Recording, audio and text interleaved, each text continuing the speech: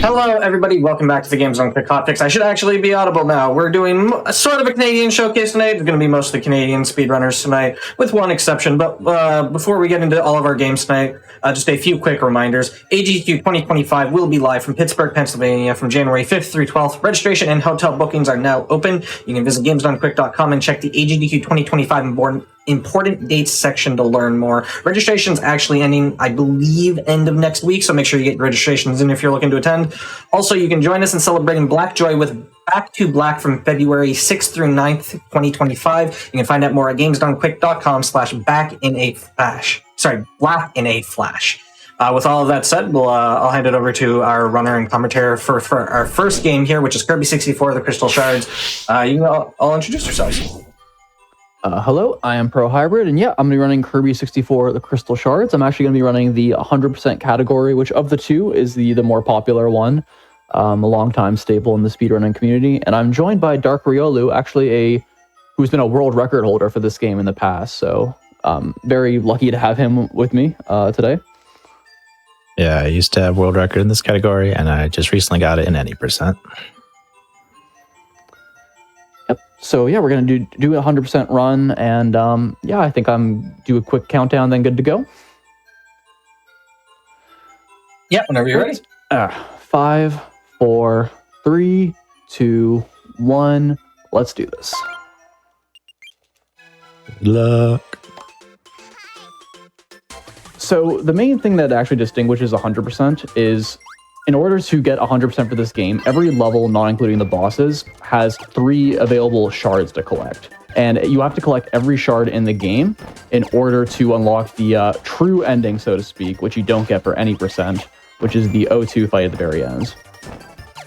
So because most of these shards typically require different abilities or ability combinations, we're going to be cycling through the abilities quite a bit in this run. Although whenever we have an option to, we're going to have a tendency to try to use fire, because fire as well as double fire is some of the best movement in this game. So any opportunity you can, it'll allow you to go just fast, even just outside of getting the shards.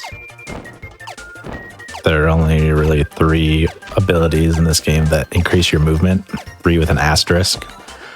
Fire and double fire are 2 of them, so whenever we have the ability and we don't need a specific power, we're going to be grabbing fire. And what Hybrid has been doing is actually a technique called single fire canceling. You can't just mash B to go fast with fire. If you do that, Kirby will fall out of the air, so you actually have to time a float input after to cancel that falling animation, and then exhale and use fire again. So there's actually a really quick series of inputs you have to do every single time you want to use fire, so it's pretty tricky to do well. Single fire canceling is tricky. It's all about sort of getting a rhythm. The first couple are a bit longer, but then, as Riolo mentioned, it gets shorter, and then that's when you sort of need to start doing your alternating. So very conveniently here, as an example, the first couple are long, and then you get to the end, and then you sort of get into this rhythm of, fire and then exhaling, like doing these little puffs.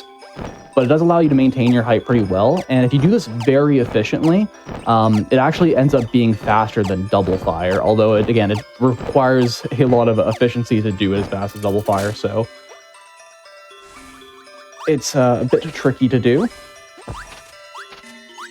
Can also be more useful than double fire in rooms like this, where you only have to go a short distance left or right. You wouldn't have time to use double fire because you'd just be running into a wall for like 3 seconds. Yeah, the big thing about double fire is compared to single fire, is a big commitment to use. There's a lot of end lag, so it's really good for like straight long sections, but rooms like the one we just navigated through, which has a lot of jumping up through small hallways and such, double fire ends up being very difficult and not really practical to use. And the third non-fire movement ability is Curling Stone, which is a mixture of stone and ice, which we'll see quite a bit later in the run. But this is Adeline. The boss fight's basically an auto-scroller, but you do want to finish each phase as quickly as possible. There's a little bit of RNG involved on what idle animations Adeline will do, because she has to finish the animation before you can go to the next phase, but we're only talking like a second or 2 swing from worst RNG to best. It's not really a big deal.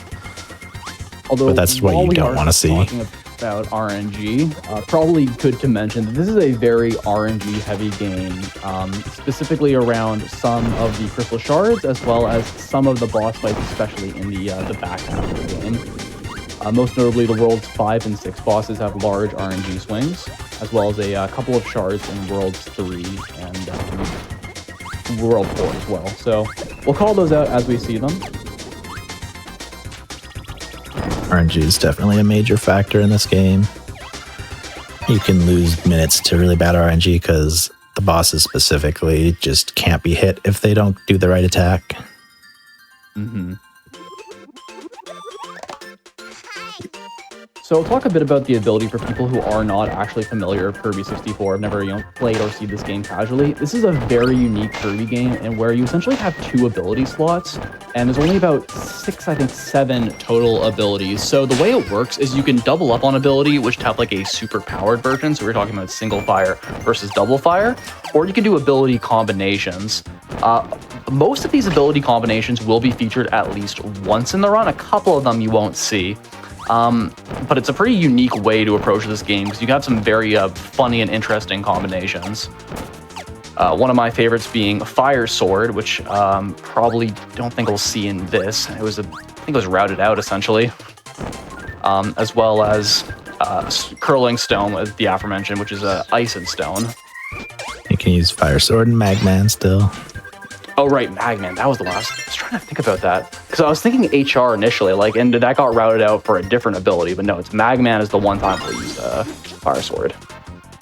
Most importantly, you won't see the fridge. So sorry to all fridge lovers. This run does not feature it. Unfortunately for the fans of the fridge. As well as the Fire Ice one, which is a bit of a weird combination. Sadly, you won't be seeing ice skates either, I don't think. Ah, yeah. I'm a fan of that one. I don't know if it's my favorite, but it's definitely a good one. So we've used a lot of single fire, and now we're going to showcase a little bit of double fire on this mini boss. World 1 has a lot of mini bosses. As sort of the plot goes, you're recruiting these different characters who are going to then be helping you out the rest of the game, being DDD, Waddle Dee, and Adeline. So thankfully, double fire here, every time you hit DDD, it does cancel the attack. So I'm just going to be sort of spamming it repeatedly. It's one of the easier boss fights, but you'll kind of get a better idea of how double fire functions in the next boss fight, Wispy, as well as the next level being 2-1. I really want the double fire hitbox for the Wispy fight. It's not technically necessary, but it's kind of hard to hit Wispy with your, the hitbox around Kirby if you only have single fire, whereas the double fire hitbox is massive. So now these Wispy Juniors, these Wispy Juniors are going to move randomly every attack. So there's up to, or a minimum of 8 different combinations. So Hybrid has to react accordingly. And then once you get into the second phase, you can only damage Wispy if he does roots, which he can't do twice in a row, but you got apples first. So that's bad luck. That's like 5 seconds lost. And he can also puff randomly, which is another waste of time. There you go. There's the puff. Yes, you're guaranteed to get 1 cycle of apples, but yeah, a puff is around 1 second, like Riolo said. An extra cycle of apples would be like 5 seconds. That wasn't too bad. 1 set of apples, but pretty decent Wispy Junior pattern, all things considered.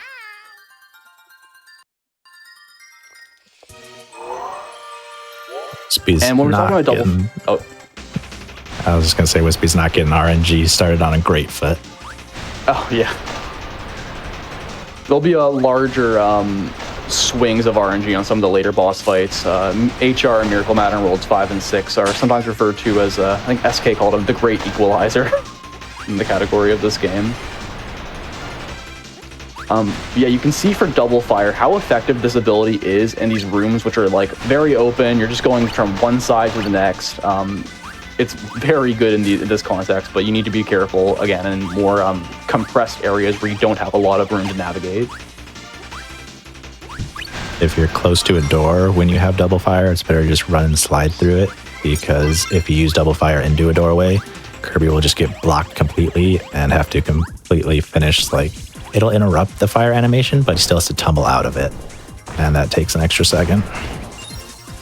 Yeah, so getting caught on a wall with a double fire and just kind of having to wait for it to fade out is slow, and then it makes you feel a little bit shameful. The most painful mark of shame you can probably have, especially in any percent. I was gonna say for 100%, you'll see a decent a decent amount of ability combinations and such. But for any percent, it is outside of boss fights, it's really just a mixture of either single fire or double fire, depending on the level or world.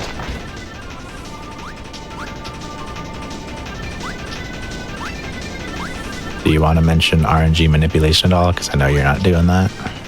Yeah, absolutely. Actually, really, you're probably the better one to talk about RNG manipulation as the one that essentially invented it.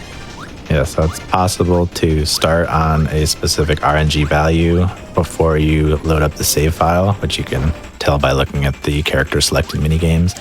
And if you do very precise movements and hopefully do the same movements every time, then you can get the same RNG values every time and essentially get more or less perfect RNG throughout the whole game. But it's really hard because if you lose the manip at any point, it's just over. And it's nice for RNG segments like this where Hybrid had to wait for that Sparky to stop attacking, stop jumping. If he missed that combination, he would have had to redo the entire level over again. So having the manip is really nice for random events like that can just kill your entire run. And there's one very specific instance later in World 5 where you'll see another Sparky, and again, it's the same thing, where if you miss, you probably lose a few minutes from having to redo the entire level. But yeah, just even the enemy patterns and not really being sure what they do. Like the Riolo said, I had to sort of wait there, react for a bit. You have one shot and you can't mess it up. But if you are being able to pull off RNG manip, you know exactly what that Sparky is going to do every time.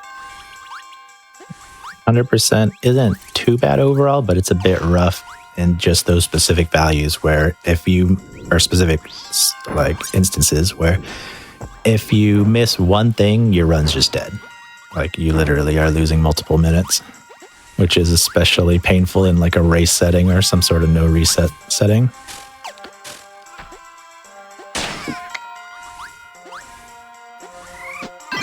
There is an RNG manip for both any percent and 100%, but we won't be seeing that here. Even if Hybrid elected to do it, it's pretty hard to carry it in a no reset setting anyway, so it's possible to just lose it in the first level and then it's over. I was saying, to put it into context, I think there's over 100 runners for 100%, and I think only the top 3 runs are pulled off with RNG manip. There might be 4 actually. But it's a very small handful of runners, and it was only developed a few years ago, and this game has obviously been speedrun for quite a bit of time. But it's difficult to do, especially again like in a race setting or in a setting like any sort of non-reset setting, because one mistake and you could be on the wrong value, and then trying to recover to the proper value can be very difficult.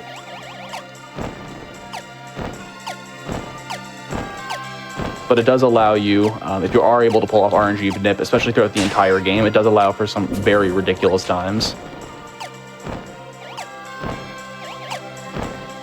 Your Hybrid's floating in between each usage of single fire because if you time the A press right, you can carry a little bit of your fire momentum into the float. Not all of it, but a good chunk of it, especially with the perfectly timed A press. So if you just float in small bursts after every single individual usage of single fire, you can keep a lot of that speed and you don't lose much speed while you're trying to gain height. Sometimes I'll also adjust the pattern I'm doing specifically to avoid enemies. Yep. And make sure I have a little bit too more height, or adjusting. Changing the distance you go, how much you float, how high you are, just the smallest amounts in order to avoid enemies. Sometimes you want to do it like 3 or 4 single fires ahead. That's like the high level single fire usage where when you really get a good feel for where every enemy is and where you need to be, you can pull back just a little bit, maybe extend your float, do these small adjustments to make sure that you don't hit any of the enemies in a room. You also see, I'm grabbing the tomato here. I was pretty low health for the back half of that level, so especially I was a little bit on edge. Like, make sure we don't take an accidental death early on. Now we're going to need a damage boost soon anyway, so that's not a waste of time. We're going to need the health in a little bit. And movement ability number 3, Curling Stone, which functions quite a bit differently from fire, where as long as you are in a dash state and then you either jump or just use it on the ground, you sort of get a momentum boost, and you'll carry that momentum boost for a few seconds before you kind of level out. So you're not going to typically stay in Curling Stone for long stretches. You're going to, curl and uncurl a lot, so to speak.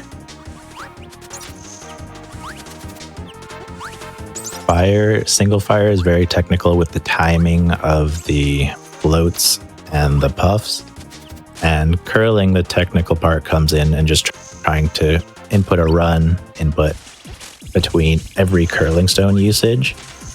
But you have to double tap to run in this game, and if you start double tapping too early, the game's not going to accept your input, so it's really tricky. The worst thing is if you start to tap a little bit early, and so your thumb's off the D-pad when you can actually start moving, Kirby will just stop dead still. That's the worst case scenario. You really want to avoid that. Yeah, like Riolo mentioned, doing the single tap to keep your momentum is something you really have to get used to. I'm a more new runner compared to some other people who have been running this for a long time, and it's something that I've struggled with quite a bit, actually, is being able to get the rhythm down for curling. It's not difficult per se, but it is very tricky to get the timing down. It doesn't feel super intuitive, and there's no buffer, there's no forgiveness if you miss it. You just have to do it perfectly. Well, not perfectly, but you have to do it correctly, or you will lose much time. One thing I'll also say, it's not going to be super relevant in this level, but it will be in 4.3, is curling also kind of has a bit of end lag for trying to uncurl, so you need to be very careful when you're around pits and such, because it could be it's very easy to get stuck in your curl, realize you're about to go off a ledge or something, and then by the time you uncurl, you're probably already touching the death plane. Yeah, it's super easy to try to jump curl through an enemy, but you hit the enemy before the curling hitbox activates, and so you get bonked downwards, start the curl still, and then you're going downwards instead of upwards, and you just fall straight down a pit. And it takes a good full second to uncurl.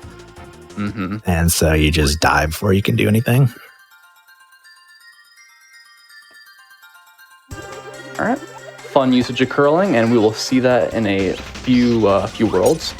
I'm gonna change over to Bomb here because we're gonna be forming Light Bulb to do one of these shard puzzles.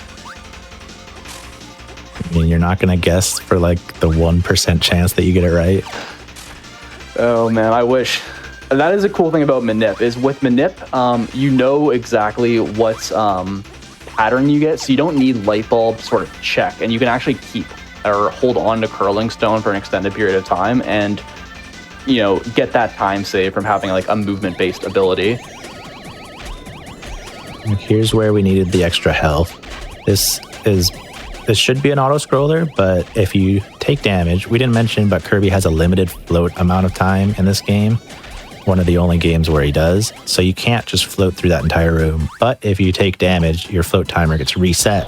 So you can take damage on one of the shot zones, float to another one, take damage there, and that gives you enough height to get through the entire room. Right into this scary room. Oh, that's unfortunate. I'd completely... All right, well, that's a stage reset, unfortunately. I got knocked into that. That happens.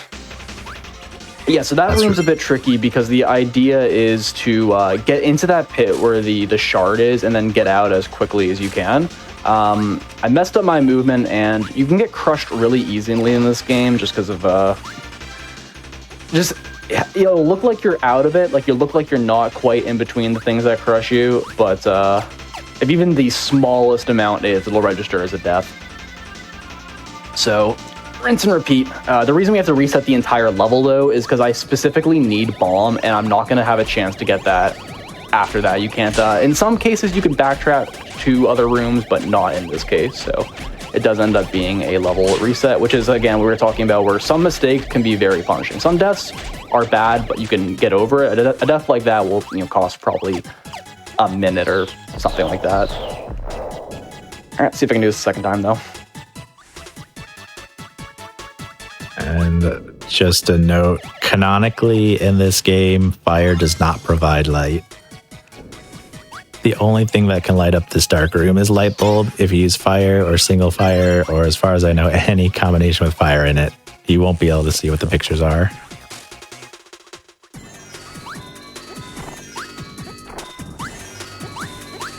That's why we need a light bulb. We need to be able to press the correct switches in that room. And as I joked about, you could technically guess and try to save a few seconds, but the odds of you getting it correct are so low that it's not going to be worth it. Mm-hmm.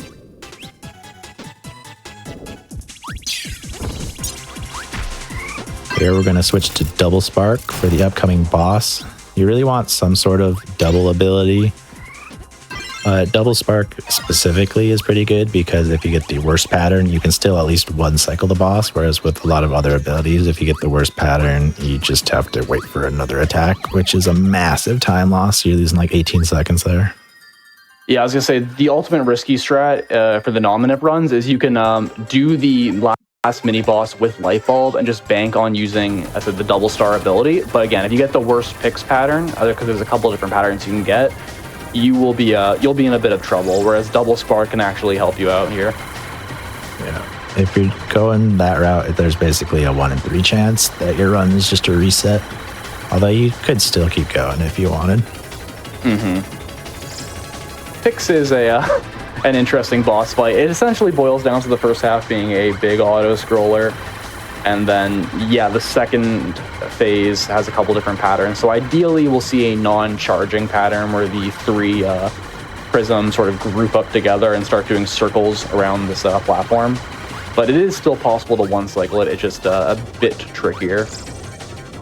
This is the bathroom break boss.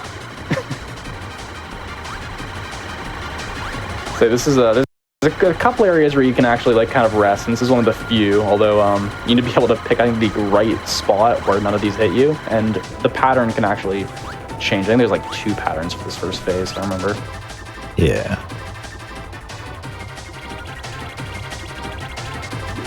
There's a run category where you run the first 6 mainline Kirby games all in a row.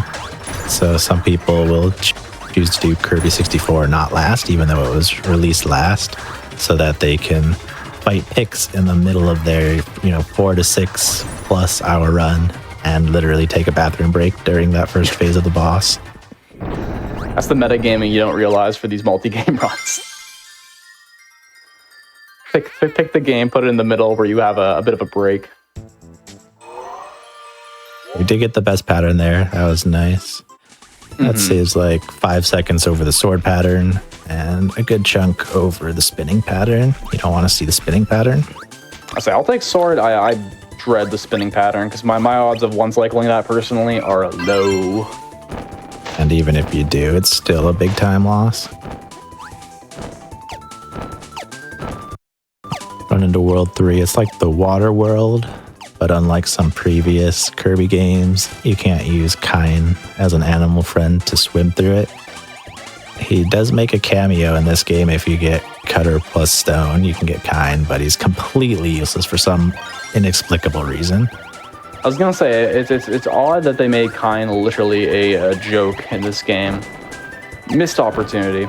Also, this is one of my favorite rooms in the game, because what I'm gonna do is I'm gonna get this penguin to fall on the ground and sort of follow behind me, but I'm gonna stick high enough ahead that this Poppy Bro at the end is not gonna throw a bomb there, and then I'm gonna inhale both of them and form Snowman. Very nice. Yeah, a little bit of fun movement there. You just gotta be careful, because otherwise the Poppy Bro can throw a bomb and essentially get the penguin killed, and you'll have to redo the room. Kind of nice that this game forces you to use a lot of specific ability combos that you might not go out of your way to otherwise use. Helps keep the run fresh. Bit of a weird quirk with the movement too is it's slower to run up hills as opposed to jumping, but even going down hills you actually want to be jumping. So in that last room I was doing a lot of short hops essentially while also trying to dodge the enemies. So, and for enemies and as well as projectiles, you can headbutt it to get yourself like invulnerability. Can be a bit tricky depending on what angle they're at or how high up they are, but headbutting is a very cool feature within this game, honestly. Oh. That Sparky's really getting in the way. I was gonna say that Sparkies are probably one of the more annoying enemies, because yeah, like most of them are random or have some random patterns, but Sparkies in particular seem to be like they can really kind of do whatever. And especially in the two sections, in 2-1 we already saw, and later on in 5-2, where you need the Sparky to kind of cooperate, their bad patterns can be pretty horrible. It can absolutely kill your run in this category. We've already had one stage reset, so hopefully we can keep it at that.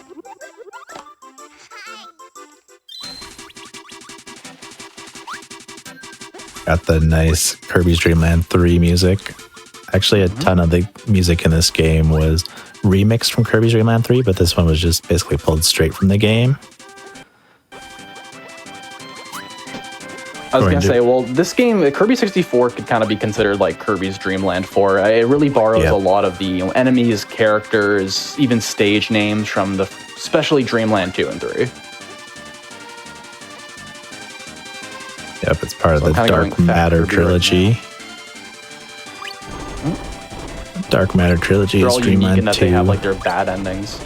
Yeah, Dreamland 2, Dreamland 3, and this game, where if you complete the optional objectives, you get to fight Dark Matter or Zero or 02 as the final boss.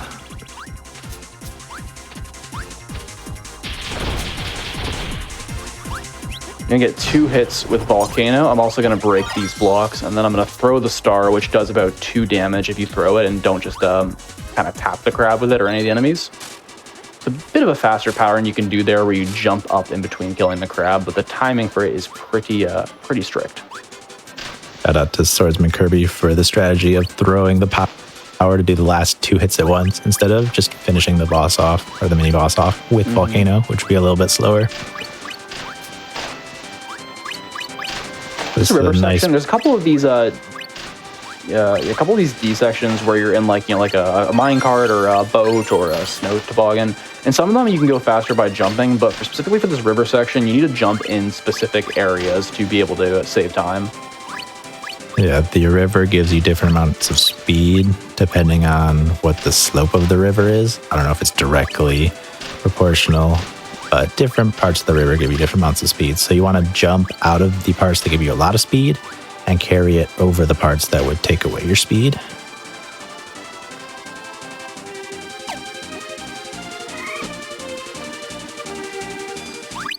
Specific reason we go Fat Kirby here is because when you're in this Fat Kirby mode, sometimes when you fall from heights in this game, you kind of do a bit of a bonk. But by doing this, and when you're constantly going down, you don't have to worry about that. And then you should have invulnerability, so kind of just full steam ahead here. Yeah, you don't bounce off the ground in this section specifically. That lets you stay in the river longer, which is pushing you forward. So you want to keep that speed boost as much as possible. I say, and in a section like this where you're going against the river, I'm going to be doing a lot of short hops because you go slower when you're against the running water, faster when you're going with it. So take advantage of the speed boost when you can, and then, try to avoid going against it. There's a couple other stages where you'll see similar types of movement. This section is very tricky to do quickly. There's a lot of quick jumps and specific fire heights you want to hit. It's really hard. It's really easy to hit one of these splinters, as they're called, the spiky logs. And if they do that, they just maul you for like 5 seconds straight. It's brutal. That was a very clean section, though. Good job, Hybrid. That was all right. Yeah, and you can also headbutt enemies on platform from coming underneath it, but you need to get it in a specific way. Otherwise, they just damage you and knock you off. So between that and the logs and the running water, one of those rooms that just feels like little mistakes can be very punishing and just kind of annoying.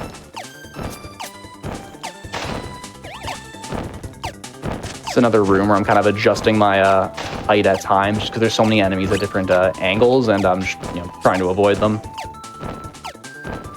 All right, chat, get your guesses in chat. There's going to be a specific crystal where we need to get Rick from the stone and cutter ability. So there can be as few as 1 try or as many as 27 tries. You have essentially a 1 in 5 chance every usage to get Rick. So how many times is it going to take for a hybrid to get Rick? Just complete luck. This is also a good example of where manip can be huge because you can manip it, in fact, so you get a Rick first try every time. Oh, I completely missed that. That's a rare mistake if I'm being honest. I was a little bit too low. You're hit with the optical light diffraction of the water. Made it impossible to judge your height correctly. They knew I struggled with high school physics, and they figured they'd hit me at that in my speedrun. Thankfully, this is one of those times where you don't have to reset a level. You just need to go back, re-grab the ability, and then boom, there we go. You also, it's possible to get too close to that enemy, and it'll just self-destruct, and you won't get the combo either. And you have to do the same thing, go back and respawn it, so you can get the combination. That's why I was trying to do it from a little bit further away. I probably could have gotten a bit closer and played that a bit safer, but yeah, if you get too close, then that's also going to be an issue. Oh, that was too early on that ninja start. You don't want to see zero with Try Rick, because you have to use the ability once just to break the wall, and then use it again to actually climb it. So if you get Rick on the way down, then you can't get the same animal friend twice in a row, so you're guaranteed at least one extra usage. Be another area where I need to form a stone plus cutter to get the animal friend ability, but again, if I miss this, level reset. Nice. And again, it's not that hard to do, but you're always a little bit tense in those sections. Yeah, very scary. Not hard, but very scary, because you do miss it every once in a while, and then let's just run over because you got to reset the whole level, literally. All right, let's see what we get here. There we go. Nice pitch I'm going to cameo. say 5th try. I'm going to go 5th try. 3. 1, 2, 3, 4, 5. All right. 6, 7. All right, 8th try. Let's go. All right. Not double digits, at least. Not double digits. I think the Certainly worst not I've personally optimal. gone is 10. I've gotten the max 27 before. Oh, shoot. Actually, I've got it on my 100th try before, but that was on purpose, just for a joke. So once you know how Manip works, obviously the idea of Manip is you get the best possible luck, but if you're so inclined, feel free to Manip the worst possible luck. So you want to average about 5th try or less. I think it's about 2 seconds per extra try. So obviously you want it first try, but that's not going to happen every time. If you're getting past like 6 or 7 tries, you're starting to feel pretty bad and lose like 10 seconds to best luck. But nothing you can do about it if you're not running Manip. We keep also stone outside that level just this one section here, because you sink a lot faster with stone. A room like that goes quite quickly. One cool thing that Manip lets you do, I mean, you could technically do it without Manip, but it would never be worth it. But you can specifically transform into Pitch after you get Rick, because Pitch actually has the same horizontal speed as Kirby, but much better vertical speed. So you can fly through that last section of tilting platforms and splintered logs, and you can just fly through without actually losing speed, because Kirby floats very slowly, but Pitch can fly at basically running speed, which is a very nice, a very swaggy couple of seconds of time save.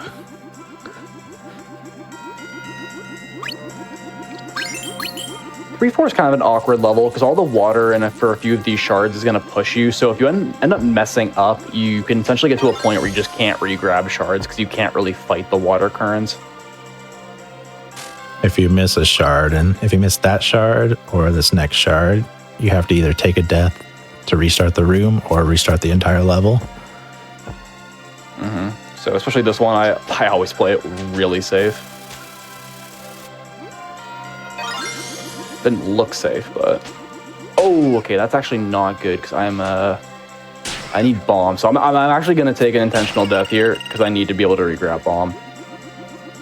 So not ideal, but you only have one chance to get that. Thankfully, I don't need to redo the whole level, and I don't need to re-grab the shard. I just need to grab that that fish, the puffer fish.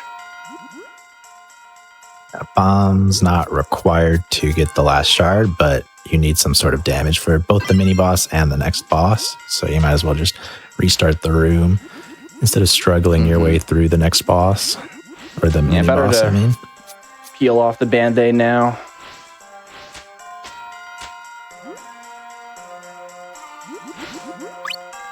It also gave a nice heal.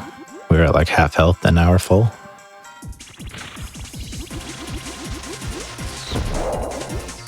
Gonna kind of like trap myself in this alcove so that I can get quick 4 bomb hits on the fish rather than having to wait for it to go around. Because again, water is gonna push you in all sorts of directions and you can't really fight it. So that quick kill saves a good chunk of time as opposed to having to do it otherwise.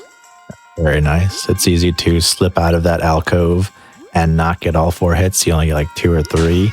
And then you have to wait for the fish to come all the way around, which is like, I don't know, 7 seconds Yeah, around lost. the 7 to it's 8 not seconds. fun. It's not a run ender, but it's very painful. And yeah, a big reason, like Real mentioned, that we want bomb is specifically like enough where I was willing to take the intentional death is for that mini boss, but also for this boss fight too.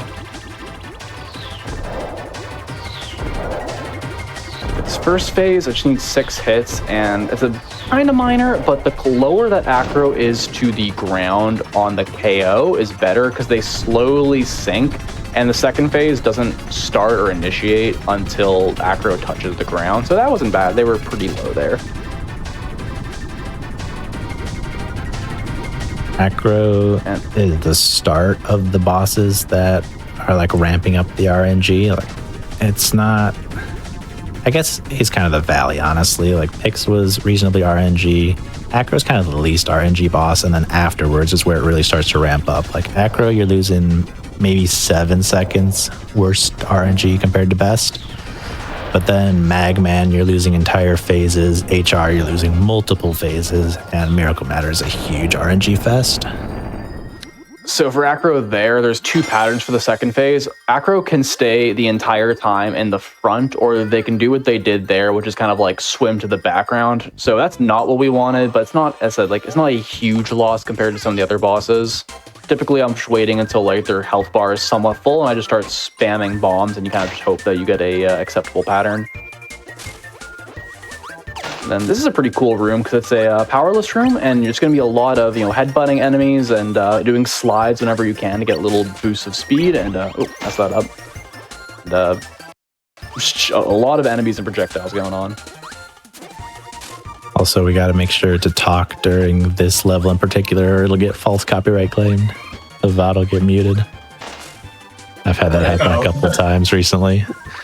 Okay, all right. Well, I'm loving this run so far. Yeah. Yeah, it's been a very good run. Don't forget this shard. I've done that before.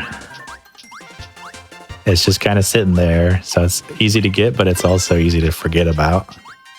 I think for me, the shard I'm likely to miss, and I mean, thankfully I won't do it in this run, hopefully, is the DDD one and 4-4 at the end of this world. That's the one that usually I... You got the first shard in this level, right? Yes, I did. Okay, just making sure. I think I've already messed up the vines.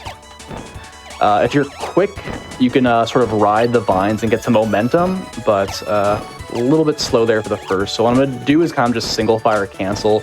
I'm very close to the death point, I should say. That's a little bit scary, but so if I have like a dropped input on my single fire cancels and go even slightly too low, that'll be a death.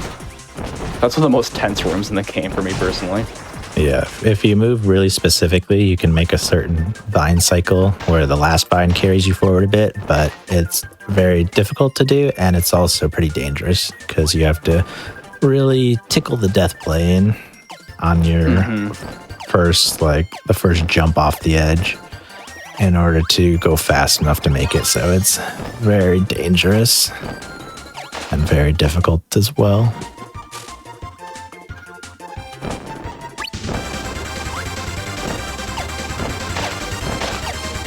This room in particular is brutal during scary.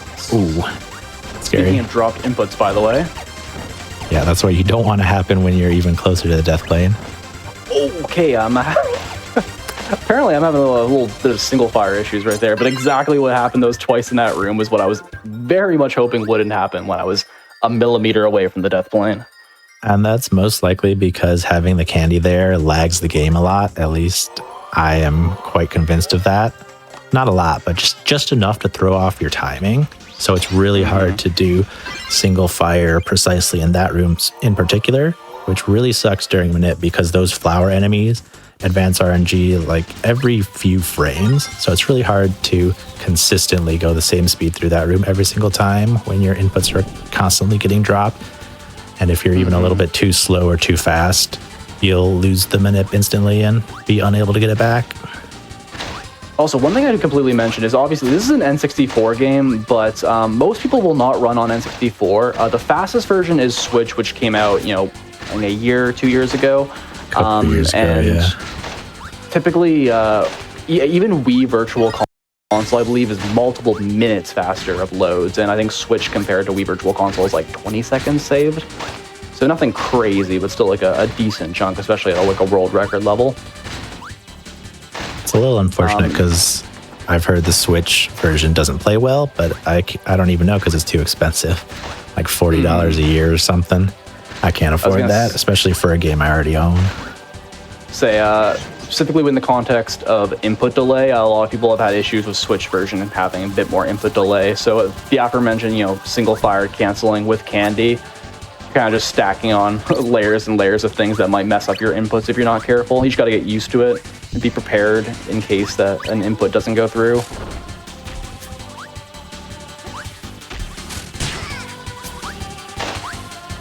Someone was mentioning that it sounds like the game has a lot of task-only strats, but at the very highest level, runners typically do almost all the hardest strats. So there's actually a lot you'll see in high-level runs. There's not a lot that's specifically relegated to the tasks.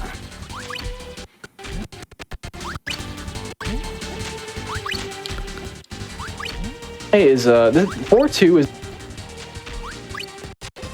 4-2 is another scary level where you might have to reset the whole thing because you can't get dynamite within the level, but it's required for an upcoming shard here.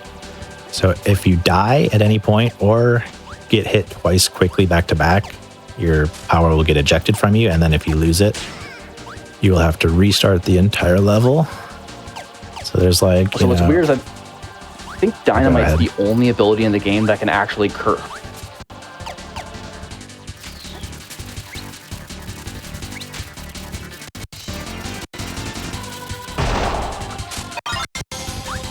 The idea is to hit the enemy so that the dynamite explodes immediately, but if you miss, there's not too much you can do about it. You could kick it, but it would just go over the enemy from where it landed at that point. You'd have to be so far away that it lands on the enemy after you kick it.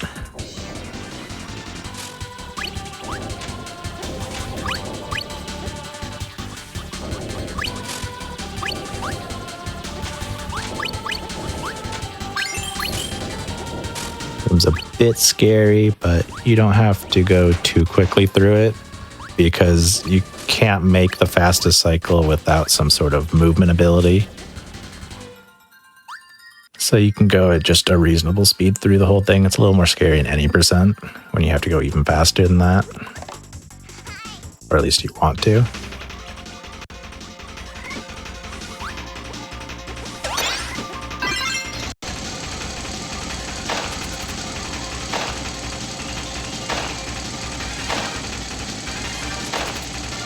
Like pretty much about one level per world on average, where there's a scary ability combo where if you lose it or you miss miscombining in the first place or you die, you have to restart the whole level.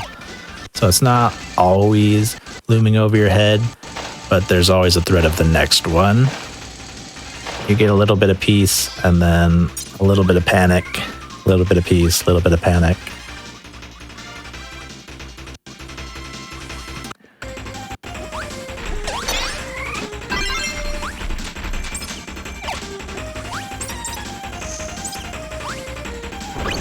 Okay, we're going to need ice in the next level.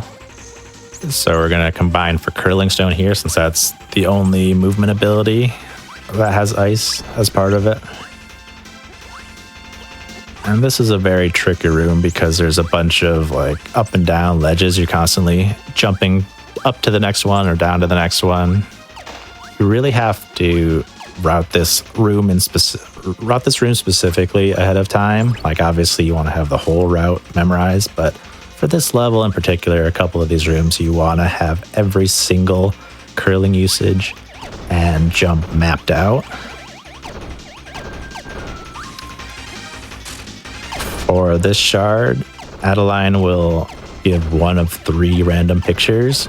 You really don't want to see Parasol, that takes the longest to sculpt, and Top Hat's the best, but we got the one in the middle, Pizza, that's pretty good. Most runners will be happy with that.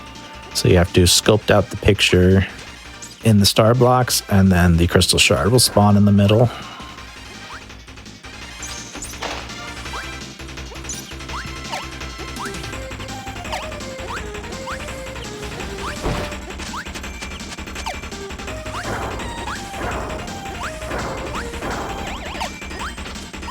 This is the level I was referring to earlier when I was talking about instances where you can accidentally hit an enemy, headbutt off it, and fall downwards while starting to use curling, and you might not have time to recover before you fall off the death plane on the bottom. So that can be devastating.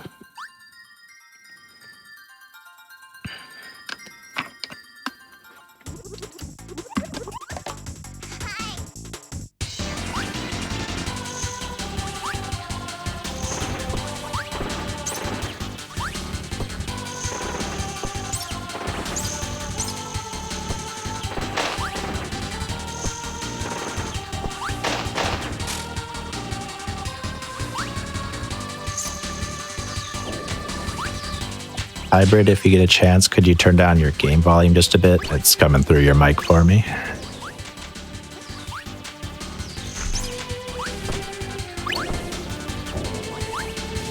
I fear that it might be overriding your voice and I might not be able to hear you.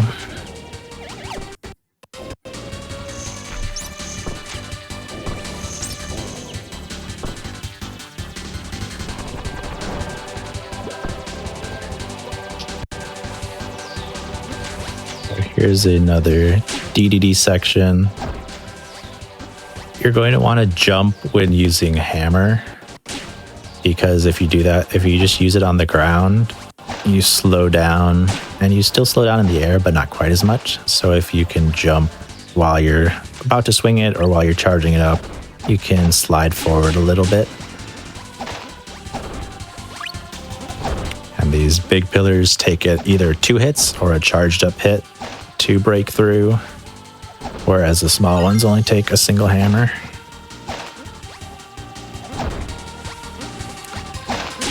And at least DDD sections have a lot of damage boosting, at least this one does, so it's nice that you can't lose your power in here, because you can take damage back to back pretty easily.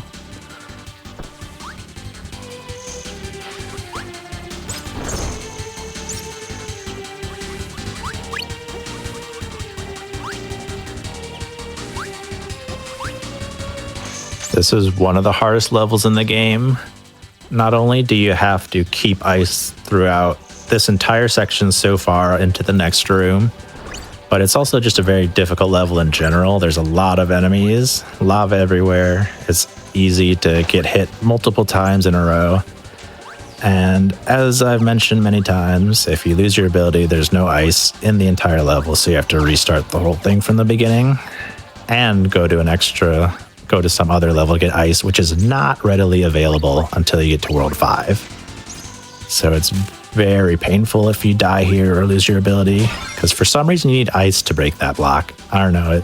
Every other block in the game is colored as the ability that you need to use, but for some reason that one looks like you need stone or fire, but you need ice. Like, hey. What the heck? Yeah, Hybrid, can you hear us? If you can you please pause?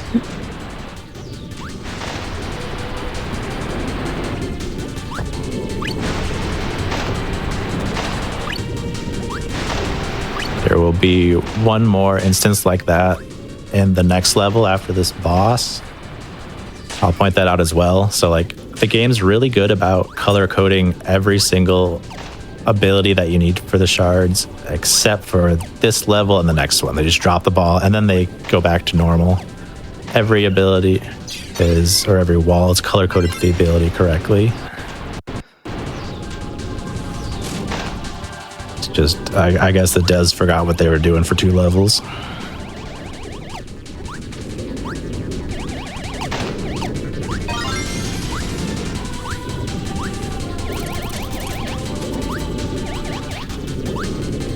This room is another one that's really annoying in Manip because you have to float through very precisely.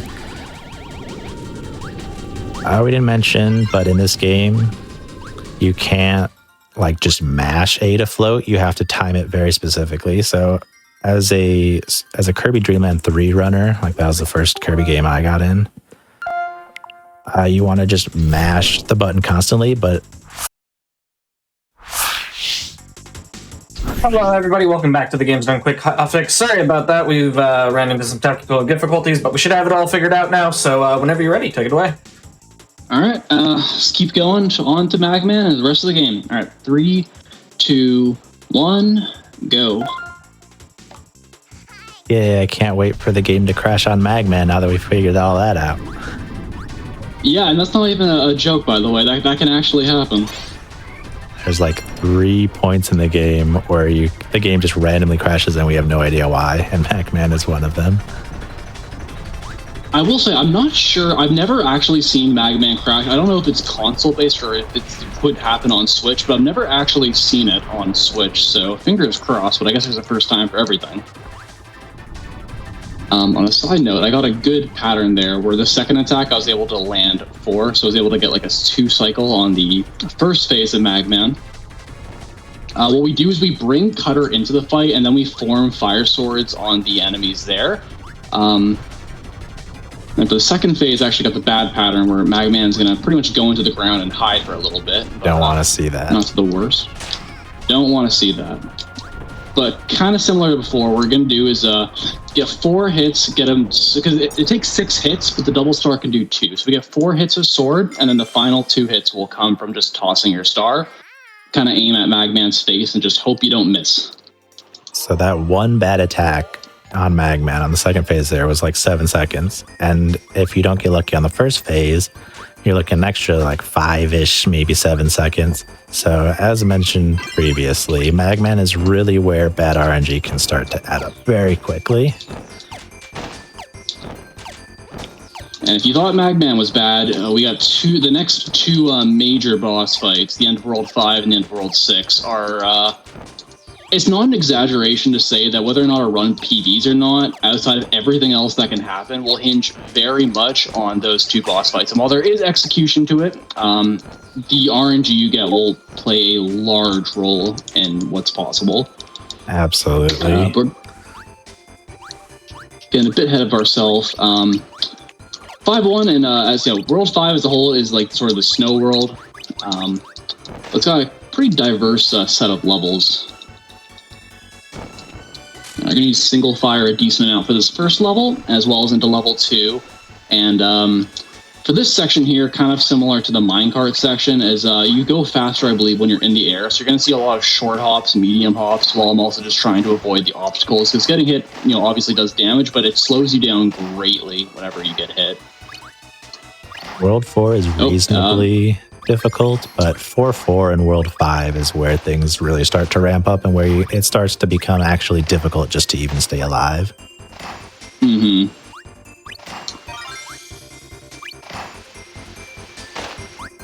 Playing it safe, making sure not to jump over that Crystal Shard. That would be very bad. I was going to say, another one of those, not that hard to get, but you miss it, tough luck. Get ready to learn level reset. So here's the other instance I mentioned where, for some reason, the block does not match the color of the ability you need. Although this one at least is a little more logical. Use fire to melt the ice. Mm-hmm.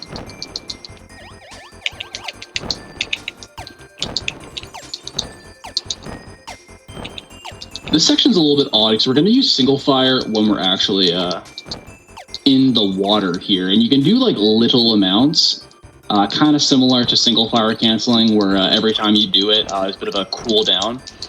You just need to be careful because you can kind of get stuck at sort of like this as I'm doing right now.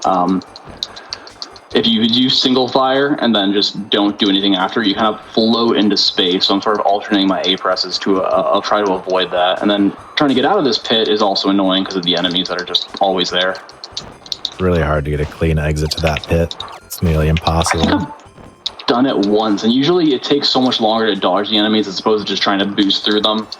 Yeah, it's like, it's not necessarily hard to like execute, but the way the enemies line up, it's very hard to consistently get them to line up in a way where it's even possible to get through them. Like, I'm sure it's possible to do consistently on purpose, but it's mostly about like manipulating their spawns, which is not something you really get a lot of practice with or see a lot in this game. Bouldered.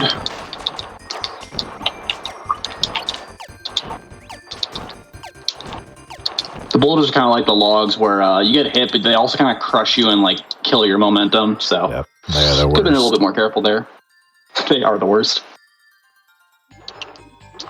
All right, and 5-2. So outside of 2 on the Sparky, this is one of the more infamous parts of the run that'll be coming up later in this level, where we're gonna have to use Needle and hit a spark enemy to form like lightning rod. I don't know what the actual name is, but essentially what it is. And yeah, this will be another miss it and you gotta reset level. Although for this first part we still have fire. I'm gonna do some single fire and canceling. Again, kind of close to the death plane, not bad. It's 4, rolled 4 in that level, but just to avoid all the enemies, and there's the 1 shard down here anyways.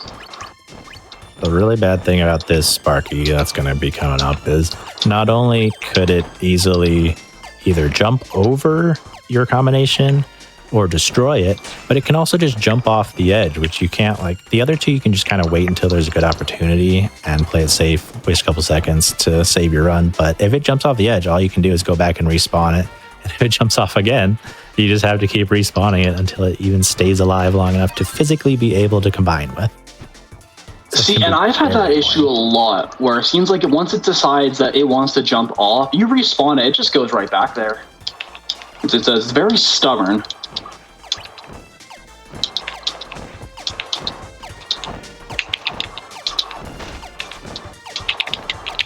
Oop. I hit that once there.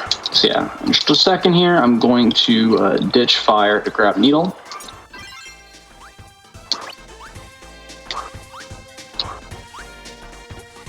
So sections like this are also pretty fun because you get to just sort of dodge enemies, do slides whenever you can. They play a lot differently when you don't have to worry about single fire canceling. It feels like you're more actually platforming, so to speak.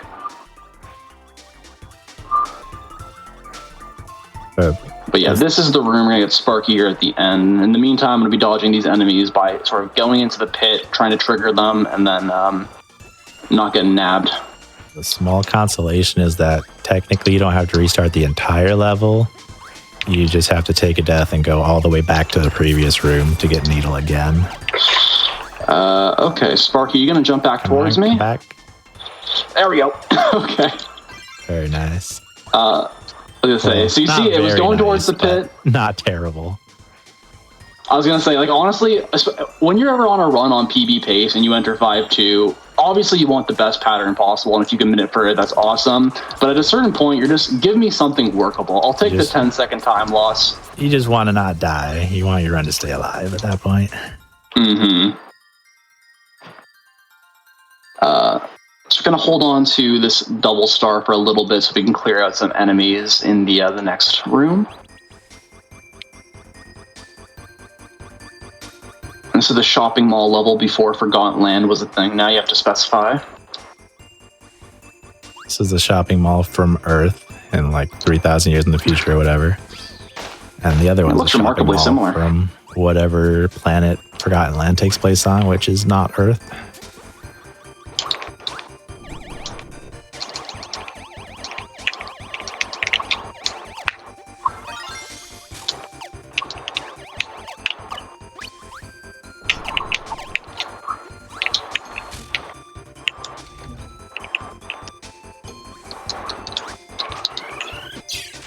This room can be a little tricky because there's a lot of claustrophobic little sections here, just a bunch of enemies.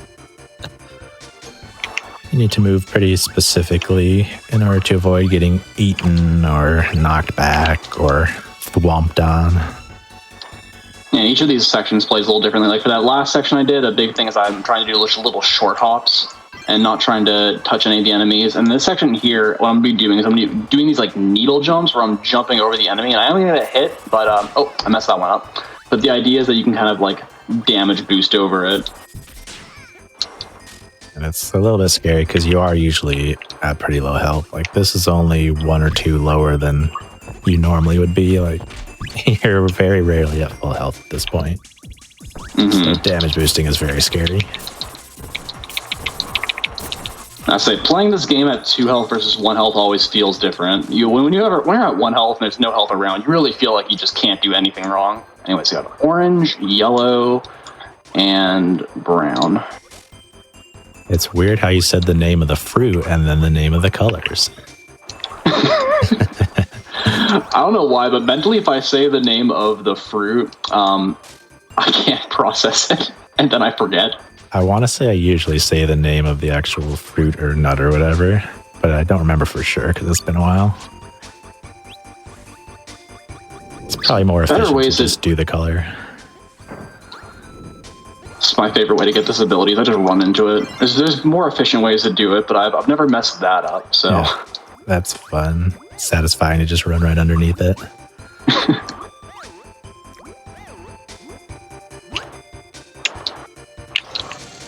We'll need drill specifically for the next level. So this is, in most cases, you can kind of get the ability that you need either in the same level or in the level directly before. But there are a couple specific instances where you need to actually go back, usually just for 1 out of 2 abilities that you need.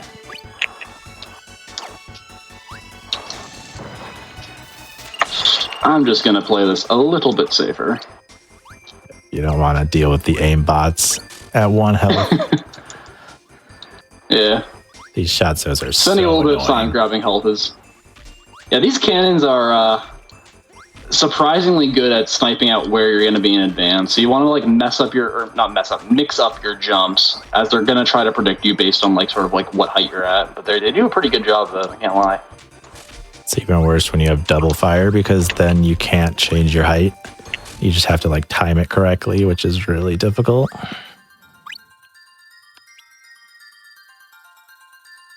Also, even though I had 5 health, I do want to go into 5-4 at full health just to give myself as much flexibility as possible. I'm going to put my ability in my mouth to sort of, that way I skip this ladder section a lot easier. Yeah, if you... 5-4 is a pretty infamous level, by the way. Normally it's like a pseudo cutscene where you have to climb down that ladder for a couple seconds, but if you're Fat Kirby and you can't climb ladders, the game just has to let you fall down. If you didn't know, you can actually shoot the drill downwards, which is a really cool way to get that block out of the way early. I don't think I knew that until I started running this game. Mm-hmm. Same. And this level has the best song in the game. You can fight me on that. A lot of people say 5-2 is the best, and I understand it, but I think this one's better. So for this room with DD, I'm going to be going on I'm essentially going to be alternating between... Oh, I already got hit, so I might be off my pattern already. But I'm going to be waiting them out and then trying to go for one. Like alternating. Want to jump as much as possible because the conveyor's going against you. Yep. So the less time you can spend on the conveyor, the faster you're going to be able to go. And kind of like how I died in 2-4 earlier in the run, if even the littlest part of you is caught in, the game will register as at a crush, and it'll get you. So, even if you're 99% of the way through, it's not going to be good enough. So you got to be careful. If it catches the heel of just Kirby and doesn't even touch DD at all, you're 100% dead. And this level thinks it's funny because not only does it have that one crusher room, it actually has 3, and they're all different. So there are 3 different rooms where you can die in a single hit if you mess up your movement. Arguably the hardest level in the game. Definitely the most attention, because again, you're at this point. Ideally, you're I messed that up. All right, I'll just wait this out. Yeah.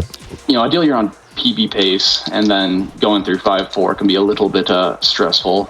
So what is it? Darth Maul lightsaber specifically? That might be the right one, but somebody's lightsaber. It loves to eat your inputs. Especially your jump input. Like, it's almost impossible to both move and jump while that ability is in play.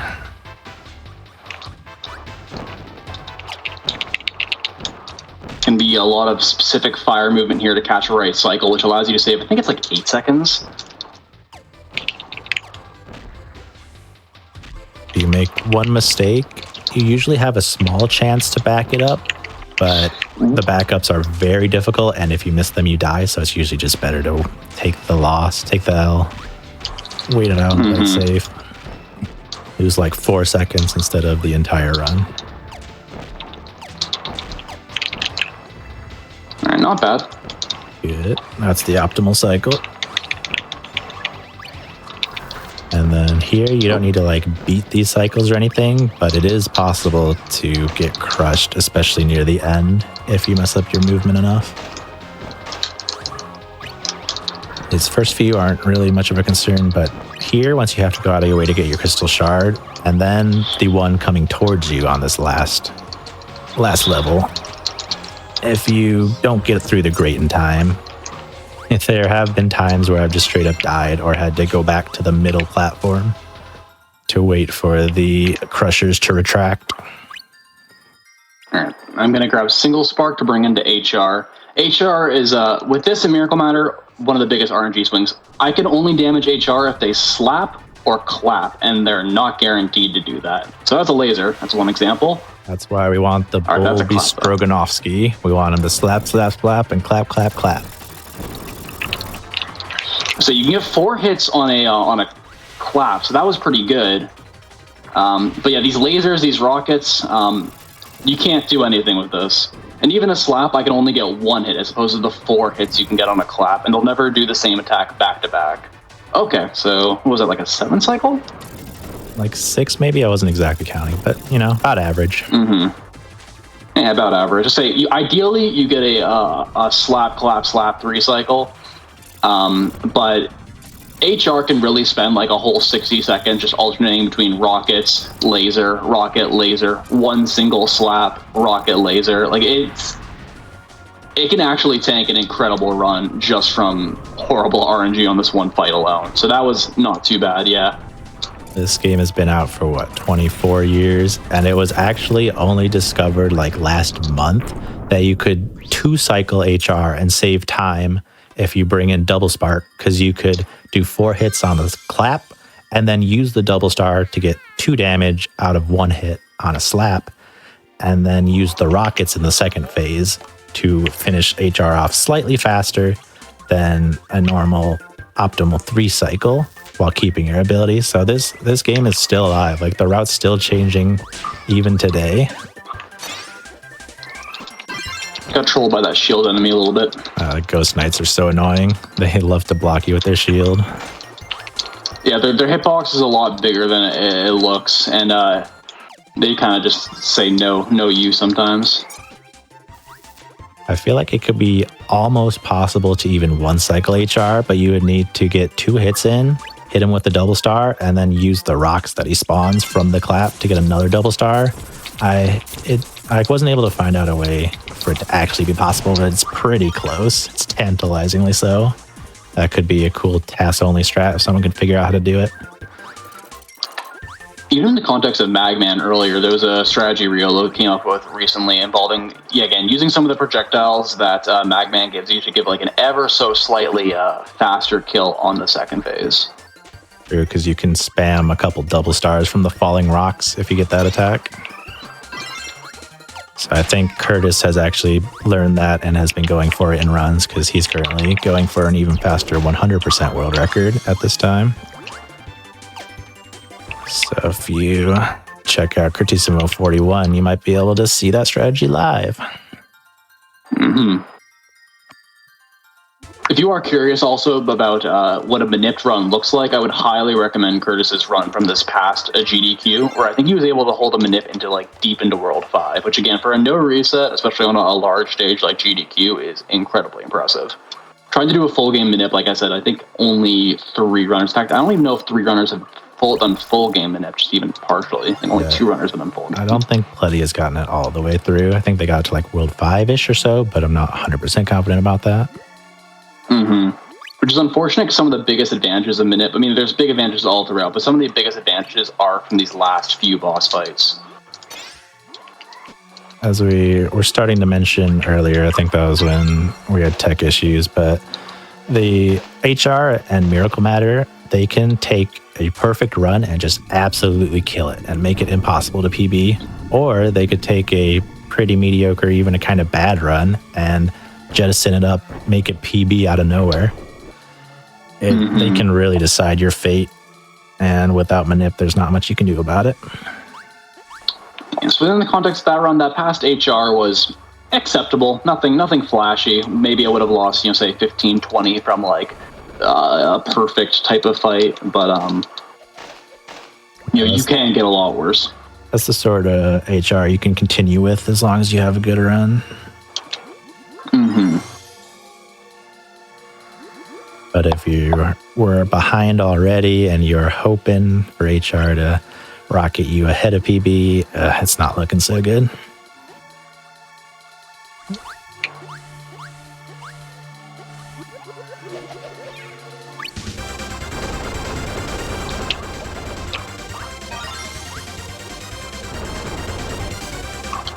In fact, this level takes place in the sewers, and we're actually sneaking in to the main castle through the sewers, so that's the lore here.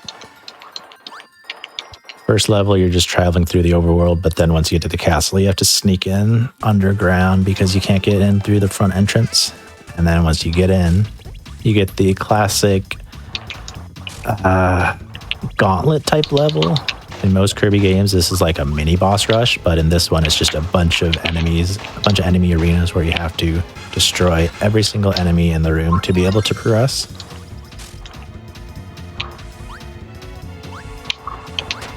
So yeah, lightsaber is going to be our weapon of choice, so to speak. If possible, I try to turn around in midair to get a slightly faster kill. If nothing else, you can do it on the ground like so, because trying to get him midair can be a little bit tricky. You don't even really need to swing your lightsaber. Just turning around will typically do the trick. It's definitely and this possible. is one of the coolest rooms in the game. It's definitely possible to be too fast, which is why it's hard to hit them as they spawn. So I'm going to get rid of lightsaber. I need to now form fire arrow just to get this one in the middle. So I grab that, and then these last 2 enemies, I'm going to be able to reform lightsaber, and then we're out of there. So you grab bow and arrow in the room, then immediately toss it. Well, you have lightsaber, grab bow and arrow, then immediately get rid of it and get lightsaber back instantly. Very smooth.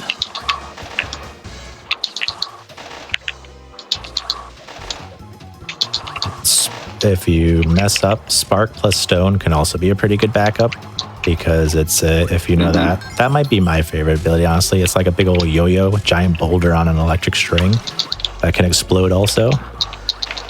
So you can just stand on one end of the room and throw out your yo-yo and AoE, area of effect destroy, all the enemies in the room, just over and over and over. A little bit messy on that last room. The first wave of enemies starts off a little bit high, and ideally you get all 3, because they come in groups of 3, and ideally you can sort of get all 3 at once, but sometimes you get 2 of them and 1 of them still remaining.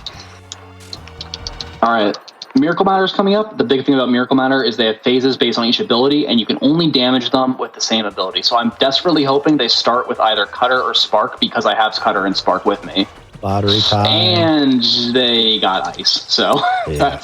It's not what you want to see. And time will be coming up after the boss is defeated once Hybrid grabs the Crystal Shard. Or, we still had O2. Or sorry. My brain's any percent.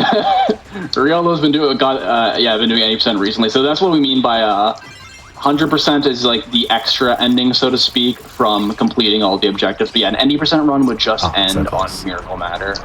Yep, you can ignore my timing. I mean, that would make it faster, you know, just end the timer. And then you win, right? Yeah.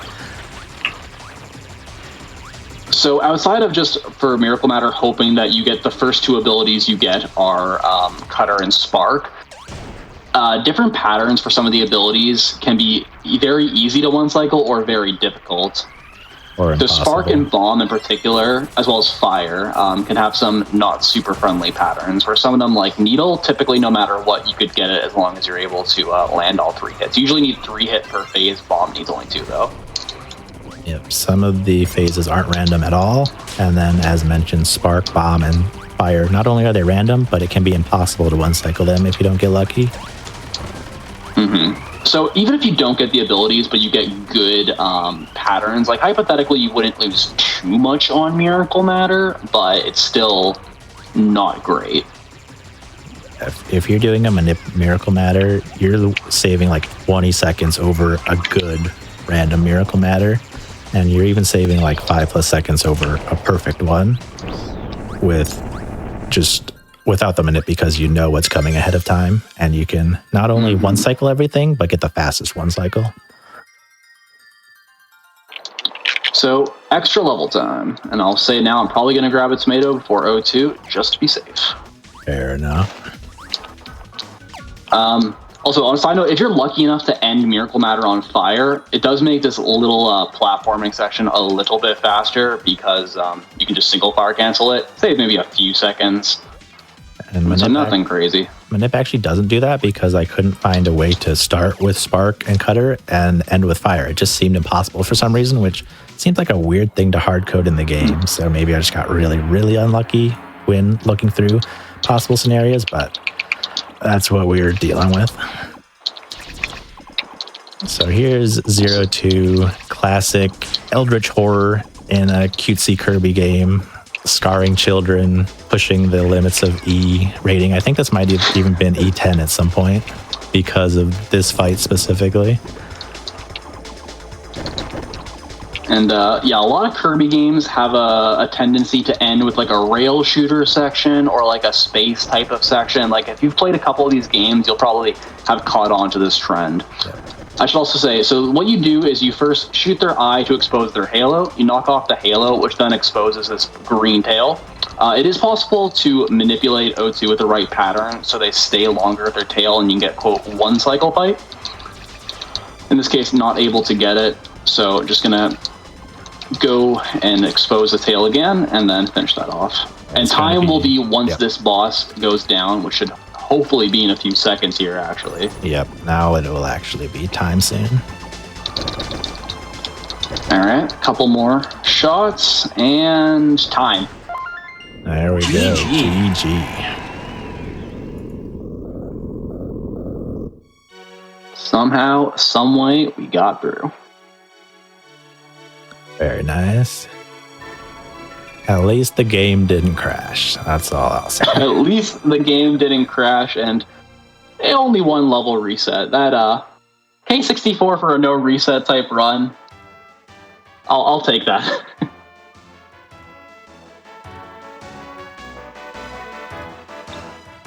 Just want to really quickly shout out Riolu for doing commentary. If you're interested in Speedrun and Kirby Speedruns 2, would highly recommend giving Dark Riolu a follow. And also, if you're interested in any game, whether it be Kirby 64 or another, I would really recommend the Kirby Speedrunning Discord. It's a really friendly place. There's a ton of resources available. So if there's any Kirby game that you think would be fun to speedrun and you want to try out, would definitely recommend joining this community. Thanks for having me. Make sure to go check out Hybrid. He runs all types of Kirby games. I believe he is, as far as our points go, the highest ranked Kirby speedrunner because he's done the most Kirby games. Mm-hmm. So if you want Kirby content, go check out Pro Hybrid Stream. That is my niche for sure. Yeah, and thank you both so much for being on and for showcasing the game, talking about it. Everybody, make sure you give both of them a follow. They're both very good Kirby speedrunners, so you should check them both out. With that said, We are going to take a quick break. We've got more games coming up for you. We've got Caravan coming up just before we take a break. Just a quick reminder, GDQ's next all-women and femmes speedrunning event, Frost Fatales 2025, will be live from March 9th through 16th. You can visit gamesonquick.com/FranFatale for more information on the event. We're going to take a quick break. We'll see you in just a few minutes, everyone. Hello, everybody, and welcome back to the Games Done Quick Hotfix. Today is our mostly Canadian celebration. We've got a bunch of Canadian speedrunners on. We have Caravan here. I will hand it right over to you. I'll let you all introduce yourselves. Awesome. Thank you so much, Church, for that. Hello, my name is Selkith Mind, and joining me, I have... Hello, my name is Lana Roos. I am also a runner of this game, but I like to run the superior beverage, aka coffee. No. Tea is the superior beverage. So the game is called Coffee Caravan, but we'll talk about that more in a little bit. I'm going to be running any percent tea, no map reset. So I'll explain what that is. First of all, we're going to select the tea world. Ice cream is brand new. It's really great.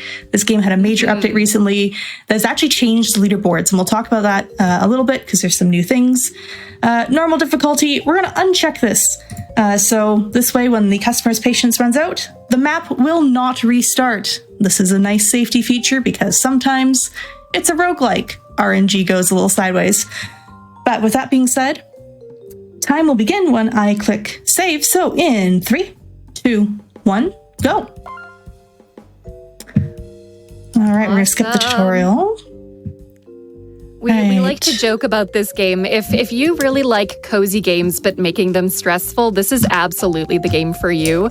You're going to see our map here. Cell is going to be looking for good RNG. We are looking for fast encounters and the least amount of customer days possible where we're serving customers.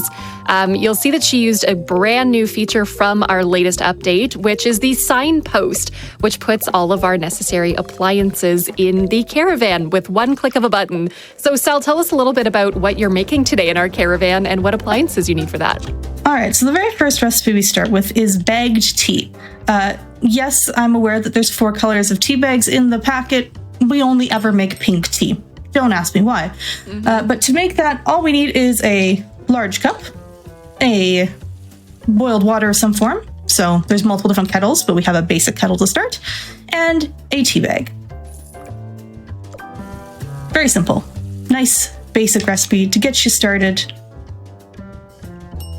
We run a very high caliber establishment here where we prepare all of the drinks in advance. So when you arrive at our caravan, you can expect a cup of tea that has been sitting out for an undetermined amount of time, as well as us, your local barista, hovering over you until you finish your beverage, which is not ominous at all, obviously. I definitely love that, yeah. There's just no red flags in our, serving abilities here.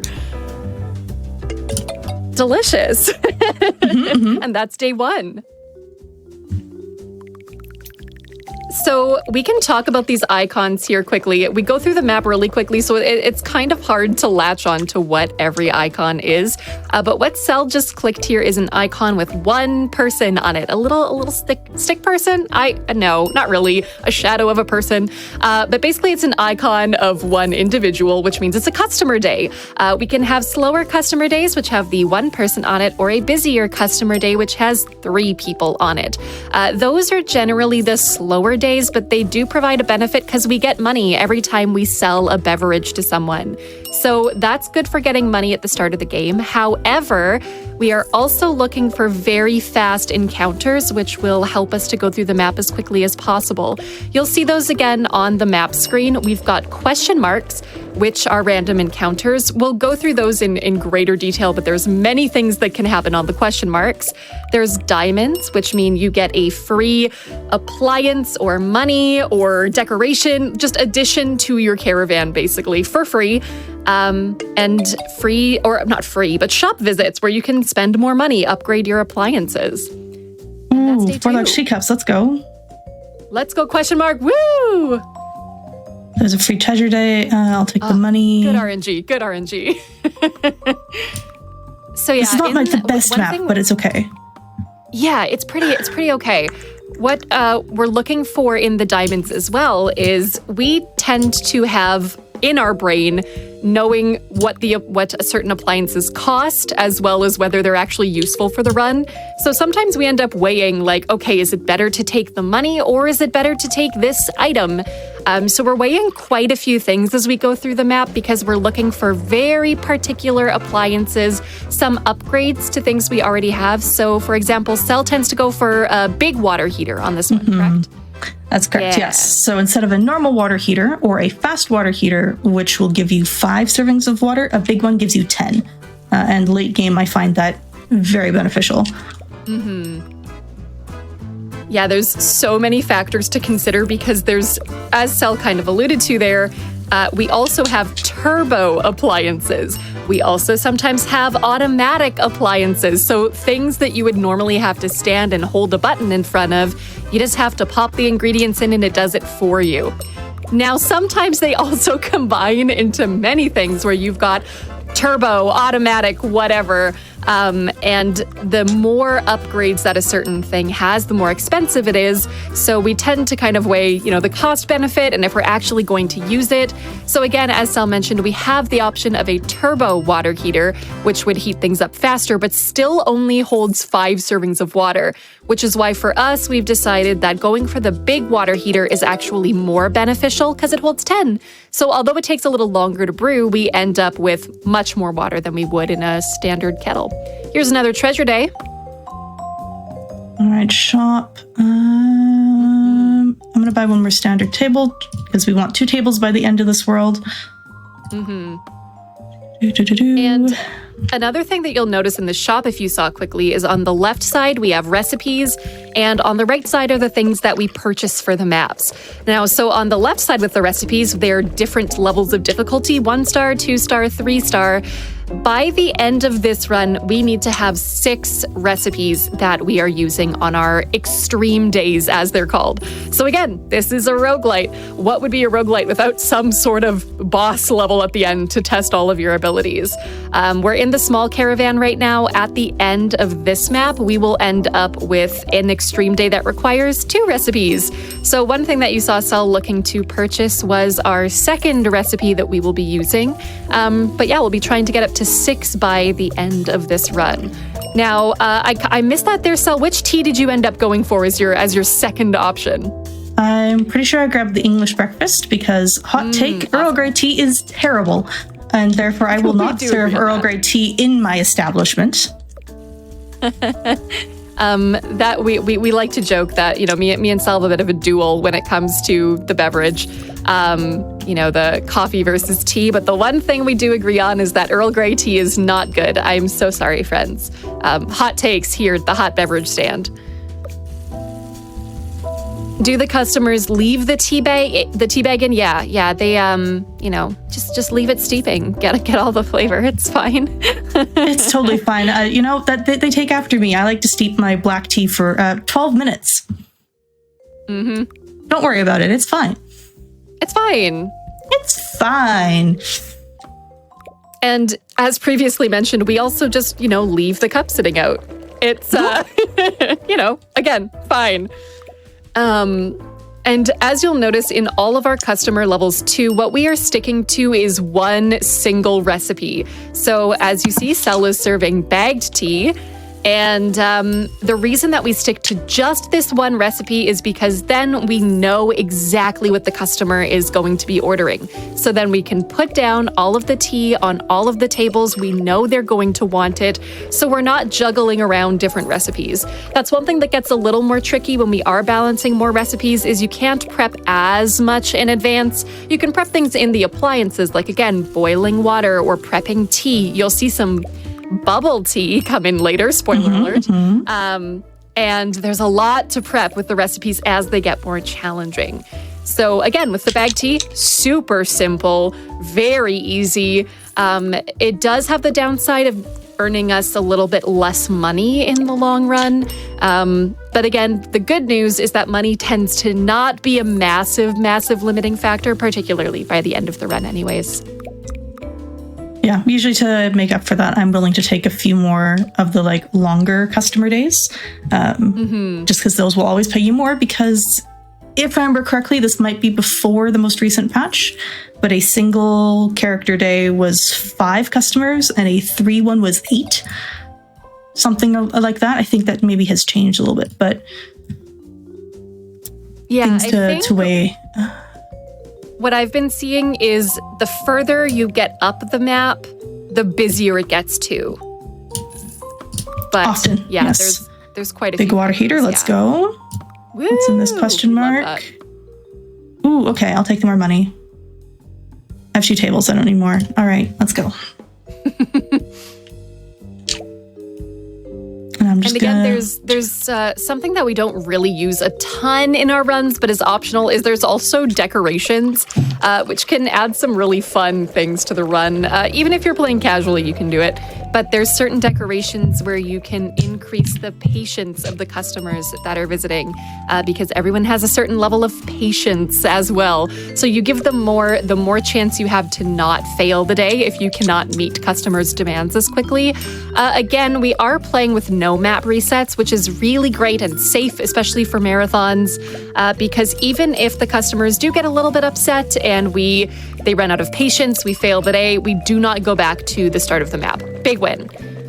Because these maps can run approximately like 15 minutes each sometimes. So you really don't want to lose 15 minutes of gameplay. That's very sad. Yeah, which is interesting because there's 15 levels per map, or 15 days, I guess. So it comes up to about a minute a day, which is not terrible. Mm-hmm.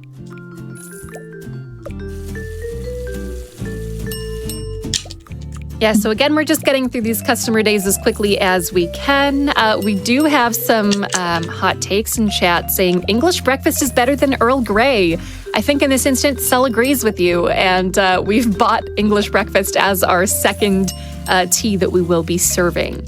The recipes do get a little bit more complicated. So for example, you see that with bagged tea, we just, put some water in a cup and pop a tea bag in it. And then when it comes to other teas that we make, you need to put the leaves in the teapot, put water in the teapot, let it steep for a hot minute, and then you serve to the customers. And those teapots hold 3 servings. So again, we're balancing a lot of things as we get more recipes. You'll see that come up later, especially in the extreme days, where now all of a sudden, we need to be managing prep. We need to be managing serving. We want to make sure people aren't getting upset or impatient, while also getting exactly what they've ordered. So yeah, lots of fun factors to consider in this run. It's a really great roguelike. It balances that cafe management with roguelike really, really well, which is, I think, why I love it so much. Okay, final shop. Do we need anything? Yeah, there's you know what? For the chat, I'm gonna get a doghouse. Extreme day.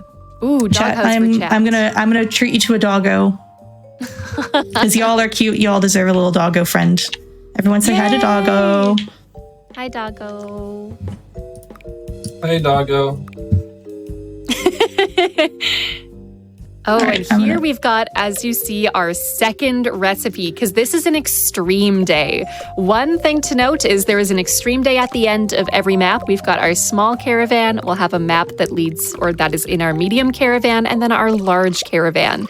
In order to proceed to the next level, which will get us lots of money and a bigger caravan, you need to pass this extreme day. There's our little pup friend. Now, the extreme days can be quite busy, and they also feature a very particular character that we like to refer to as the royalty. In this run, it's even more fun. And the quirk of the royalty is that they request 3 drink orders back to back to back. As soon as they finish drinking one, they want another. So we'll be watching for them. They come with 2 bodyguards and a crown on their head. And it can be a little interesting depending on the run. And now you'll see Cell is also making 2 different recipes here. We've got our English breakfast tea. The tea leaves are labeled with the EB. You see the teapot on the right-hand side. So we are providing recipes for our lovely customers to order, no longer leaving cups just sitting on the table like bad baristas. It's fine. Well, I'm going to do that. I'm going to leave one on the counter here quickly and just do that. Boom. Oh, no! Never okay. mind. Don't worry about it. I'm just prepping for the royalty, okay? They don't need to know. Don't worry about it. Don't think about it. It's fine. Anyone want some counter tea that's been sitting out for who knows how long? Okay, I need to make more English breakfast. That's the really nice thing too, is you get a lot of money when you beat these extreme days. You beat this one, $200. You beat the medium one, $400. Do we get money at the end of the last one, or just the crown? I think it's just the crown. Just the crown, yes, if I'm remembering correctly. I got the new world record for this category last night, and I think that's what happened. As you can see, we wear the crown on our head too, to really show off our royalty. Where are you? I'm a regalness. little nervous that the royalty hasn't shown up yet. Yeah, they're taking their time. I've actually had runs where the royalty just doesn't show up. I don't know why. It's very strange. But it's looking like they may just be one of our later customers in the day, which is also a little stressful sometimes. But yeah, hopefully they're coming. If not, I guess we'll have a that's never happened before moment. Because I have not seen this happen where they just don't show. So Ooh, yeah. Yeah, they are really wanting to be our last customer of the day. They want would it be the freshest tea, or technically it could have been, I don't know. they want undivided attention is what they'll get. Yeah, There they are. yeah. Okay, everyone, no panicking. Woo. I am definitely not panicking. It's fine. Okay, you want this. I'm gonna just wash this quickly. Oh no, there's a lineup. Help! Yeah, that's one thing when we talk about patience. There's two different types of patience. We've got patience in the queue and patience while they're waiting for their order. Now, you'll notice that we are juggling some dirty dishes here as well, because we don't have a dishwasher yet. That's something down the line that can be really helpful, is getting a big dishwasher. But until then, we hand wash every single dish and make sure that our customers are happy. Bam! It's world one done. All right, we're gonna do a zigzag path. We got lots of money. We're going this way first. Okay. Actually, I'm gonna change recipes so we only have one. There we go. When you look at the map, that's kind of one of the first things you look for are the diamonds, because those are guaranteed to be fast too. Trying to get through those or shops is always great. The question marks, hit or miss. As we mentioned, those are random encounters, and there's a few different things that can take place on a question mark day. So one of the first things that can happen is we can have a new customer type get unlocked. Now, those customer types all have different behaviors where they can sometimes be more patient, but also take more time drinking their beverage. Or that's like a dog walker or a senior. They're a little more patient, but they're a little slower. We also have business people who they know what they want and they want it now, and they are speedy. They have low patience but they drink really fast. So there's different customer types that you can unlock. There is a bamboo farmer, which is specific to T-World and brand new as of our 1.3.0 update. So we'll see if we end up seeing them. But yeah, so customer types is one thing that can unlock, and those stay for the rest of the run.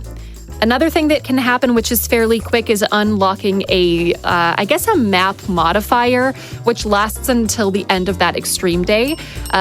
Things like that can mean customers all of a sudden pay a certain amount more, or they pay less, or they're more patient, or less patient, or there's more customers or less customers, etc., etc.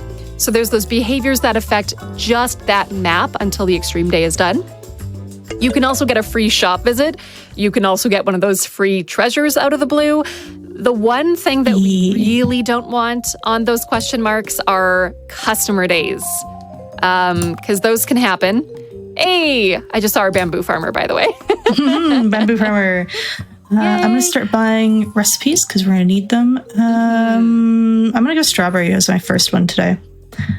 Ooh, okay. I'm also going to buy Earl Grey, and I have a reason for that. I have a strat behind buying Earl Grey, which I'll explain later.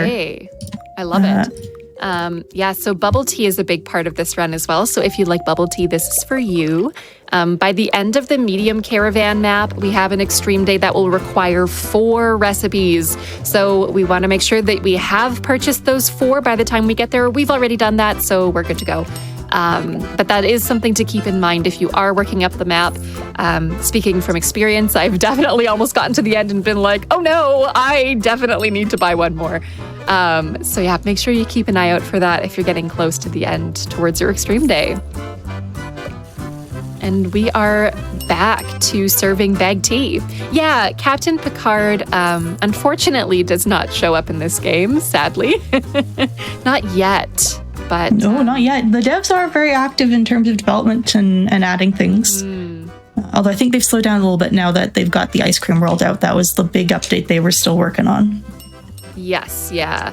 And big shout outs to the devs as well. The ice cream world was a free update and they had a big sale recently as well. It might still be on sale for the fall sale. I'm not sure. Maybe. Yeah, I'd have to check. But this game is phenomenal. It was released in May of this year, so it is still quite new. It released with Coffee and Tea World, and then Ice Cream World just came out a couple weeks ago, actually. So if you're missing summer and you want to make some popsicles or some different ice cream cones and whatnot, you should check it out. It's super fun. I've been running ice cream as well a little bit on the side, and yeah, we love it. It's very charming. And there's no, depending on what dishes you take, there are no dishes to wash in Ice Cream World. Yes. So if you're looking at this and going, oh, I would love this, but I don't want to have to wash dishes, go play Ice Cream World. Heck yeah. Ooh, that's another good thing to kind of talk about when it comes to why we do the recipes we do.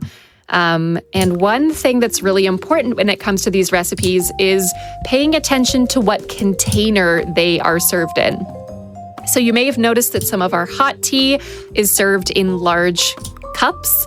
Our bubble tea will be served in glasses, so 2 different types of containers. There is one thing to note, though, is that different recipes may require different containers. So part of the work that we do this in Coffee World as well. So for example, I run Coffee World. We mainly stick to beverages that all are just in large cups. In this one, we stick to ones that are in large cups and glasses because we just don't want to have to deal with too many container types because you're going to need them out. Space is always a limitation. And again, just more dishes. I'm trying to think. I don't think it's possible to only use, well, hang on. Because there's the 3 flavored, regular bubble tea. There's the matcha smoothie. No, so there's only 5 types in Tea World that use the glasses. And actually, the smoothie might use a different type of glass too. It's been a minute since I've done the matcha route. Yeah. For speedrunning, I do matcha in a different cup as well. I think regular matcha is in the normal big cups. Sure, yeah. But then there's other matcha drinks that are in different cups. There's like glasses, like true genuine glasses that you have to use. And that's partly why, one, I love boba tea, but also boba is just simpler and therefore better for speedrunning from my experience. Yes. All right. Automatic shaker. Awesome. We're motoring. We're already like halfway through the media map. And as you see also, as we've unlocked more recipes, we get more appliances that are available. And one thing that Cell is really looking for on these maps are the automatic shaker turbos, by the way, which we just got. Best appliance when it comes to bubble tea. It's essential. You may have seen one of those customer behaviors that just took place a little bit ago too, where we got stingy customers. That's good for a question mark in the way that it's a very, very fast thing. It's not a whole other customer day, but stingy customers mean that they pay less money. 20% it's fine. less. It's not the end of the world. But, you know, I think our dog has changed color. I swear that dog was darker when we did a different level. Yes, it was. Okay. I don't know if that's ever happened to me before, but I'm like, I swear we stole a different dog. What just happened? Doggo, are you okay? Oh no. Yeah, the dog had a dark spot on its butt, and now it's... okay. Yeah, it's like white and tan. We have RNG'd our dog somehow. Amazing. I've never really used the doghouse in a speedrun, so I can't say that I've seen that before, but... Oh, see, I love the dogs. The dogs are cute. Aww. I am a cat person, but, you know, the doggos are very cute. Oh, I need more water. That's always something to watch too for us is managing what is where, because if you have a dirty cup in the sink, you can't take out fresh water to put in your water heater. So again, there's these very small decisions that we are always having to think about when it comes to planning where you've got things put, where your dishes are, what recipe you're making. Very small, like micro decisions we're always doing throughout the run. Because if you are not managing your caravan properly, you are doomed. You are absolutely doomed. But it's fine. It's fine. This is definitely not spicy with the number of dirty dishes I have. It's fine. I need a dishwasher before extreme day. This is what I'm figuring out. Yeah. Oh yeah, and I don't, did I fully mention this? But yeah, you see when people are standing in the queue, they've got a certain type of patience that's draining. And then when they sit down, it sort of resets into a type of patience while they are waiting for their beverage to be served. So again, if you can get them out of the queue and into the chair, you're golden. But if that circle runs out at either point, their patience runs out. Sel, do you know how many impatient people like that we miss serving before it resets? I don't know, because map resets is off. I'm trying to think, do I need any of these things? Any things? I will grab one turbo mixer. I have all that. You'll also notice in the shop that we can spend $10 to re-roll the shop, which is really helpful because there's a lot of things that we just genuinely don't need, don't use in this run. So yeah, that's why we re-roll. If you've got the money, may as well. And then again, you're keeping in mind, okay, how much is the thing that I'm looking for? How many times can I re-roll the shop until I can't afford it anymore? Things like that. Now, did we get our big dishwasher? I don't think we did not. We don't have a dishwasher, so this is gonna get spicy. Game, are you being mean to me? Hang on a second. And now you'll see this is... Oh, go ahead, Sel. Here's my strat. So my little secret is I make use of buying Earl Grey and then deselecting it so I can have 2 teapots. Oh, I love it. Yeah, that's really smart. I like that a lot. Because having that... where's the milk fridge? I was like, where'd the fridge go? It's here. Reorganizing everything a little bit. Yeah, this is always one of the hardest parts is space. Using space well, especially in this. I find T's media map is very tricky. There's a lot to fit in. The extreme day, yeah, there is a lot to fit in because the glasses come into play. You've got the different tea types, so it's always a bit of a joy. Okay, I'm gonna do figuring out where everything that. should go. I think this will be fine. That's an interesting place for English breakfast, but you know what? Let's go. We're gonna risk it.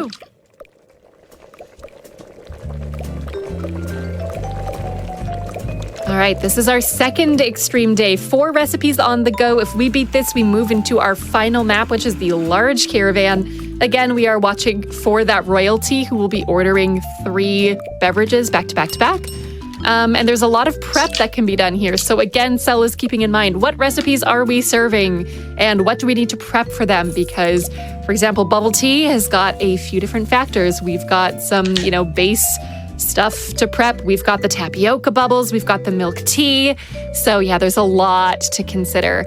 But that automatic turbo shaker that we got is absolutely imperative for this point in the run. We use it a ton. It's super fast. We love it.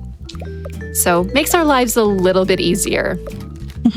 So that strat that I use in particular with buying Earl Grey as well to get that second teapot is, you can see I've got English breakfast out here, and then I have a tea in there, which is what I use to make the milk tea substance for the bubble tea, rather than sharing the tea between the 2 sources, because 3 servings of a tea goes by very fast.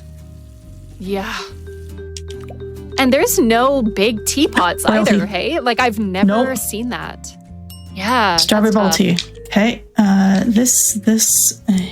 This. Oh, yeah, there's our royalty ordering. We also, Chad has pointed out our dog is different again.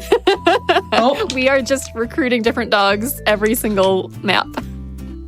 You know, maybe we're giving a home to poor unfortunate doggos that need a home. Yay.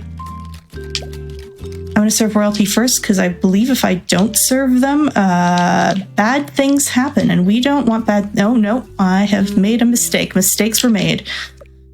Hold on tight, everyone. This could get very spicy. We're going to get it just in time. Sir, let me move out of the way for you. Breakfast tea. Ooh, okay. Nice. Yeah, this is also why we love no map resets, especially in a marathon type setting, because again, it can get really dicey sometimes depending on the customers. One thing that I know both Sel and I have experienced is one of the random customer behaviors, for example, can be early bird, it's called, where you get a bunch of customers at the start of the day.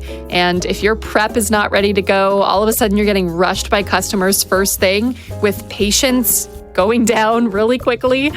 Scary. It is terrifying. It's probably the most scared I've been in a run. It's even worse when the royalty is the first one to show up too on one of those days. And it's just like, oh no, help. I was not prepared for this. Please help me. I'm scared.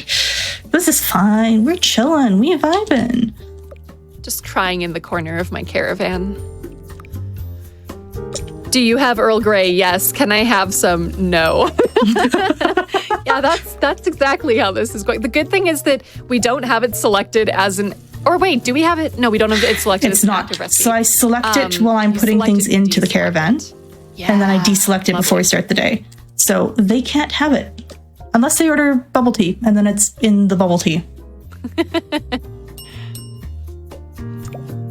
Yeah, that's one thing that's interesting, is that you have the storage section, but only the active recipes that you've got at the start of that day is what shows up in the storage. It's kind of handy in the moment, but yeah, for the speedrun, we've got to find some loopholes a little bit in making sure that certain recipes are selected or deselected. If it's just a simple customer day and we're only serving the, tier 1 beverage, like bagged tea in this instance, we only want to have that selected. Go back to the bare minimum, which you'll see as soon as we go into the large caravan. We're going to go back to our roots and just keep serving bagged tea all day, every day, my friends. And it is faster to just do that bagged tea. I did test that, and it's, I think, probably at least 5 minutes faster, not accounting for RNG fully. So you might seem silly, but it is actually a legitimate strat. Okay, bubble tea. And yeah, just to really talk about that RNG again, as we mentioned, there's all those icons on the map. We are looking for the fastest encounters that generally will take us the least amount of time. However, we know that RNG is just a factor, and sometimes the maps just suck and are full of customer days.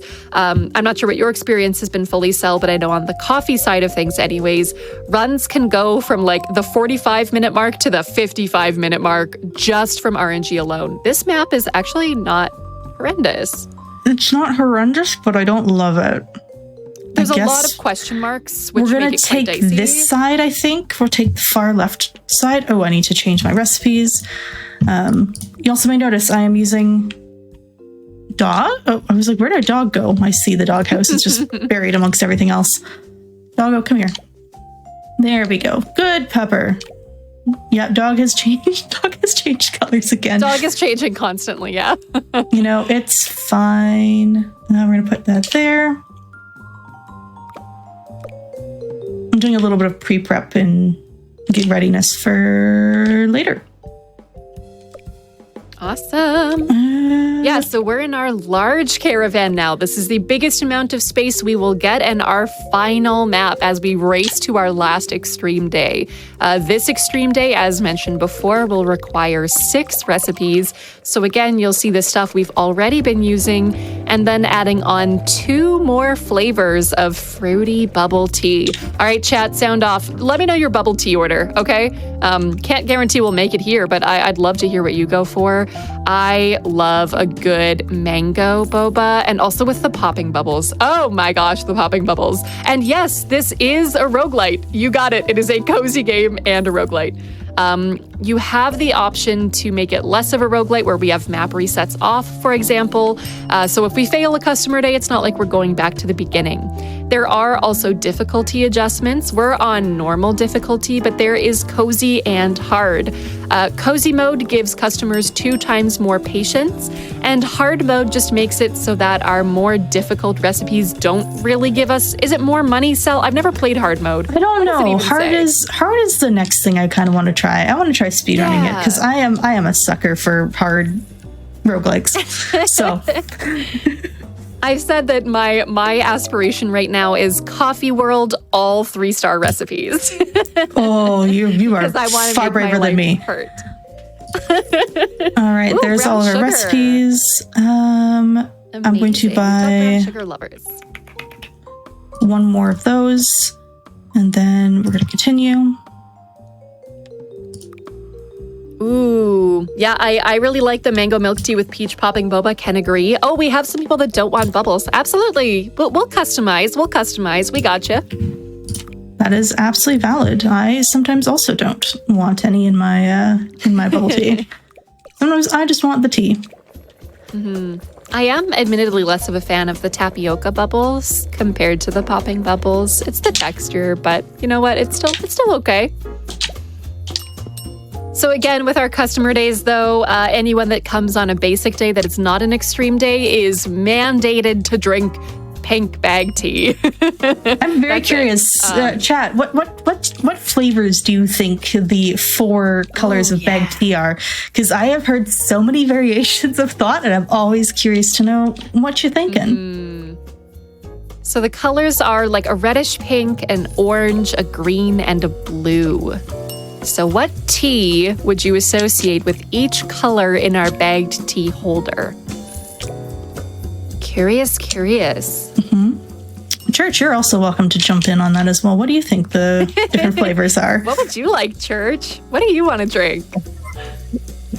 I don't drink tea or coffee. Is that compliment enough? You go with that.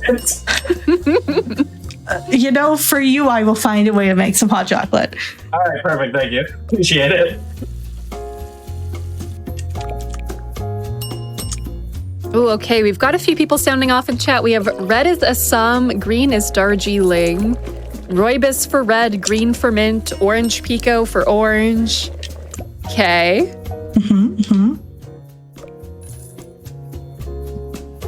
There is no yellow, unfortunately. It's kind of reddish pink, orange, green, or blue. But yeah, chamomile tea is quite nice. Ooh, we're gonna get more doggos, chat. Dogs. The dog lover is one of our customer types that I always seem to unlock first. We kind of talked about this in my own runs. Like 90% of the time I get dog lover, which is interesting.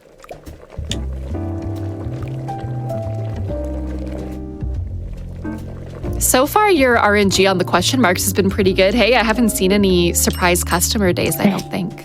Yeah, I don't think I've got any surprise customer days. So far, they've been good, and I haven't gotten the worst, debuffs. Yeah. Like, stingy for half the map is not bad at all. Yeah, exactly. I was going to ask, what are your favorite / least favorite buffs and debuffs for customers? Slow drinker. I hate that one. The one where they move that one's really annoying. The most terrifying combo, though, is if you get early bird plus hyperactive, which makes them all drink 20% faster. And then I'm just like in terror. There's also one that will slow you as the player down, movement-wise. I have had all 3 of those, hyperactive early bird and the slowdown debuff simultaneously. Oh, no. I probably did not want to measure my heart rate at the end of that map. It was very stressful, but most of the time it's pretty chill. The game is fairly kind, and you can buy all sorts of things like plants and stuff to help balance out those debuffs. Yeah. So it works out just fine. Really exciting thing that all of you should try if you have the game or want the game is just buying a ton of Swift plants or pinwheels, which increase player movement speed.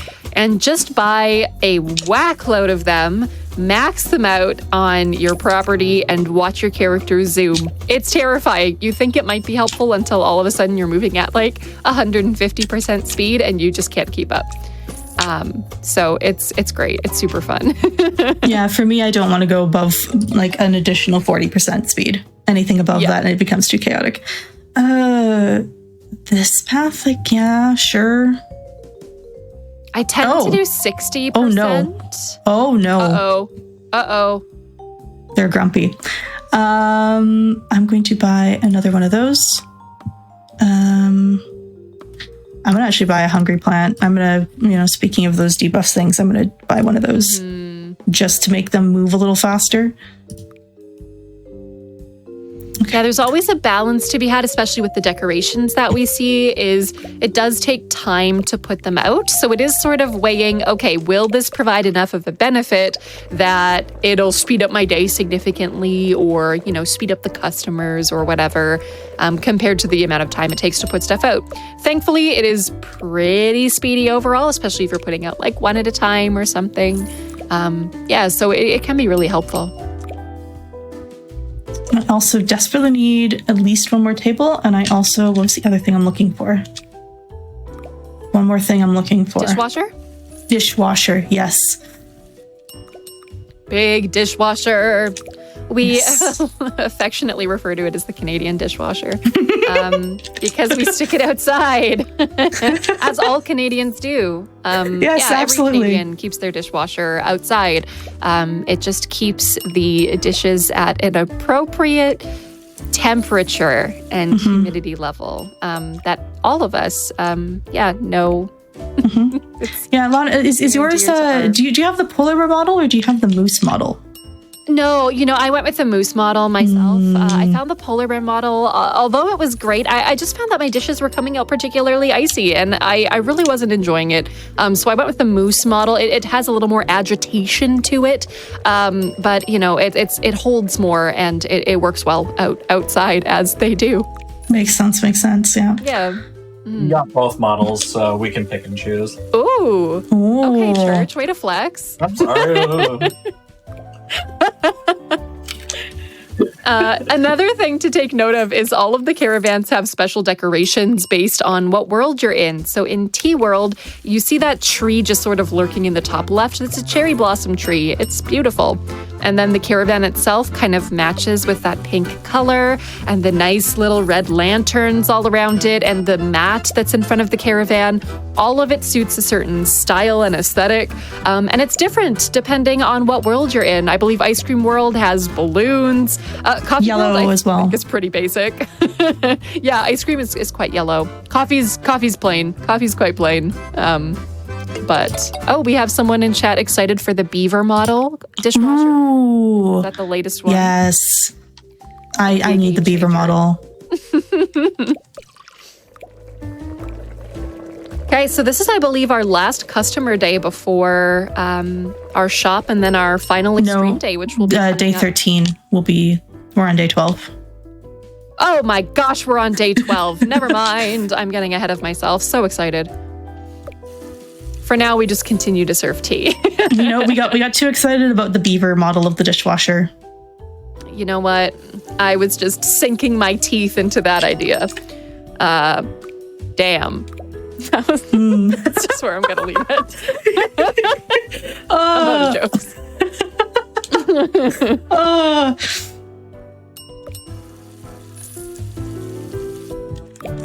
And our dog has changed again. We're kind of going back and forth between the white and tan dog model and just the plain brown model. It's interesting. It's interesting. I had never noticed that happen before. So thank you, chat, for pointing that out. Thanks, now I chat. cannot unsee it, and it's definitely not distracting me.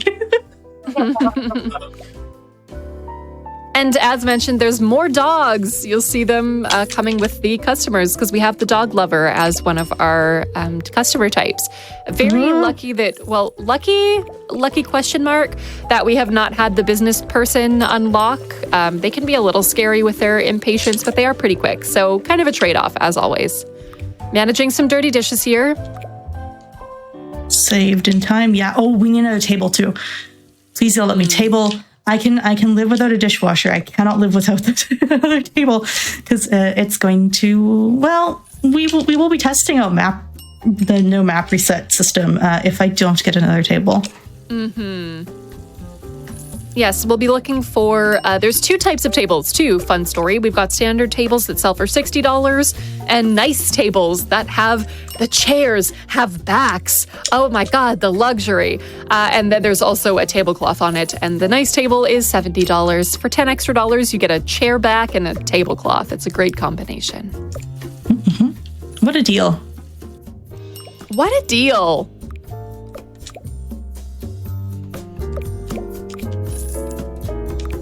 So yeah, we'll see what we can snag. $60 on a standard table if we can get it, and then $220 on a big dishwasher. I think that's pretty much. We're not looking for any other major appliances at this point. No, because I've got everything else I want. We have one more day. Yeah, because I've got all the mixers I need. So. Yeah, because that's what we tend to run for tea, is the 2 automatic turbo shakers, and then turbo mixers can also be helpful. They're just fast, not completely necessary, but just helpful. Some of them just provide more benefits than others in the long run, but yeah, if you've got the money, the more upgrades, the merrier. Yeah, especially if you got to panic make something. If it's turbo, it certainly makes that panic make far less stressful. Your panic can last 3 seconds instead of 5 with a turbo mixer. Numbers may or may not be accurate.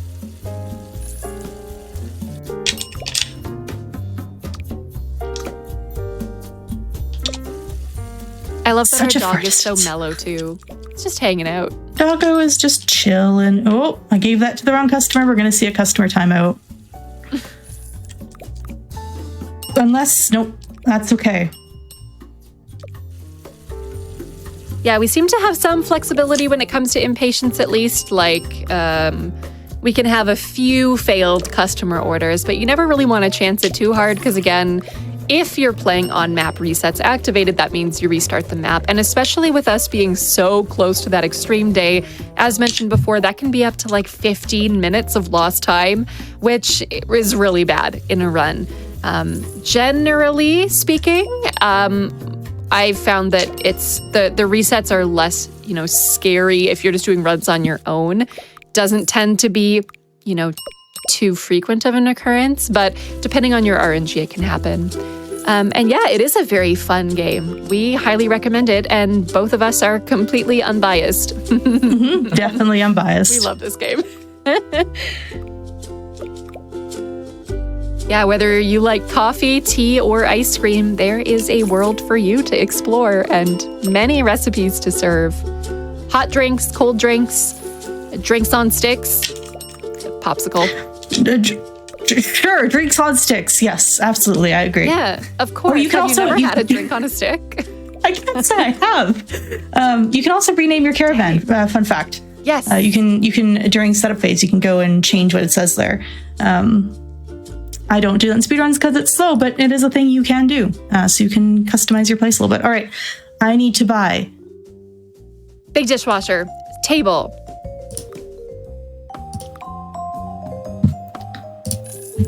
10 Swift plants. 2 of those. I'm gonna big dishwasher. Let's go. Okay, and then we've got an impatience thing, so we're gonna grab a flower box. All right, final day. Oh boy, am I ready? I don't know if I am, but you know what? We kind of have to be. So let's go. We're going to now do this. 6 recipes is what's needed to beat this extreme day. So again, if you've been keeping track, that is bagged tea, English breakfast tea, bubble tea, and then 3 different kinds of fruity bubble tea, passion fruit, lime, and strawberry. Again, we take time to smack that signpost and send all necessary appliances to the caravan, which does require some alterations, but great addition, devs. We love you so much. That makes such a big we rearrange difference. things as we'd like.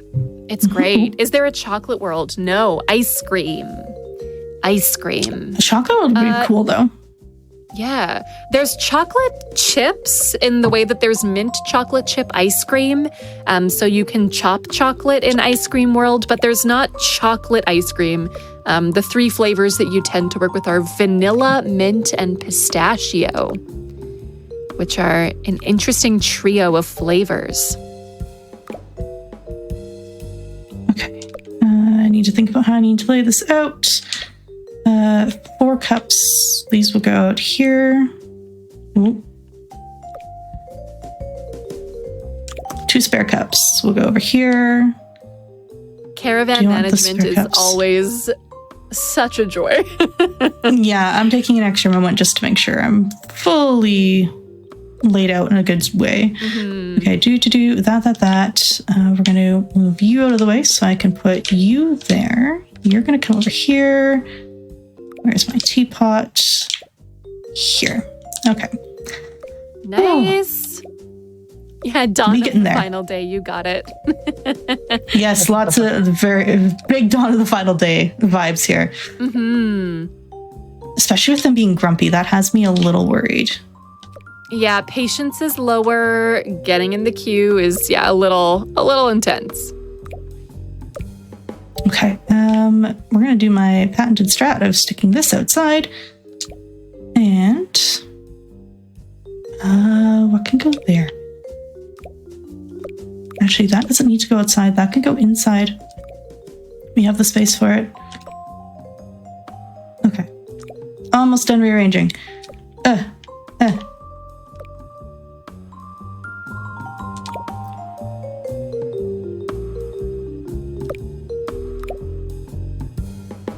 You've got this. We're gonna pop that up there. I'm gonna flip that around one because that's just easier. And we're actually gonna put the dishwasher up here. There we go. Okay. Everything good, everything good, everything good. Yes, let's go. All right. Oh, hang on. Nope. We have Earl Grey on the menu. Let me fix that. Boom. Ooh, we almost started with the day with 7 recipes. Whew. That would have been a party. Y'all would have gotten to see me panic real hard, real fast. Also, heads up for tech that time will be at the end of this day. Royalty, no! Okay, they want regular bubble tea. That's fine. We got this. We got this. I'm just going to prep that. All right. This, and this. Prep. Oh my gosh, yeah. It's just whenever royalty comes first, it's like panic. They want bag tea. Bag tea. Boil On the this. plus side, it means we can get them out of the way pretty efficiently. But yeah, whenever they show up demanding beverages immediately, it's They want lime. They want lime. Lime. I'm gonna serve the passion fruit person after. And yeah, this is the fun management where now we've got our 3 different flavors of fruity bubble tea. We've got the syrup on the counter. We've got all sorts of fruit and teas and appliances. And yeah, this is the party phase where we are managing a lot with these 6 different recipes and people ordering whatever they want based on what's on the menu. So yeah, lots to prepare for, lots to keep on top of. And you can easily fall behind if you're not paying attention. The royalty's done, though. That makes this easier. Yes, much easier. It's stressful when they're first, but it's also kind of nice. Yep. Then it's generally smooth sailing. The extreme days are not much more challenging except for the royalty. And I don't really know what else characterizes an extreme day. I haven't felt like there's a particular rush of customers or... Like, it might just be a slightly longer day, but... Oh, yeah. Well, I guess we have prepped one of those. Let's go.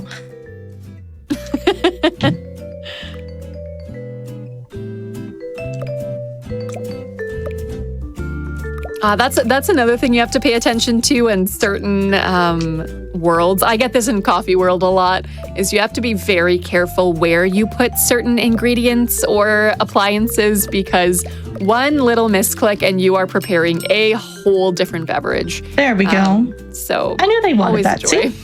I knew they wanted the strawberry one. Yeah, easy. You were ready. Yes, we will not speak of the time in a run where you accidentally trashed the item that you were making because the trash can was right beside. Never. Absolutely. Oh, no. I've never done that in my life. Definitely. Lana has definitely never actually trashed a food item during a run. Threw it in the garbage. I was done with it. No one gets to eat.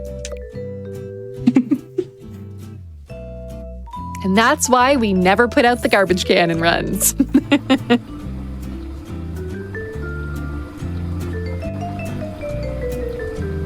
I think that bamboo farmer just walked through a counter, but you know what? It's fine.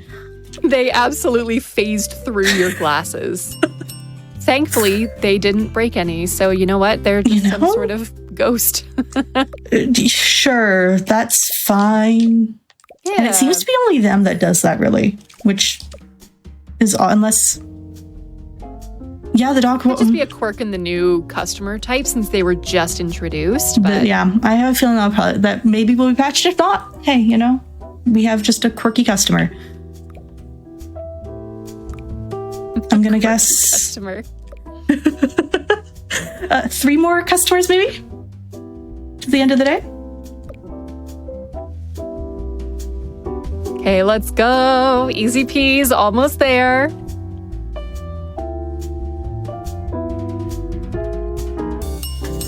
Bag tea. It's always funny to have an extreme day where there's that long pause between customers too.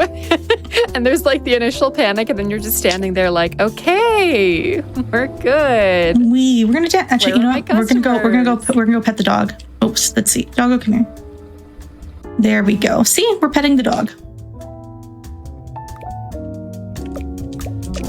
It's the best. English breakfast. I need to make more of that. And he runs a good it's a run. new customer type, the speedrunner, who thinks walls are optional. I love that. Oh no, they're gonna clip inside the caravan more than the bodyguards already do.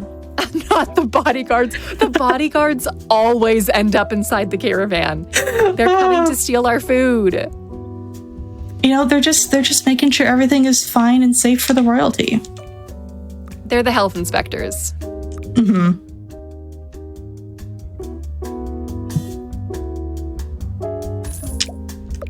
Awesome. One more customer? Question mark. Time will be very soon. Yeah, one more. At least one more, maybe 2. Passion fruit. I'd probably go for passion fruit. That sounds really good. Or strawberry. The strawberry one to me. All right, and that is going to be time. Woo! Yeah, there we go. And if we click continue, new game plus, it literally just restarts you at the bottom of the 3rd map with everything that you already have unlocked, which is a great deal of fun, especially if you're playing casually. You can keep unlocking more stuff. But yeah, that has been Coffee Caravan Any Percent Tea No Map Reset. I hope you all enjoyed that.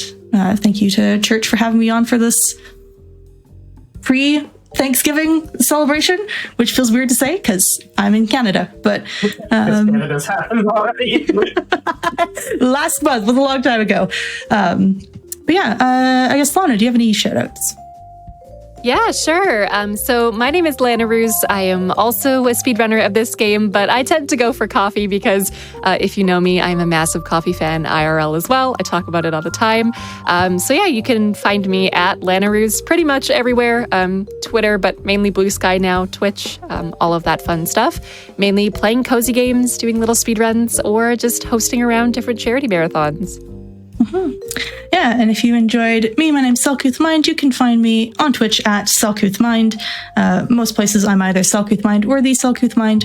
Yeah, you will hear me around a lot of places, do a lot of hosting as well. And tons and tons of indie games, tons of speedrunning, lots of roguelikes. Yeah, just good vibes, chaotic, but cozy is what I like to say. yeah, thank you, Church, for having us. Yeah, thank you so much for being on. And yeah, definitely give both of our runner and commentary here a follow. They both deserve it. They're excellent speedrunners. They speedrun a bunch of things, so definitely give them a follow. With that said, we do have more games coming up. Just a quick reminder before we go to our break before the next one.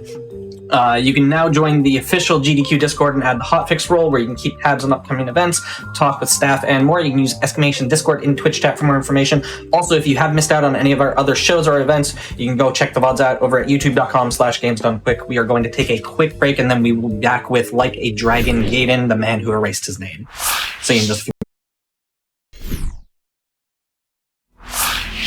Hello, everybody, and welcome back to the Games Done Quick Hotfix. Today is kind of our Canadian celebration. We're showcasing a lot of Canadian speedrunners.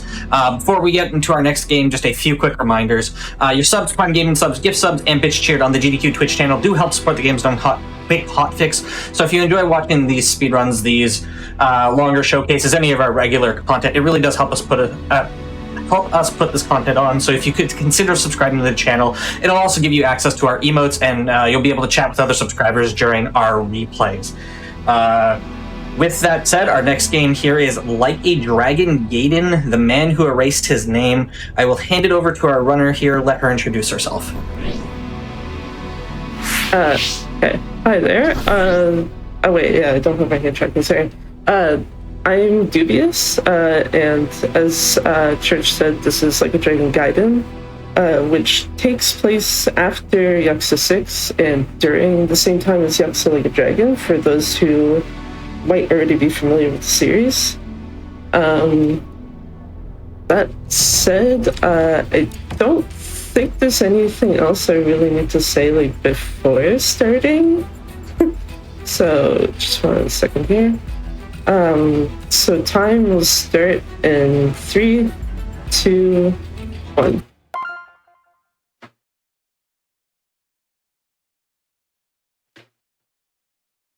Also, it's weird because the screen is skippable on some games and not on others. This is unfortunately one of the ones that it's not.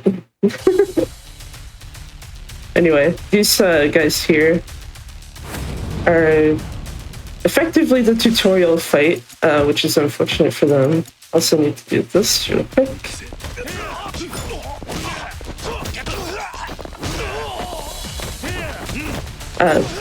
Let's see what else it is. Sorry. I needed to grab an enemy. Oh my god.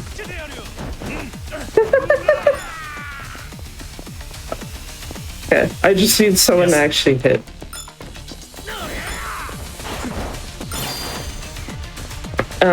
So in this game you do have a number of gadgets. This is the first one, which I'm not going to use a whole lot of. That guy didn't get up in time, that's fine. Oh, I was hoping to get both of those at the same time, but that's fine. Oh, dude.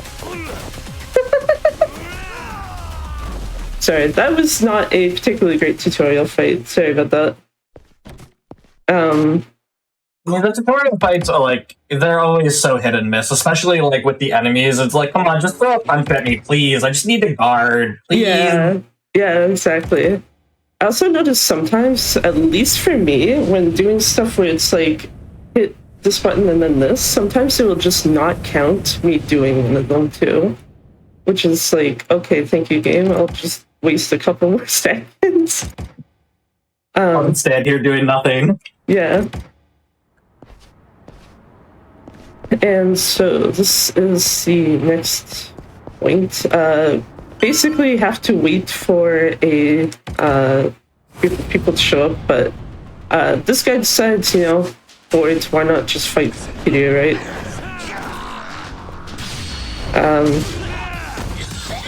This is the heat action tutorial, even though we're not actually going to use one to kill him.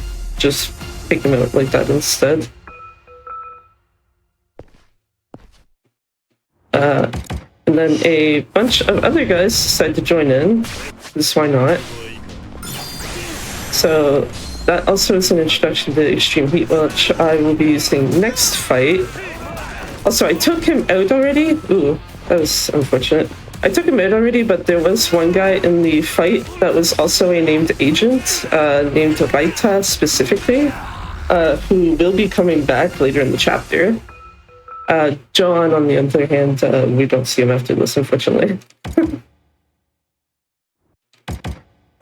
This is just Hanawa explaining you can upgrade abilities. If you've played Yakuza 0, it works similar to that, where it's primarily money that you are using to upgrade. And actually about to grab the first one now for just attack twice. Before just taking all these guys out with extreme heat if possible. Worst case scenario, I'll just have to clean some of them up after. I got one guy left.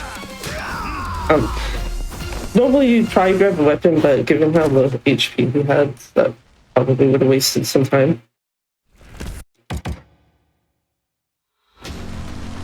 And then same guys again, except now Hanawa's helping us, and one of the guys does have more HP.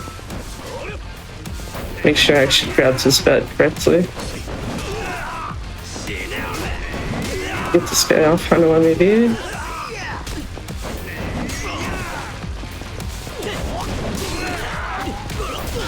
Oh, I did not mean to use my heat there. I was not holding the button well enough there. That's my bad.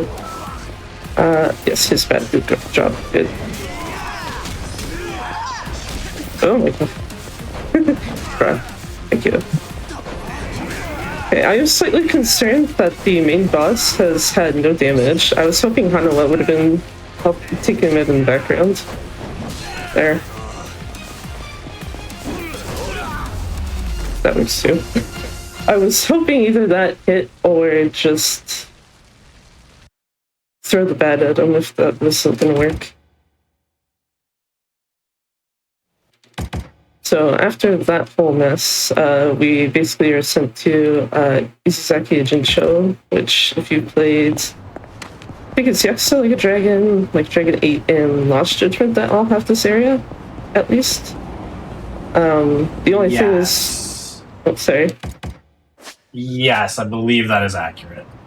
The only downside is we're only going to be here for maybe like a few minutes at most. Also, most cases, but not all, we can just skip enemy encounters because we have a plethora of area triggers, so that basically just cancels out enemy fights if we have to, if we like get caught like there or the previous one. And then here it's just explaining you can use the spider gadget to grab items that are at a bit more of a distance, which is also something we will be using a fair bit. That's arguably the most used spider gets in this run, is just grabbing items rather than using it in fights. In here, grab our first equipment item, and actually equip it. So, going to go scope out the Kirby clan headquarters, where unfortunately someone took them off that we're here, so we're just gonna have to take care of them.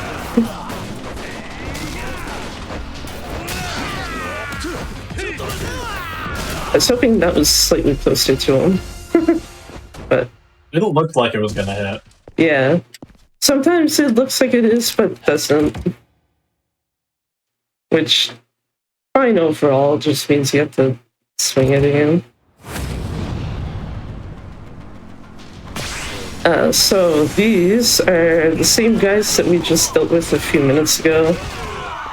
They are back now with the guy back there, who I will explain who he is in a moment when we actually have to fight him. That's not ideal, but I'll take it.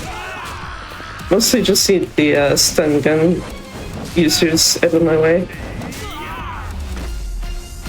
Because if they do hit you, that's basically Kiryu dropping to the ground pretty quick, unfortunately.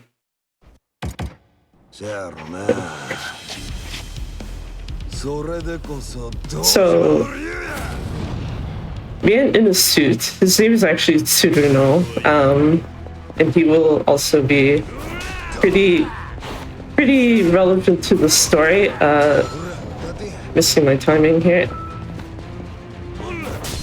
There we go. I was hoping he'd be down more HP than that before his counter, but I'll deal with that. There.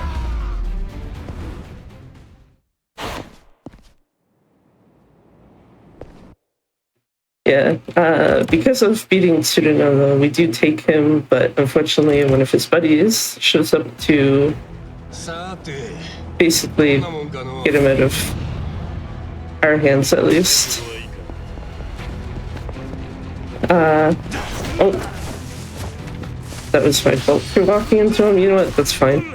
I don't need my heat particularly anytime soon, but that does make an issue with that, cone. Especially since there is a pretty decent move that I don't have access to yet that would be more helpful here to deal with that.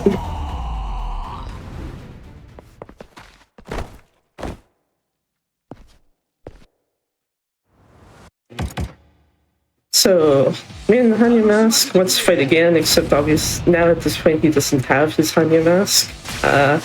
This is actually the tutorial for Kiryu's other style, Yakuza style. There's an example of it not recognizing me doing something that should have been done already.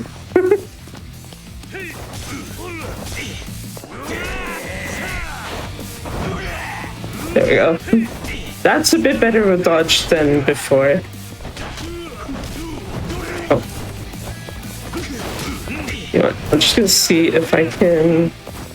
not quite get him in the air.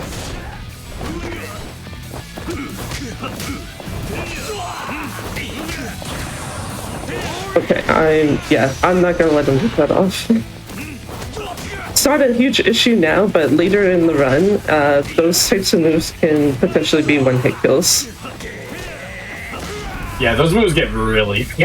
Yeah, especially because of some of the equipment items that we do use in this run. They tank our defense at the expense of giving us a fair bit of attack. So we basically set ourselves up for being able to take enemies out somewhat more easily, but at the expense of they can also take us out more quickly too. So I'm just gonna grab this Torner plus set this up here. Also, I don't know if this is more just a me thing. I do find when you're trying to grab stuff with the spider gadget, being in first-person view does make it slightly easier. Also gonna grab quick step strike now before I forget.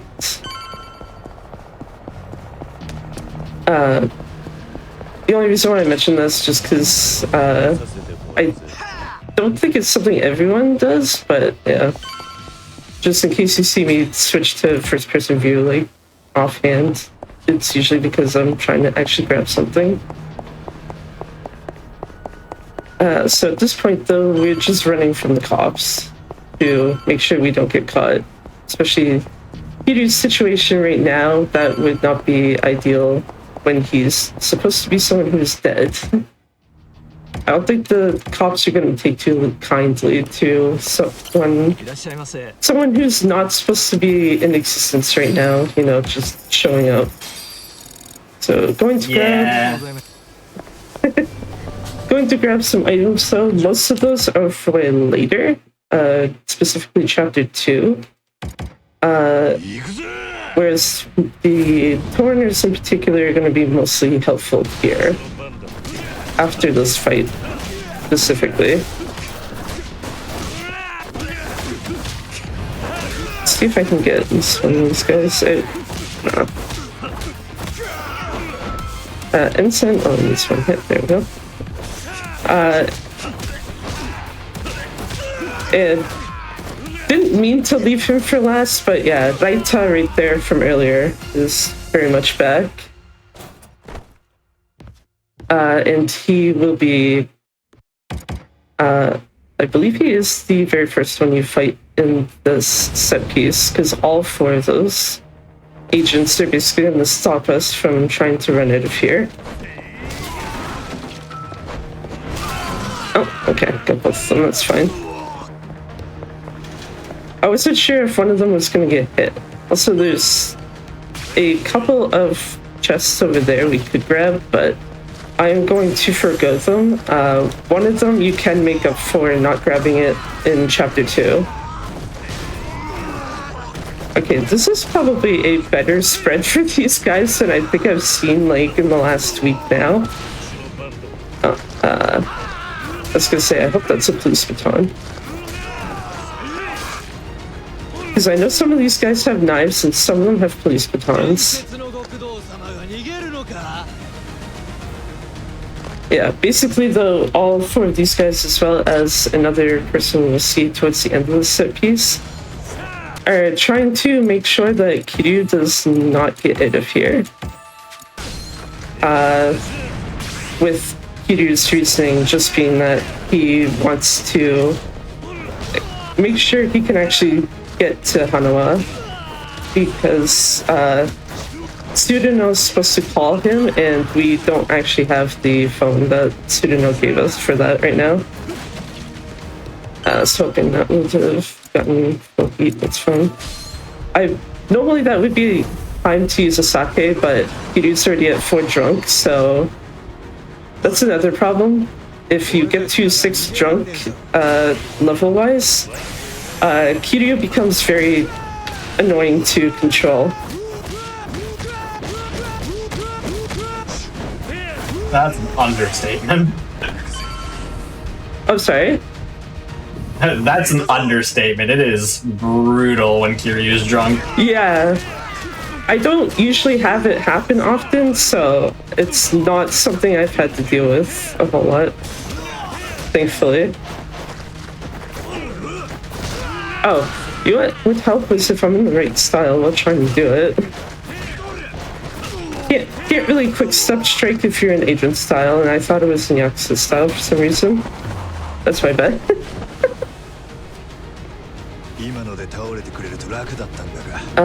Kiryu's still at 4, which, yeah, I'm gonna have to use another one of those when I'd rather not, but it's fine. Can I get Ensign into the air? It looks like no.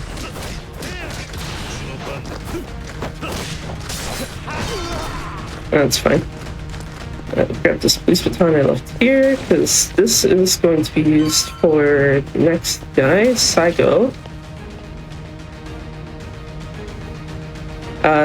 Basically just smack him with this until it's broken, and then going to use extreme heat to finish him off.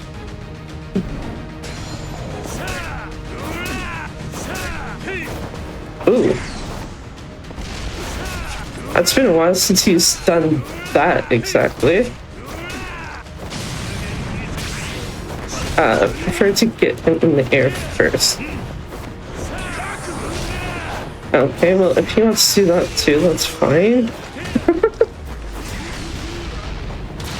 Yeah, that's a little hard to avoid if I'm in the corner. Break that.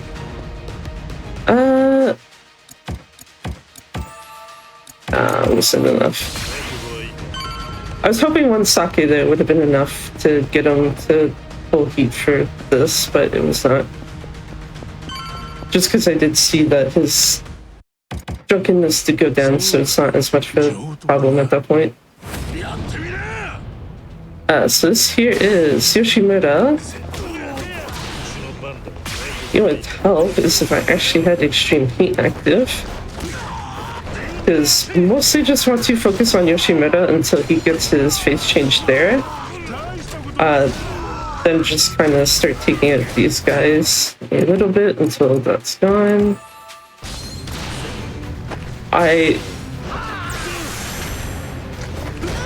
Yeah. I have this weird thing of accidentally switching styles when I do not mean to, especially when it comes to extreme heat.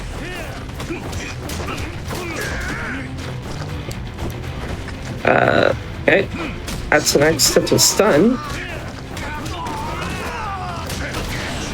Okay, I want Yoshimura out of my way first. Thank you.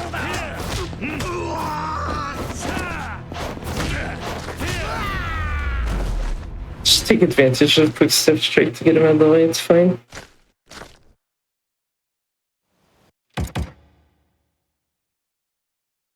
So, with that though, that does mean Kiryu is now arguably not really having to deal with the Daidoji telling him what to do right now. For better or for worse. Also keep forgetting there is one cutscene extra here.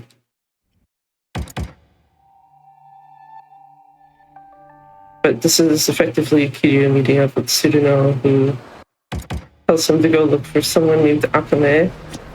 There we go. So, this area here, Sotenbori, is basically going to be where we're at for the majority of the game, outside of one instance, or not one instance, but we do have another area we go to, but not as frequently, which will come up later in this chapter.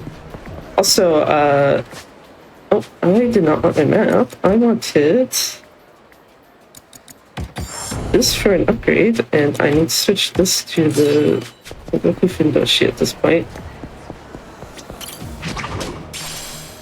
But an extra item I grabbed there was the Hades amulet, which we don't use it at all. It's just literally taking up inventory space on us. But there is a completionless item we need to trigger later on that if you don't grab that or the rusted chainmail we left behind at the Daidoji temple, we are not going to actually have it pop for us, and therefore going to be low on Akame points, which is the other thing used for upgrades in this game. For one of our equipment upgrades. Okay, I was hoping that guy being on the ground would not be a huge issue. Sometimes it is, sometimes it's not. But yeah, this here is Akame, who we basically just have to hear her at this point.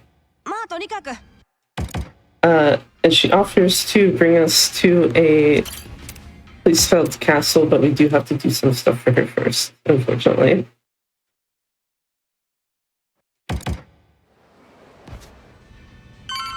Oh, yes. Almost skipped ahead there. Basically need to try to leave, at which point Akame asks us to deal with a group of welfare thieves. So we're going to go find the first set of them down here on the footpath. And these guys will end up telling us afterwards where the rest of their buddies are.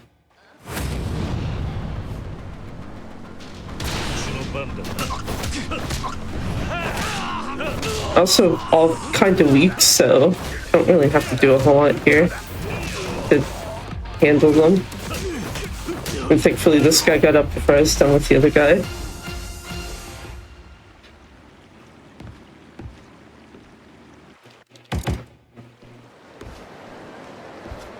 So they have... the place we have to go to next is Yotsudera Kaikan, I believe is the name of it. Because they're basically keeping all of the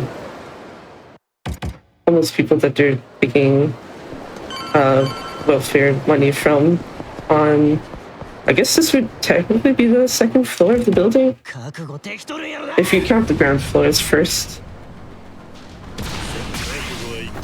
So I'm just going to extreme heat these guys. I actually want the mini boss guy though as the main target, because ideally you get him down before you're out of repeat.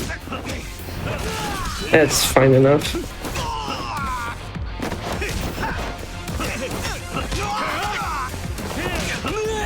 And this guy absolutely missing with a knife.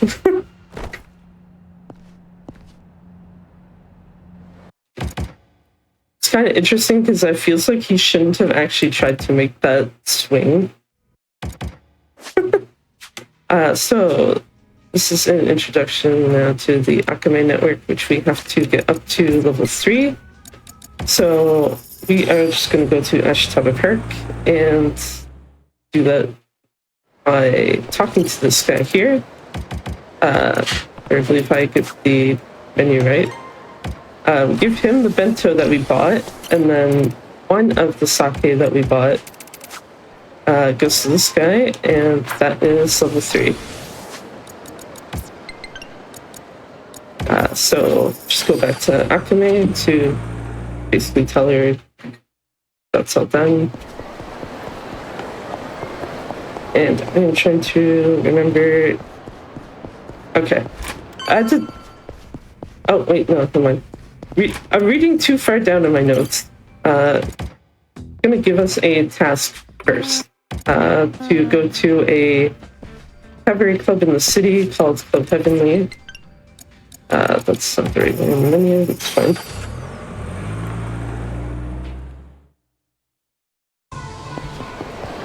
Just because she was asked to check this place out, so we're just gonna do it for her.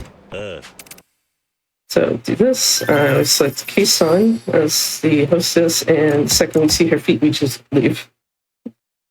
We don't actually have to do the mini game. We just start it, and that's it. Which actually will also be a recurring theme for most mini games in this game. Actually, not most. I think it's all of them for this run, at least. You have to at least start them, but you can just quit edit them. You don't have to actually do them. So, just give us the item for completing that request. So we're already up to level 3, or level 4 rather, sorry. Now, the thing I was thinking she was about to ask for previously, wants us to go see someone that she knows, who deals in black market weapons. Before we do that though, we're actually going to take care of a sub-story that we literally just have to taxi around the city for. That was the first part of it done. While I'm here, I'm going to grab 2 keys. This one, that one there in front of Le Miel, and then there's one here up by Forshine.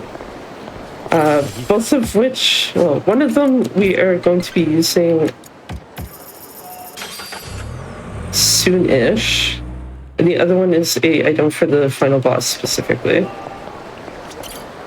Make sure I actually grab that.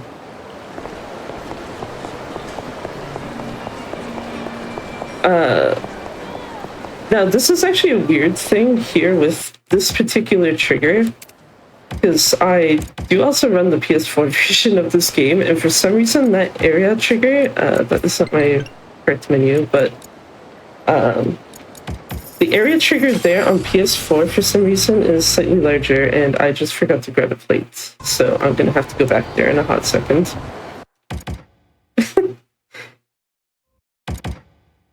It's rather unfortunate because I think that's the second time in the last week I forgot to actually grab that plate specifically.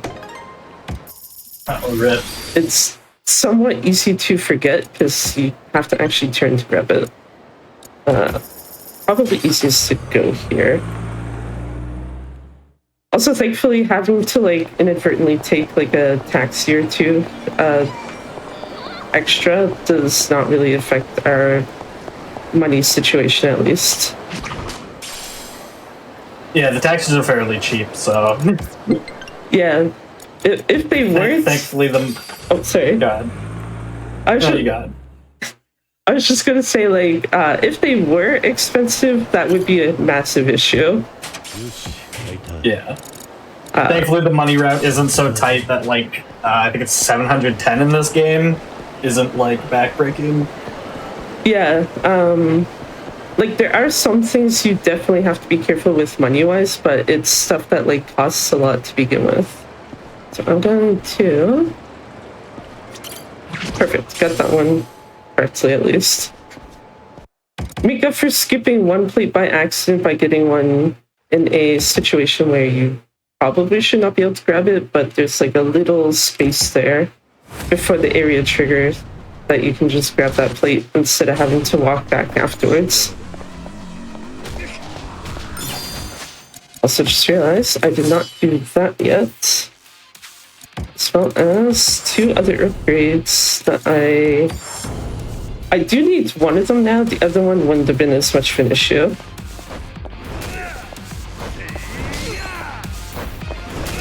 But yeah, after using the Hornet, which is the second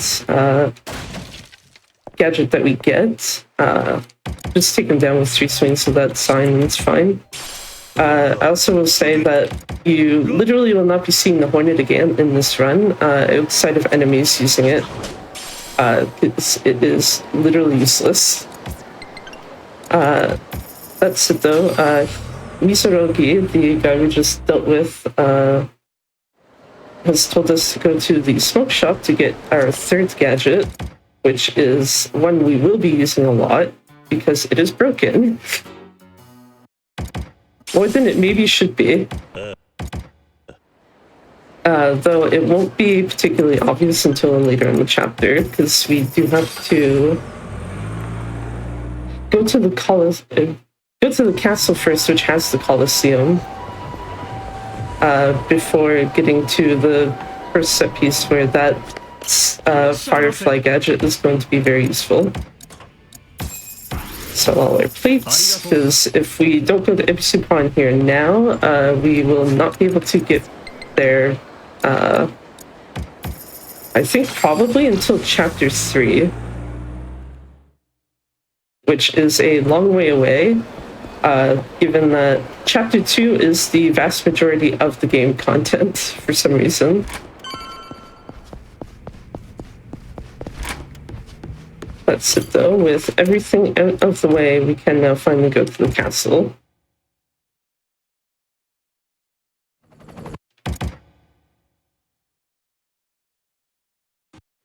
And yeah. Here though, we're going to go to the casino first. Buy a 1,000 tags rather. It's hard. And grab the gruesome chainmail. And getting into gear was the specific thing we needed to trigger. If that does not get set off, you will be down the acme points for this gear. Which is the only reason you really have to grab either one of the other 2 equipment items that we don't use. The Herdes Amulet or the Rusted Chainmail.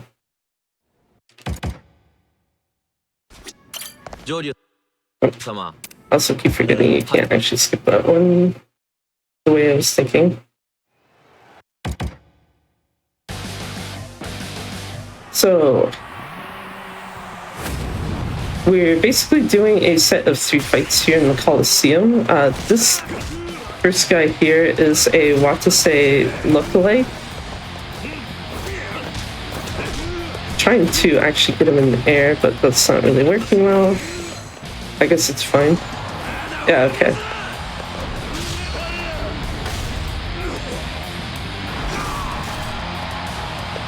Basically just the idea is you get most of these guys down to their phase change, and then once that happens, you just use Essence of Phase Stomp, which was one of the other upgrades we grabbed with the equipment slots to just finish them.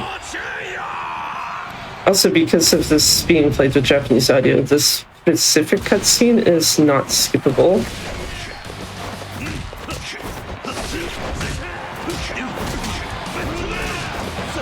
I don't remember if you can actually get this guy in the air. I guess it doesn't matter because he has face changed. Oh! Okay. That was a Last minute save. Oops. I was trying to run to do this. God, at the last second. That was impressive. I usually don't have him actually triggering his thing in the fight, so I'm actually surprised that it wasn't as bad as it could have been. You know what? I don't feel like we're dealing with Ryuji today. I'm just gonna quick step strike him. Thankfully, Ryuji's fight is not one you have to deal with heat issues, since the 2 tigers here we're going to deal with in a second can be just abused to recuperate any heat we need. Also, I say Ryuji, it's a Ryuji go to question mark, which in a cutscene that we're not actually going to see, Kiryu explains like Ryuji would never have 2 tigers try to actually fight for him. I was hoping to not have that happen. That's fine.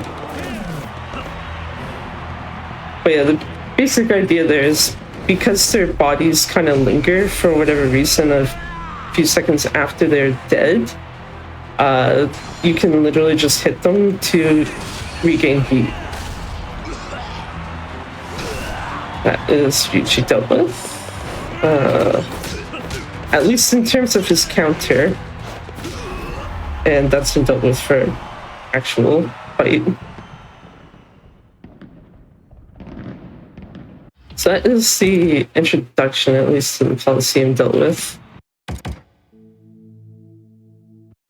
We will be back here, like I mentioned earlier, a few times during the run.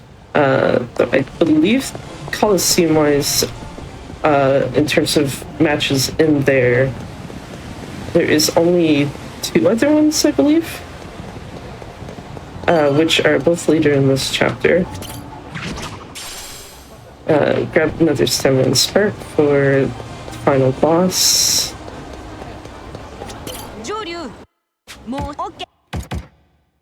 Also, keep forgetting you have to do that first to actually be able to skip that. So we have figured out where Tsuruno is, and I do not have enough heat, so I'm just going to do that now before I actually taxi over. Sometimes you have enough heat to have one bar, and sometimes you don't. It ends up just kind of being a bit hit or miss. But you need at least one before entering in here. Because what we're going to do is take that Firefly gadget and just regain all our heat that way.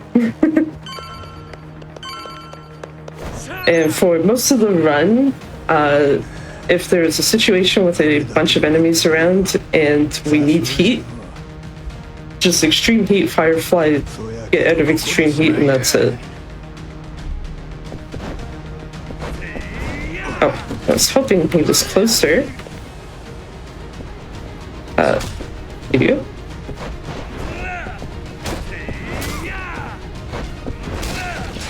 There we go.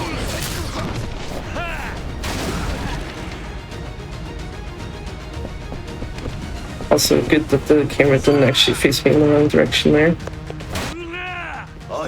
This is another cutscene that you can't skip solely due to playing with the Japanese voices. That and the fake Kiryu entrance are both skippable if you have this in English instead. Also did not mean for that table to bounce off that guy, but that's his problem to deal with, not mine.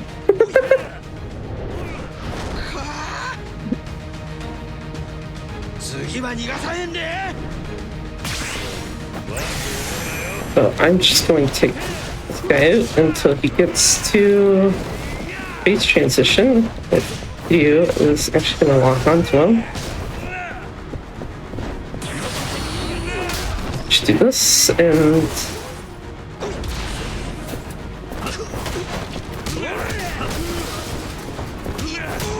yeah, it's fine enough. There. only needs 1 bar of heat because this next room is another instance of just abusing these guys to get the rest of our heat back anyway. Oh, I did not mean to hit that, but it did trigger properly anyway, so I guess it's fine. Or somewhat properly. I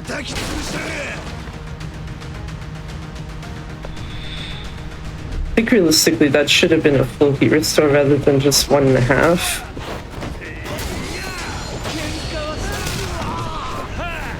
But given that we have only 1 other guy left in here, and I keep forgetting the correct direction to go there, unfortunately. Yeah, we do only have 1 guy left in here, so that wasn't a huge issue at the end of the day.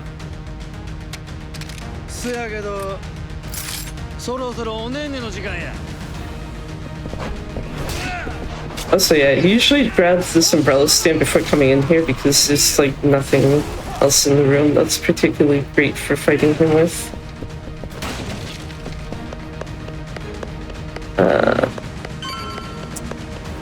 A little under 1.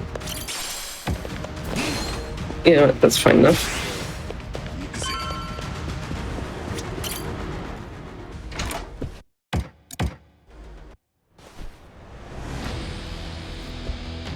Basically just need enough heat to get into extreme heat mode to throw another firefly and then do whatever damage we can to Pseudono before it runs out. Since usually unless, you know, someone walks out of the way or something, the firefly we throw here should take out everyone else that's with them, first thing.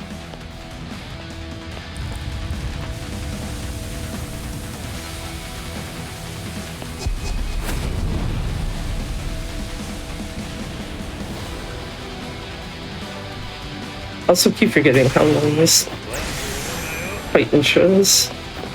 So do this and that. Unless there is a guy back there. No, there's not. There was one guy who sounded like in the background he might have still somehow been alive, but no, they're all good.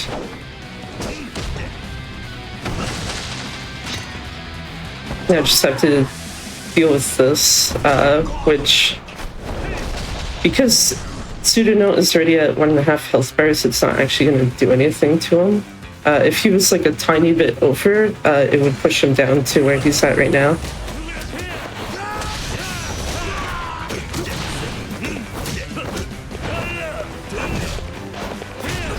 Except jump in, but it's fine.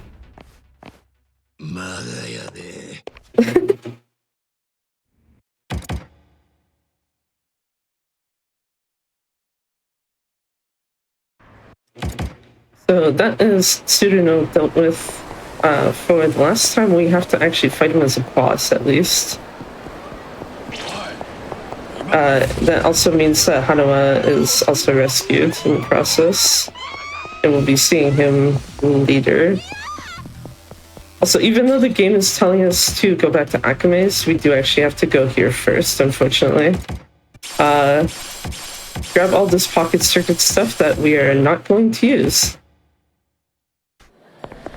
You don't use it in all sub-stories, I think, either. So, just kind of a offhand detour, but just like, okay, I guess.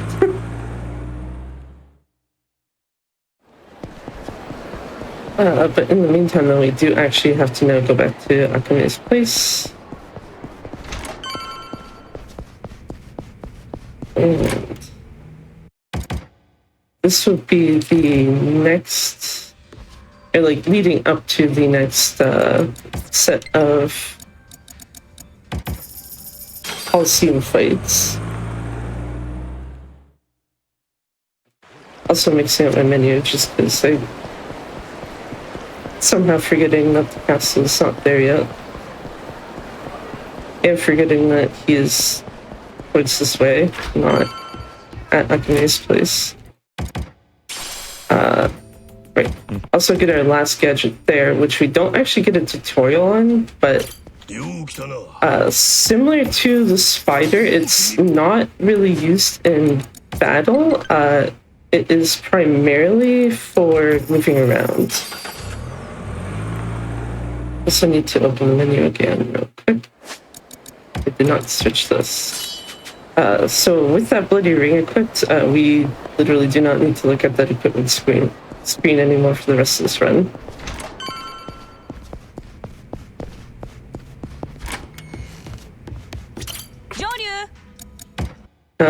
Yeah.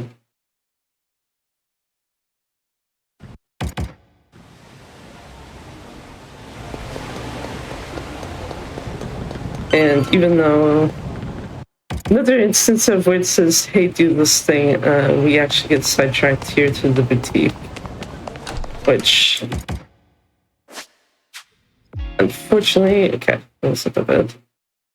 For the PC version, if you quit out of that before GDQ actually loads in properly, it will crash the game. If you're running this on PS4, the load time of it is slow enough that you generally never have to worry about that being an issue.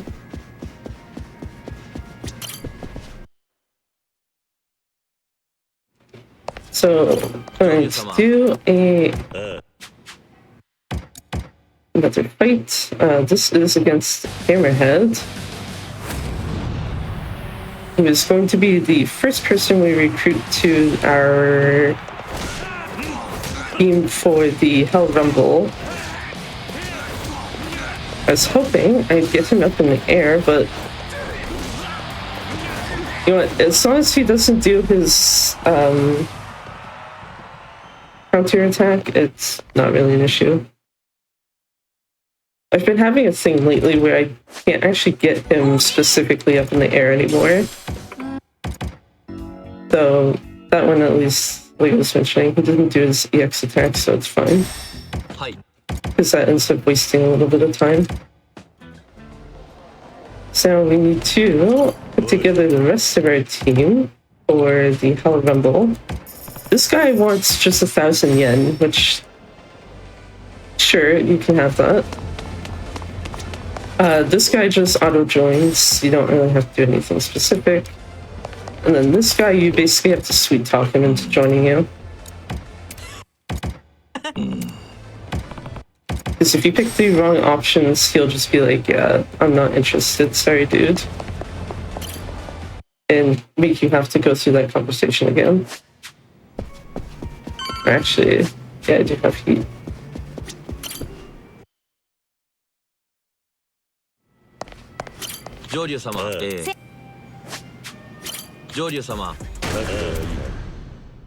Try and skip scenes so it's like, you can't skip these. No, do not.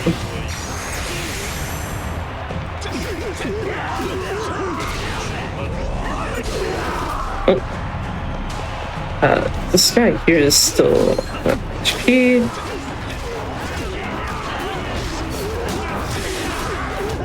Just gonna try to take out some of these other guys. Thankfully, the other people here seem to be doing some work. Yeah, this last guy left. If he actually wants to let me hit him, or let someone hit him.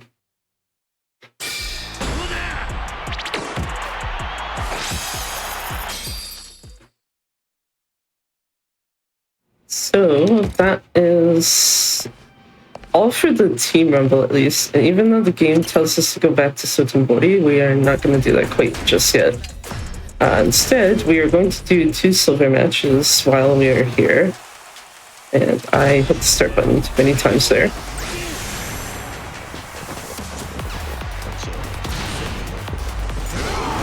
Okay.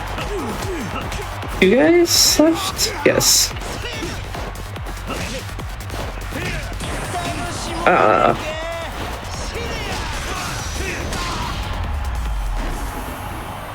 Are you still only one of the 2 kind of quote-unquote mini bosses of that group being alive? So that's unfortunate that 2 of them were, and one of them actually got a counter off.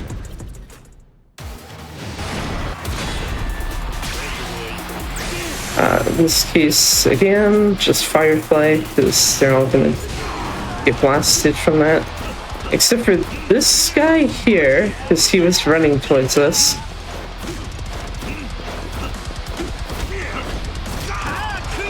And for some reason, these two I also noticed seem to always survive that blast.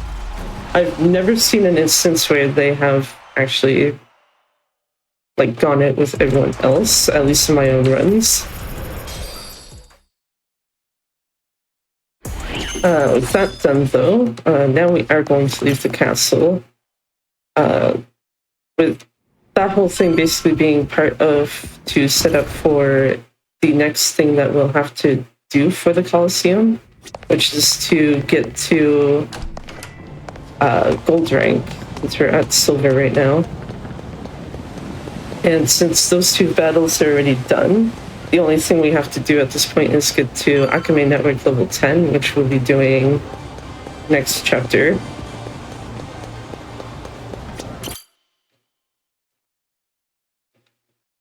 In the meantime, though, go back to Sotenbori. Going to go tell Mizurogi that we actually wanted the Colosseum. Going the wrong way in the menu again.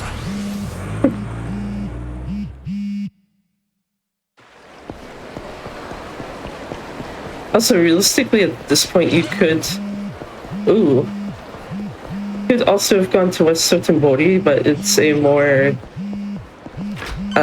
riskier move to do that.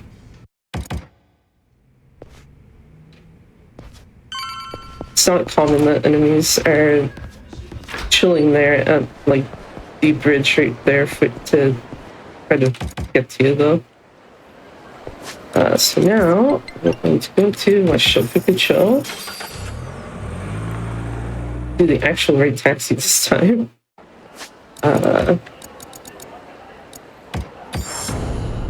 Peace that. Hope those enemies do not see me.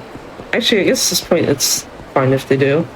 There's a later point you have to come back to this hideout where, since there is no area trigger at all, it is actually a problem if enemies see you and they actually catch you.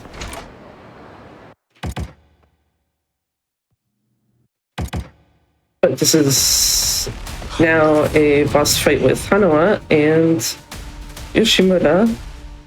And I will actually just give a heads up that Hanawa does have an attack that can cause flashing lights like that. That's actually not as bad as it could have been. But yeah, Hanawa, unfortunately, and another boss we're seeing later on. Oh, grab the chair, Kiryu. Oh, I did grab the chair. I thought I did not. It's my bad. But yeah, there's another boss we'll be dealing with later on, who also can use a similar type of attack that will cause, like, flash on screen, and also in the case of the other one, it will also have like a bit of an annoying ringing sound since you're usually close enough to get that effect of it too.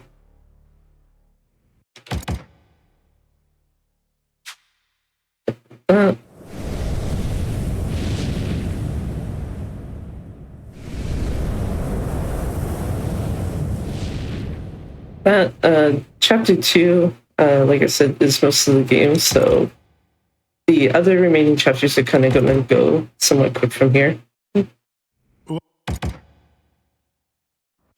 But this whole thing was just the Daidoji boss trying to test Kiryu and Hanawa's loyalty to each other.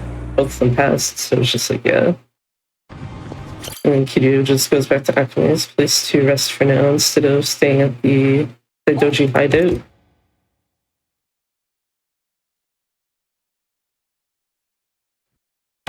So... Right, okay. Keep mistaking also when you're supposed to rest and when you are not. So this is the point where we do need to get to Akame Network level 10. So we are going to grab 4 sub-stories from her. Seeking advice, recruit homeless Yamanaka, strongest convenience store clerk, and the Golden Samurai. And we don't actually have to do them in the order we grab them, but it's just, at least before we leave here, we should have all 4. So we don't have to come back here.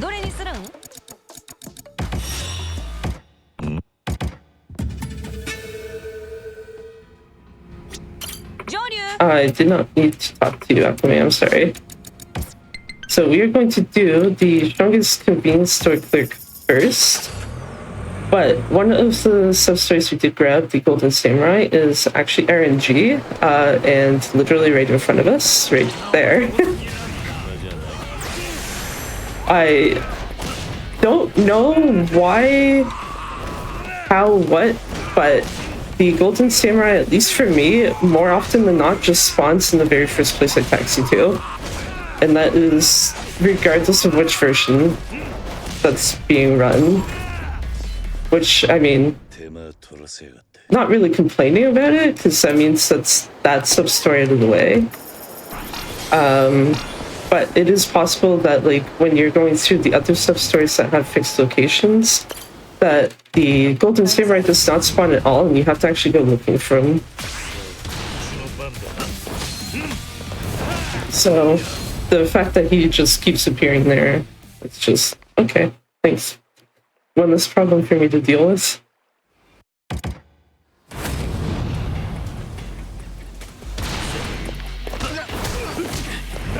Yeah, this case, it's literally just take both of these 2 down with normal attacks, because they don't really need anything special. And this does give us someone for the Team Rumble in the Coliseum, but we don't have to do any more of that, so it's kind of redundant. Since the Golden Samurai is dealt with, I don't actually have to look at my map anymore either when taxing between places. This is the second, I guess technically third at this point, sub-story, where it's just, again, beat this guy up. And he also joins your team for the Coliseum as well, but again, don't need people for it, so it's literally just to get the Akame points and network points.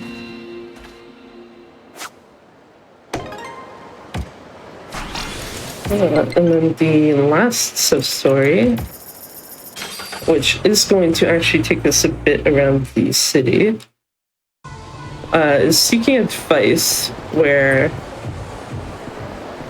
this guy asked Akame basically to either help him or find someone to help him with a woman he knows that he wants to talk to, and instead of actually waiting for us to kind of get there, he decides instead to start taking advice from what's effectively ChatGPT, which is not going well for him, considering right here it is telling him to try to jump off a bridge. The next thing we have to find him at, ooh, that's an enemy spawn. I don't trust that. Just gonna do this to get rid of it. Next thing he's gonna try to do though is fight a guy who I'm just gonna say, like, he very much cannot take this guy on if he actually was to fight him. It'll be more obvious towards the end of the sub-story why that is.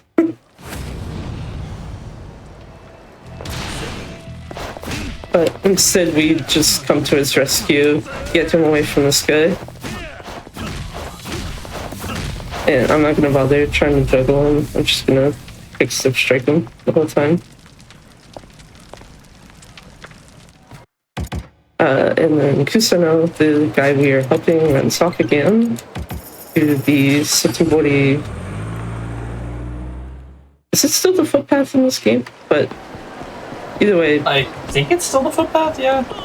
Yeah, I was trying to have thinking, like, I don't usually look at the name anymore to notice, but either way, he's here with the person he needed, like, help with. trying to like talk to her. And I'm just gonna take him out like that because it's more funny that way. Because, you know, ChatGPT telling you, hey, go fight Kiryu is a good idea.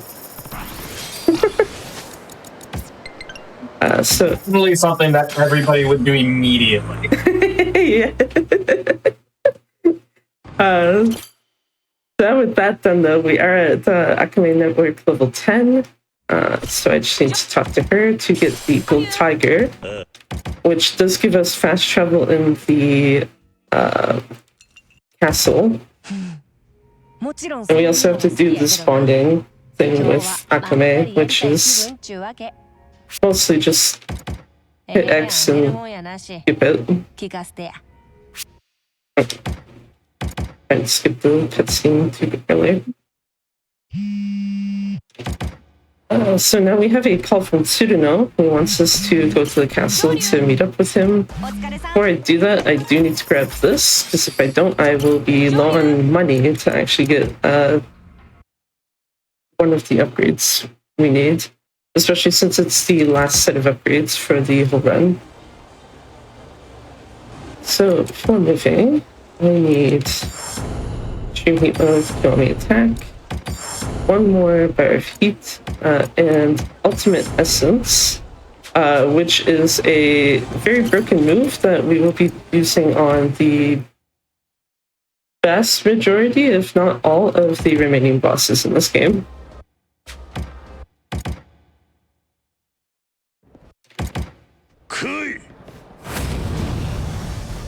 And I forgot it was actually on agent mode at the end of the last fight. Okay. The boss of these guys usually survives, so I'm not too surprised with that. The other guy, though, that is kind of unfortunate. He just happened to step out of the way. Let's do that, though. Get rid of him.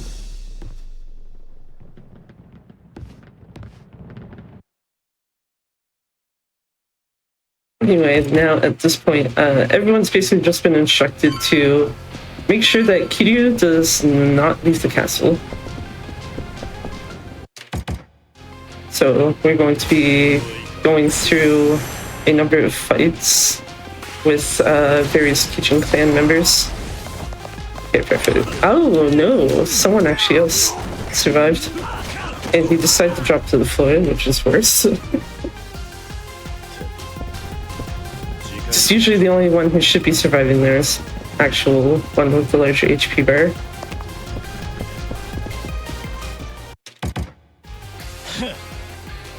And no, I'm not in agent mode. Ah, that's unfortunate. Sometimes at least one of these two guys can just fly over the railing there, and instead of actually staying on the platform. It's kind of funny when it happens.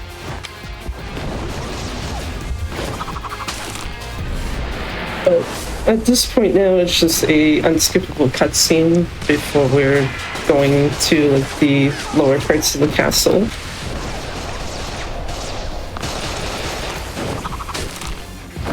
And just, yeah, pretend you didn't see Kiryu shooting at people. They're totally fine.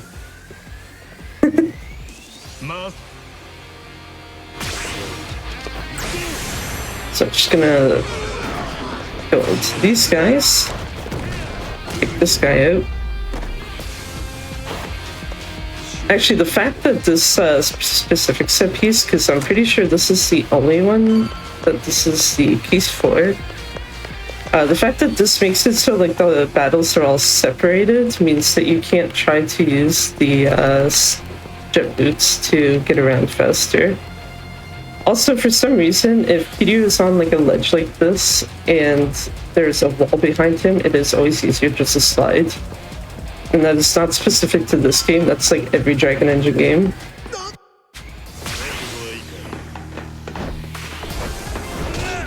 I was hoping these two would have stayed together. It's fine.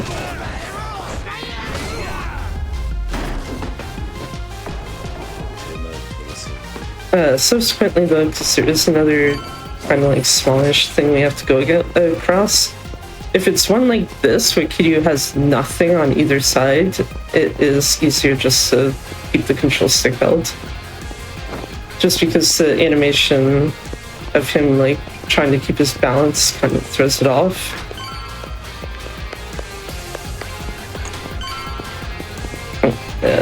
Okay, Kiryu, please. Running a little too far there.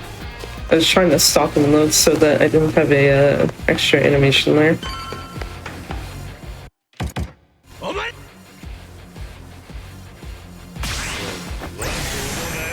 Make sure I actually go the right direction. That is... okay, it was close enough.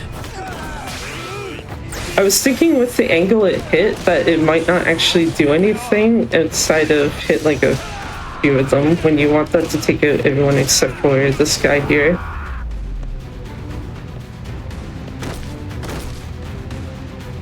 If it didn't bounce off the wall though, that probably would have been bad. Here you go. Come on.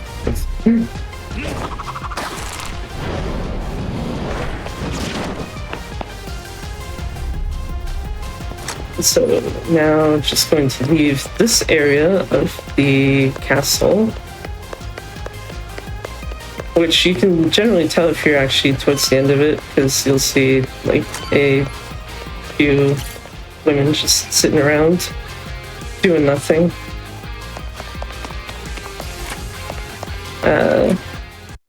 Oh right, you skip this one this way.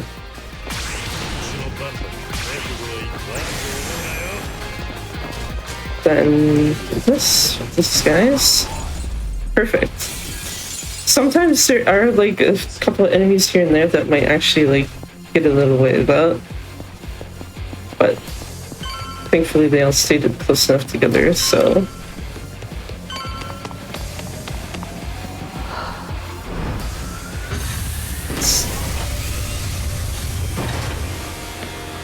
And this is another unskippable cutscene, unfortunately.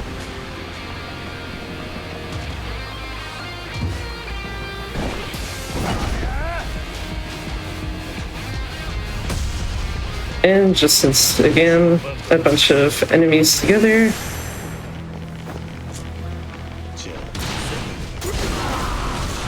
Just gonna throw one of those. And take out the boss again.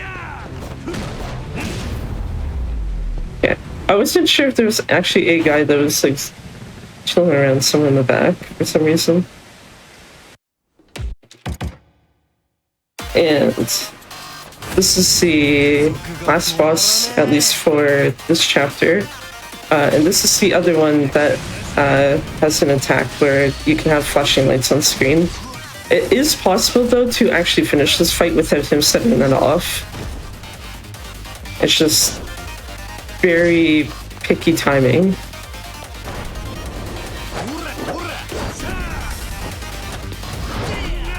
Actually, now that I think about it too, his second fight is also possible to end, but that one's like even less likely to do than this one. Just since ultimate essence alone isn't enough to actually get him down to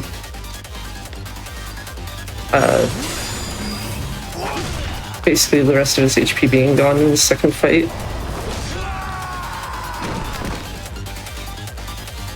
Fast enough?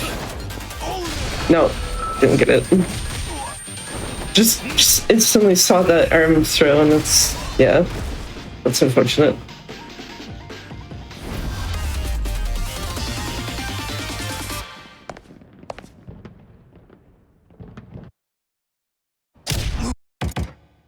So that is for chapter 3.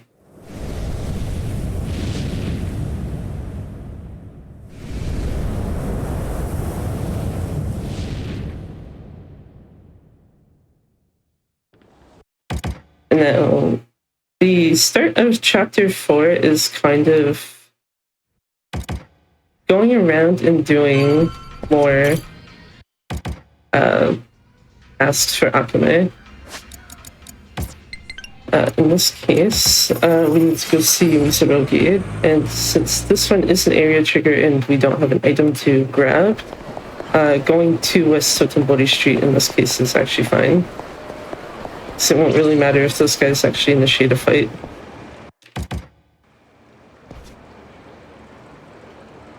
But from that, we learned that a group of guys basically attacked him in his shop and stole some of his drones. So we don't get the drones back in any percent, unfortunately, but we do actually at least fight these guys who took them. Or these guys who, rather, were given them. The guy who took them, we meet later on.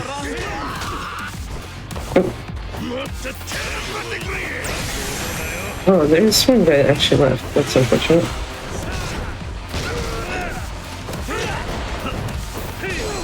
Would have been nice if he actually got caught up in that kick. That's fine.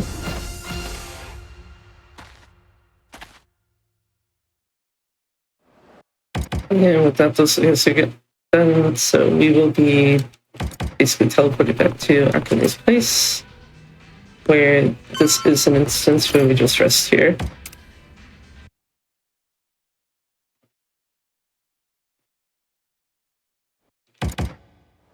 And we're just going to walk out to the front gate area, at which point we will get a call from Tsuruno and meet up with him at the bridge, or Bishamon Bridge specifically. And again, from the menu, my bad. Just go backwards and Tsuruno will be right there. He's basically just brought a bunch of money with him so that we can just goof around in Sotenbori as a way to kind of get Nishitani's attention. Which works, given that his guys are now after us.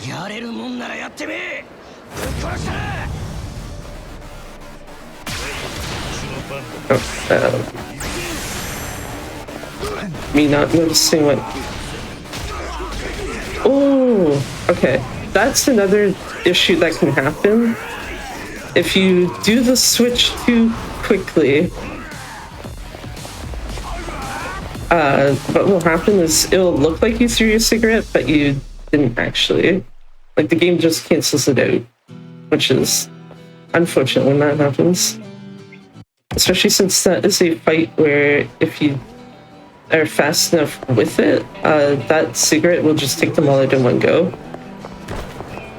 So now we are going to basically just go around the whole town, start with the golf center, because Shishito wants to challenge us to golf. We're not going to play golf, we're just going to take the L, let Shishito have the win. It's the only thing you get from beating him at golf and Tsuruno, who challenges you to pool later on. It only gives you, I believe it's 300,000 yen, which we literally don't need money at this point, so there's no point in us entertaining them with golf and pool. We go this way next, though. Which that was just basically walking through, throwing money everywhere. This here is just everyone eating together. Go to Epsipan next, which will give us a formal suit, which since we don't actually change like our clothes at any point, that ends up being useless. But the idea was basically just, hey, can you bring us somewhere where we can get like some fancy clothes or something? And for some reason, Epsipan is where Kiryu thinks it's the best idea for that. Which I'm not really going to question him on that, I guess. And then this is the second group of enemies we fight. There are more in the city, I believe, but we just specifically don't go in a direction that will have us have to deal with them. Now, hopefully, if things are going well enough... Okay, this guy's far away from everyone, so that's fair. Yeah, I was hoping that if things are going well enough, the other guys will be doing work in the background. I did not mean to talk to you, Shishido, sorry. Just so that basically once you're done with the actual boss of that group, the fight should be done. And there, they wanted us to do karaoke, and again, mini game, we just skip. No singing for them today. And this is the last mini game, which is cool with Pseudono. Which again, but take the L, let Pseudono win. And with that done, we literally have no reason to be out here anymore, so we're just gonna go back to Acme's place for the night. Even though... Oh, yeah, the Monday are actually gone off the map. I don't know why I thought that they kept the other enemy spawns that you could actually run into on there, but yeah, just go back here. They stopped following us at the gate.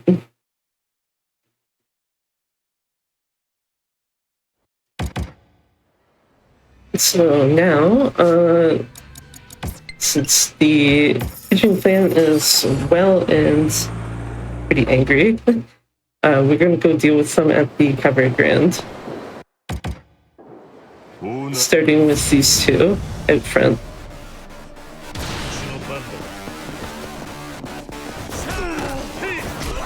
And just hit them with a cone and that's it. I think there's other things you could do there too to take them out, but the cone has generally been the most consistent, at least for me. And once more, a bunch of enemies. There we go. It is the 3 bosses that are left. I want... Okay, well, that's fine. Mishima is usually the one you want to take out first out of all of them, since he can be kind of annoying if you leave him. Okay, let's go down. And we've got this guy last.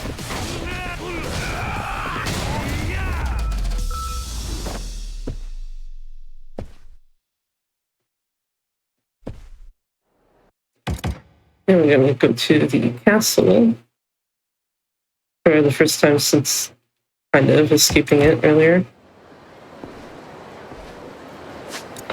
We'll be joined by the same guys that we had with us earlier. So Shishido, Tsuruno, and everyone else that we fought in that Chapter 2 set piece.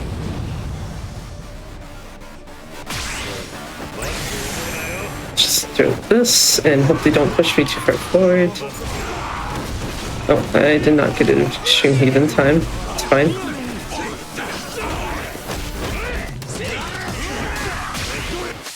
I still have enough to actually go back into it, which doesn't help.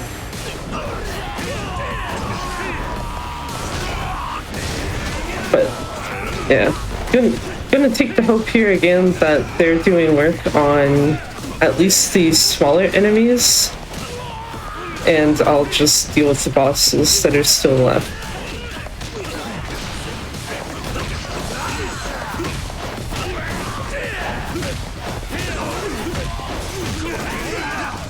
Now, who is left? This guy. It looks like... Yes.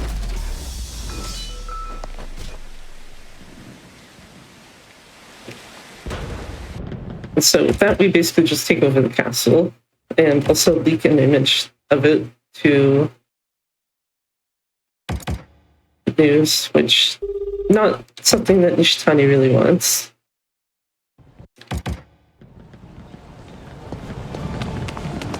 And I'm gonna go in here to use fast travel beforehand.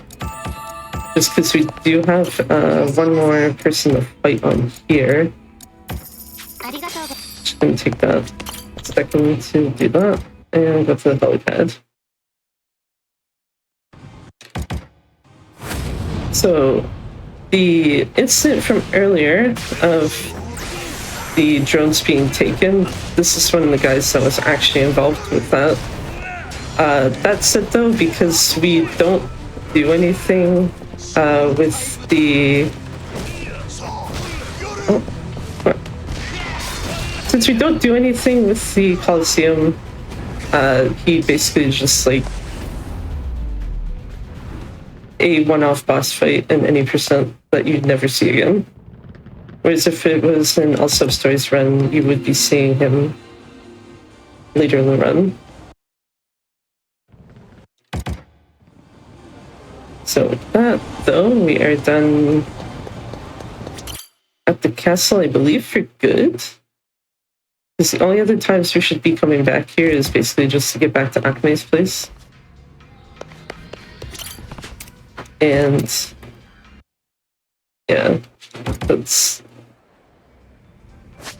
the only reason too for doing that is because of the fact that for whatever reason it is faster just to go to the castle, talk to her, and then have her walk you back to Sotenbori. At least if you're running this on PC.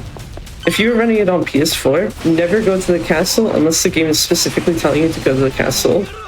Because every trip you make to the castle that you don't need is a wasted, like, 20 seconds in that version because of load times. Whoa. Yeah. That's rough. Yeah. Oh, that is not what I wanted.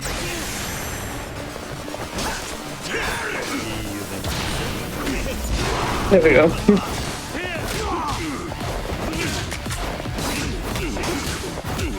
I actually don't know how many guys are left, so I'm hoping... Okay. Thanks, Shishito. Oh, there's that guy back there that hasn't moved.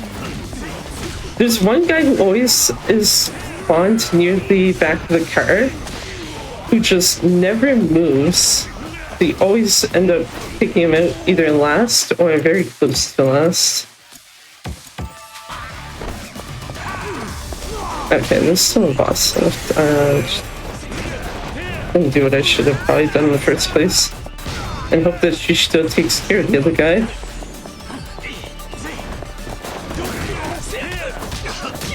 And he didn't, so that's unfortunate. He tried, I guess. Yeah, he tried and failed, but he did manage to hit me, so that's kind of unfortunate.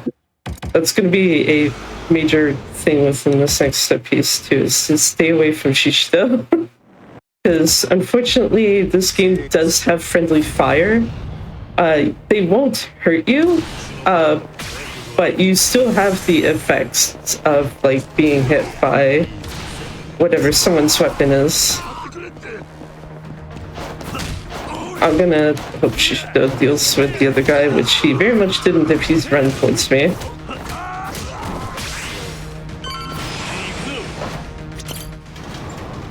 Yeah, since this set piece is also done as like a actual like long battle, you can actually use the jet boost to get around faster. That is not what I wanted. Whatever, it's fine.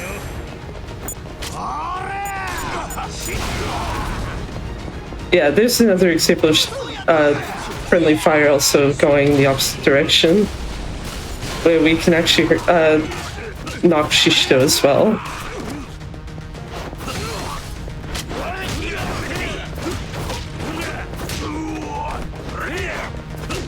How many guys are left? Oh, there's still 2. That's more surviving than I was hoping for. Okay, good.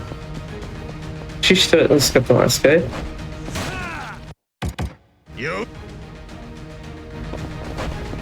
So this...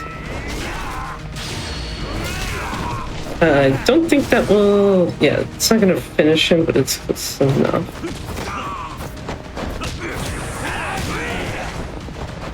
Well, I mean... I'll take it. Because I don't know if I would have hit the buttons in time to actually counter that. So Shishito just deciding, yeah, you know what? We're just gonna push you away from that. It's fine. not ideal, but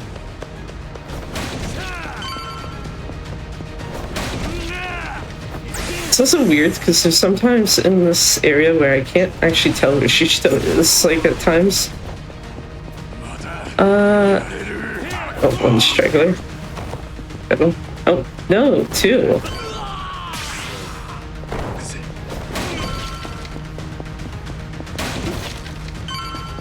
But yeah, not being able to tell where Shishito is sometimes is not the most helpful thing. Especially if he inadvertently comes up and hits you from behind by accident.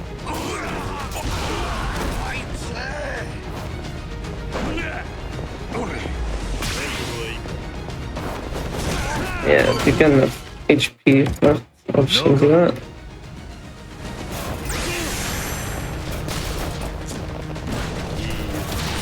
And then this should hopefully take care of most of those. And I'm gonna hope that Shishito handles everyone else that might still be alive while I take out this guy.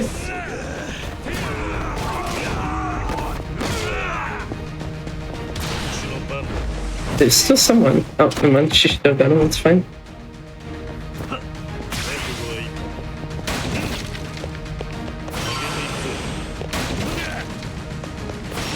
And then let's just go up here. Thankfully, Shishito is not part of this boss fight, because I think that would probably make it more annoying if he was. But yeah, Nishitani again, so this means that once he's in his second phase, there's a risk of flashing light.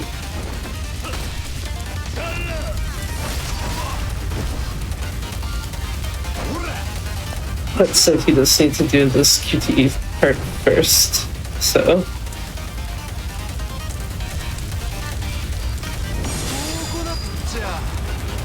Because, you know, thinks he can cheekily jump into the fire and actually hit me.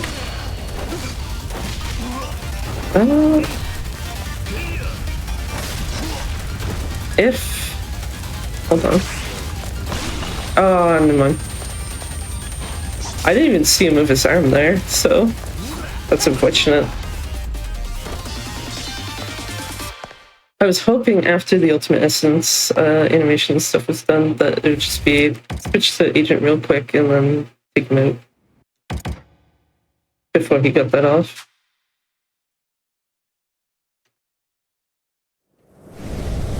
And this is the final chapter, which doesn't really have much going on except for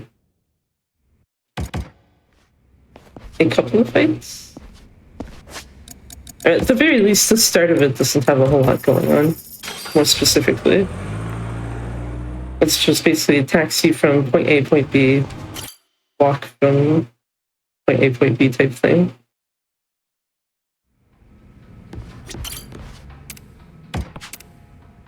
I'm gonna rest here and then go back to the Daidoji headquarters that we were just at.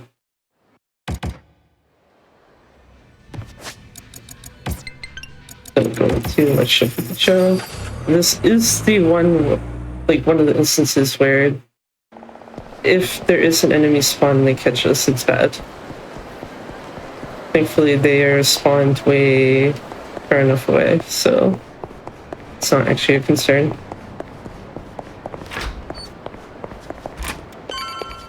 Just go down here and talk to Hanawa once we are close enough to him. Go to the temple.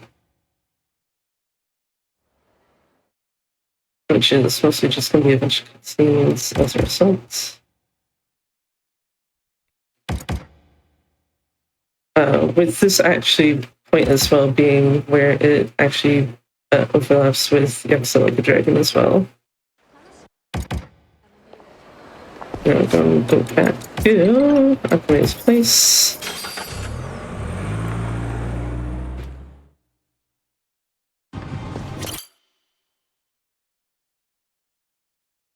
Should start a cutscene? It does, okay.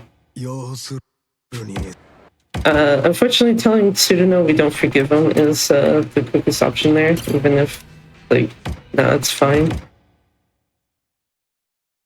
for like taking Hanawa and doing what he did to try to get Kiryu to help him out, or help him and want to stay out.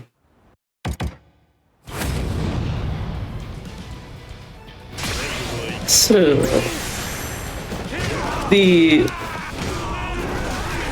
basically, long story short with this is that Shishito and Nishitani want to make it so that Watase does not actually get to the Omi Alliance headquarters to actually deal with the disbandment of the Omi and Tojo. And it's weird with timing, but as long as you have Shishito down at least about, I think it's a bar and a half of HP, then it's just basically waiting for Nishitani's thing up here to trigger. This is also probably one of the worst parts because you can die pretty easily if you're not careful. Thankfully that went pretty okay. So pretty much every other fight is going to be straightforward. The Shishito is only really a concern if you somehow miss with his counterattack. With not this fight, but his next one. I probably should have done that a little further away, but I also not walk into that. And not get stuck on a dead body. Or passed out one. Do this to finish Shishito off. And then we just have the rest of the other Omi guys left. Apparently no one has touched Ukita so far, which is weird. Tsuruno's gonna take care of him, so I'm not worried. So just take care of him and that's the end of this fight.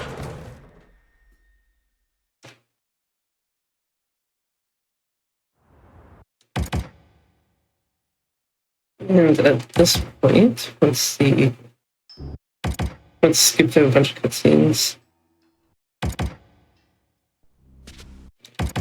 This is pretty much the same thing from Chapter 12, Yakuza Like a Dragon, just that you're on Kiryu's perspective of it now instead of Ichiban's. I don't think that is... okay. I wasn't sure if that would get a decent amount of guys here or not.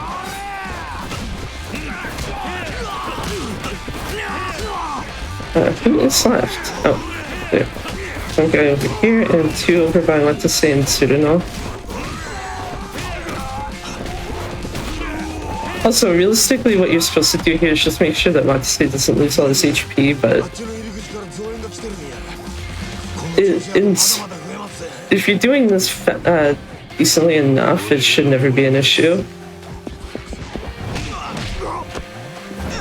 It also makes it slightly weird that it's supposed to be protect Watase even though Watase is joining in on the fight.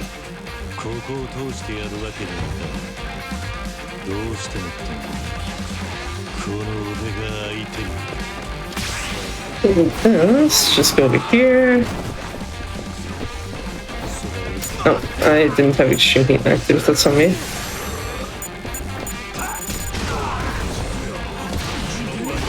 There we go. That is more in line with what I was looking for there. Take this boss in first.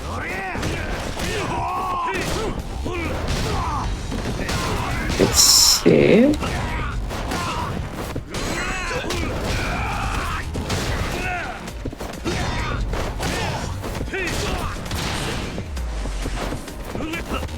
Is this the only guy left? No, it's not.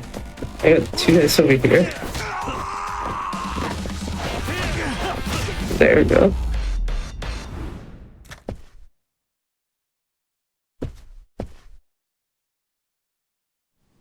And just see the cutscene again of Ichiban falling over.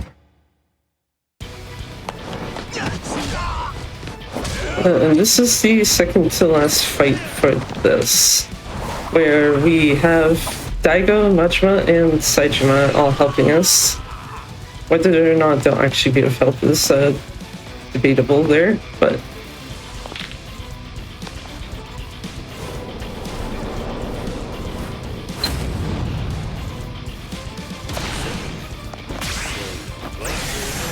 gonna go over here real quick. If there we go, doesn't block my way at least.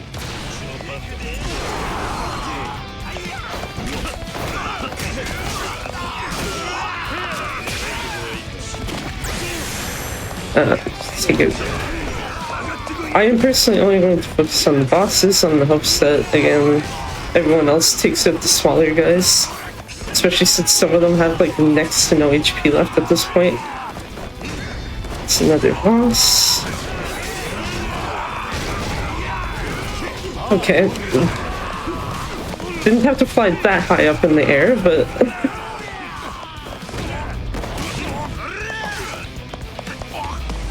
I feel like if you've played enough Dragon Engine games, you see enough weird things where it just... Instead of kind of losing composure, so to speak, it's just sit there for a couple seconds and be like, okay, I guess.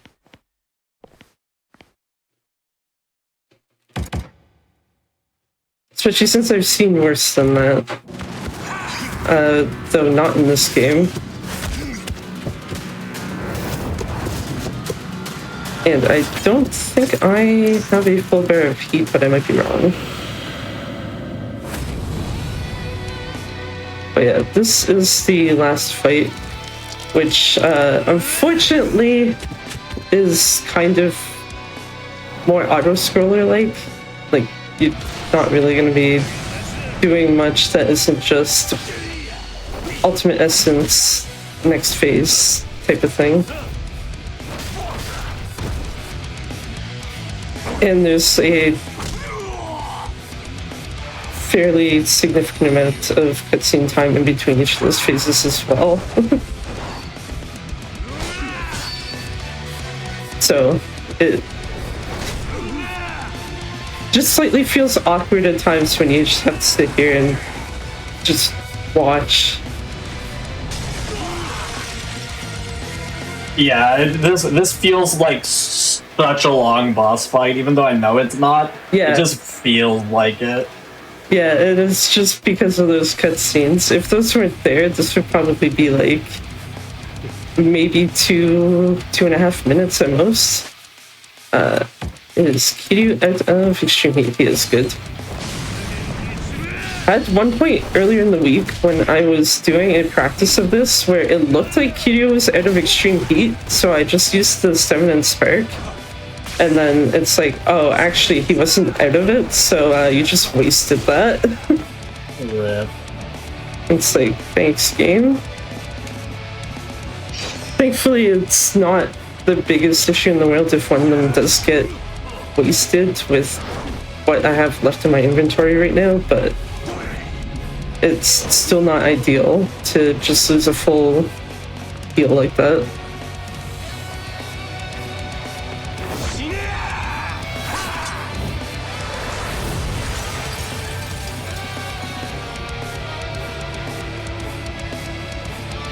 This is probably the only phase of his fight that is, like, at least to me, a potential problem in the making. No, you're not getting an officer. Thank you. Now, hopefully... that's not the heat move I wanted, but I think he is going to be close enough anyway. Yeah, that should be enough for phase transition.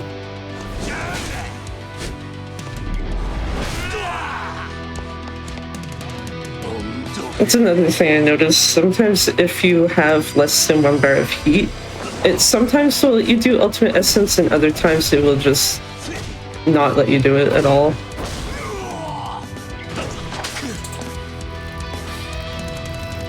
Also, this is probably one of the more kind of out there things. Just throw Kiryu up with the spider gadget, but then Kiryu drags Shishito up with the same thing. Yeah, I mean, yeah.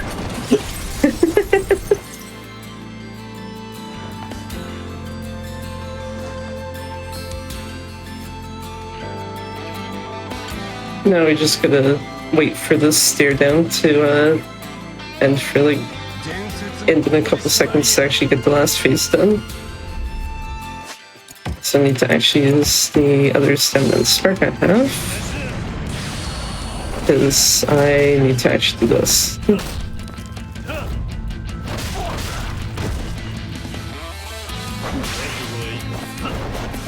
And with that, time will be coming up once basically these two headbutt each other, which will be when I also have to hit the triangle button for a QTE.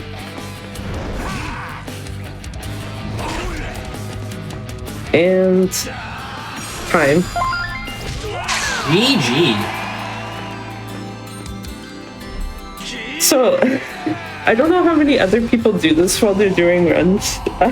I had live split in the background, and apparently that was a goal for Chapter 5.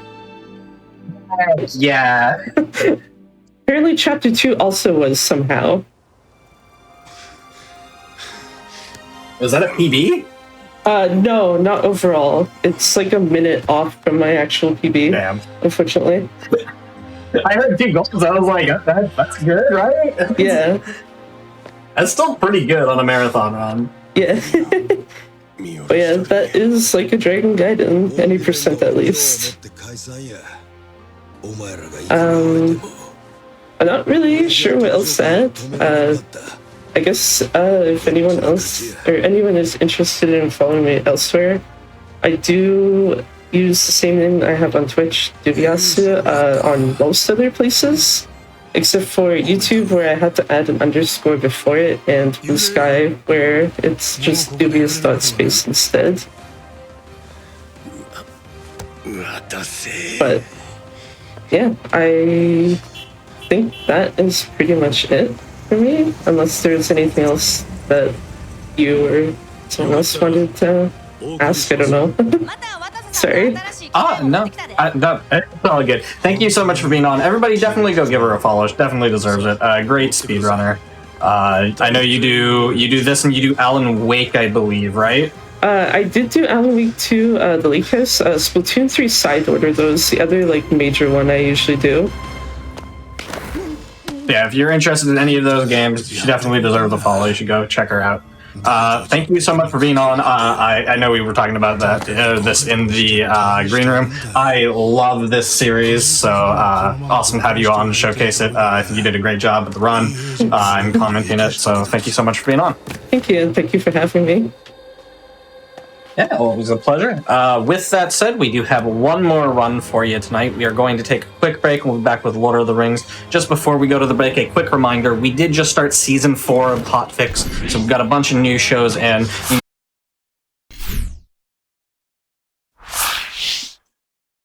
hello, everybody, and welcome back to the Games Done Quick Hotfix. Today is our Canadian showcase. We're showcasing a bunch of Canadian speedrunners. This is our American block of the Canadian showcase.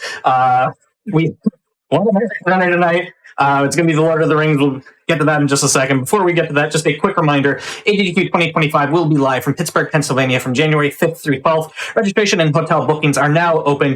You can go to gamesonquick.com and check out the GDQ 2025 important dates section to learn more. Registration is closing in, I believe, less than a week. So if you want to attend the event, make sure you get your registrations in. With all that said, I'll hand it over to you. I'll let you introduce yourself. Alrighty, hello everybody. My name is Zojalix, and I am going to be running The Lord of the Rings: The Return of the King, any percent. So this is, to the technical full name of this category is any percent solo PC, no cutscenes. So this run has a lot of varying differences between the PC version and the console version. If you watch, there was a run back in SGDQ 2022 by MaxiLobes. He ran the console version at SGDQ 2022, and you'll notice the estimate between his run and this one is quite different. Part of that is the PC version just automatically runs significantly faster than the console version.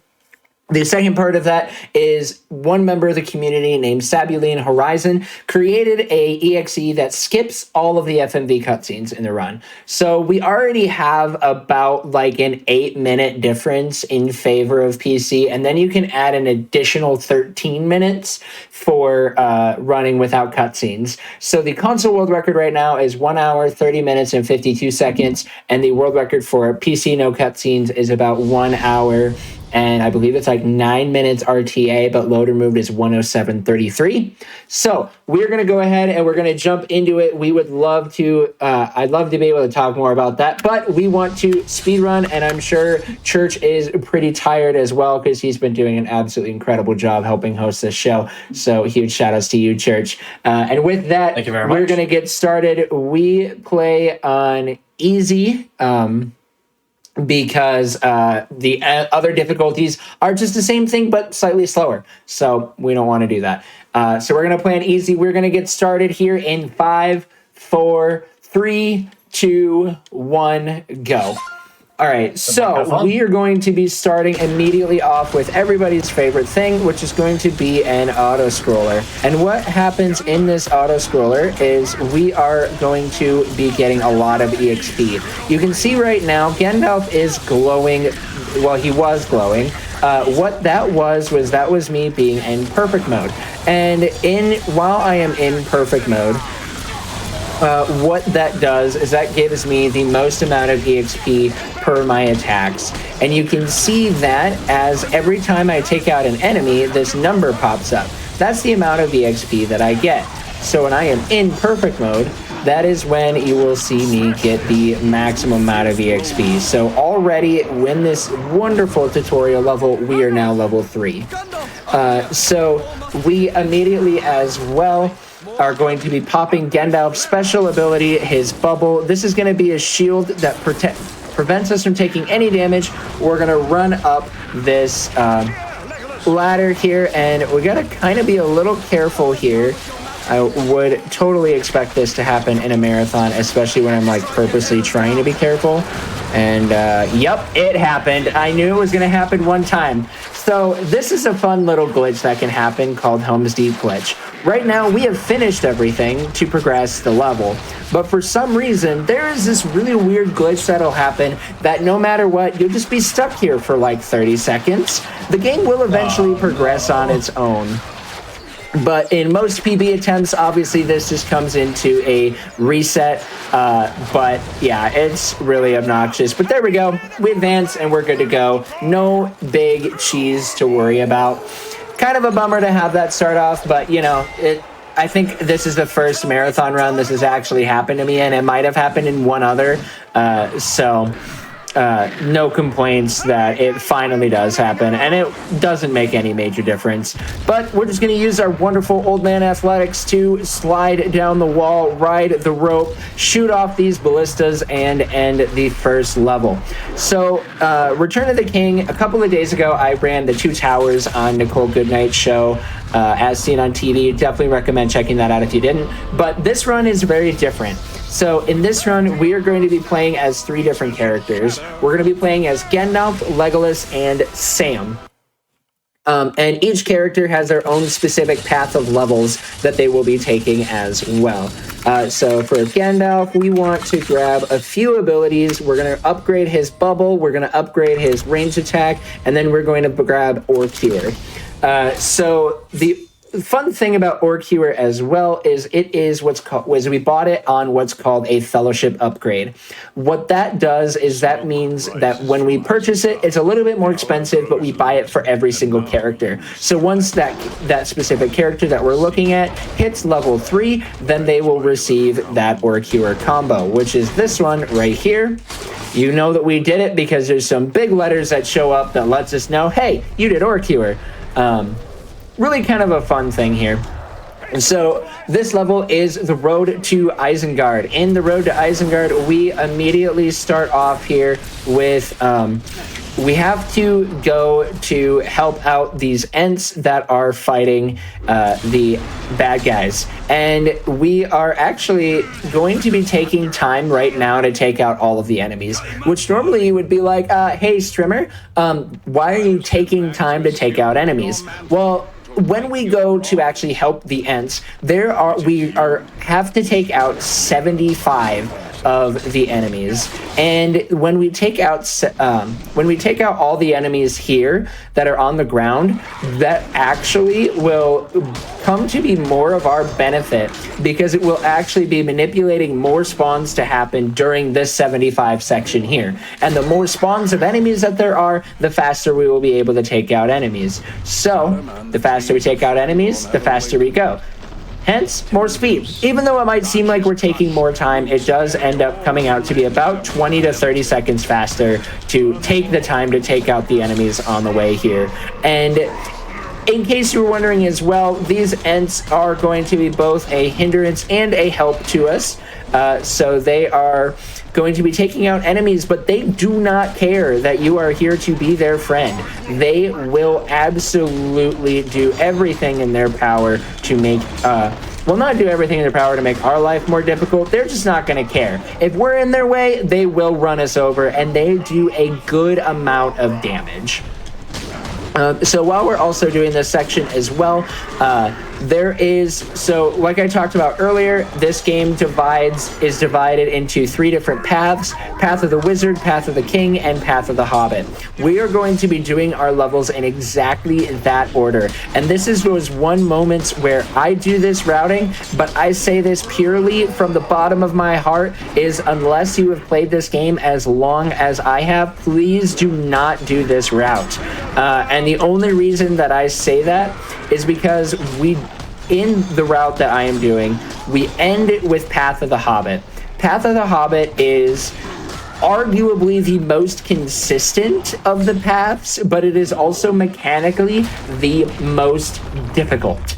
And so when it is the most difficult, a lot of newer runners will struggle with the Path of the Hobbit. So I usually recommend that you start with Path of the Hobbit and then go to Path of the Wizard. And the reason why I'm doing Path of the Wizard first is because Path of the Wizard has the most RNG heavy levels. Same thing with Path of the King. So I route it where I do Path of the Wizard first, and then I do Path of the King just to get rid of all the major RNG sections as early as possible, and then finish off with Path of the Hobbit. Plus, Path of the Hobbit does have some really cool, unique routing, so it does give you something to look forward to later on as well.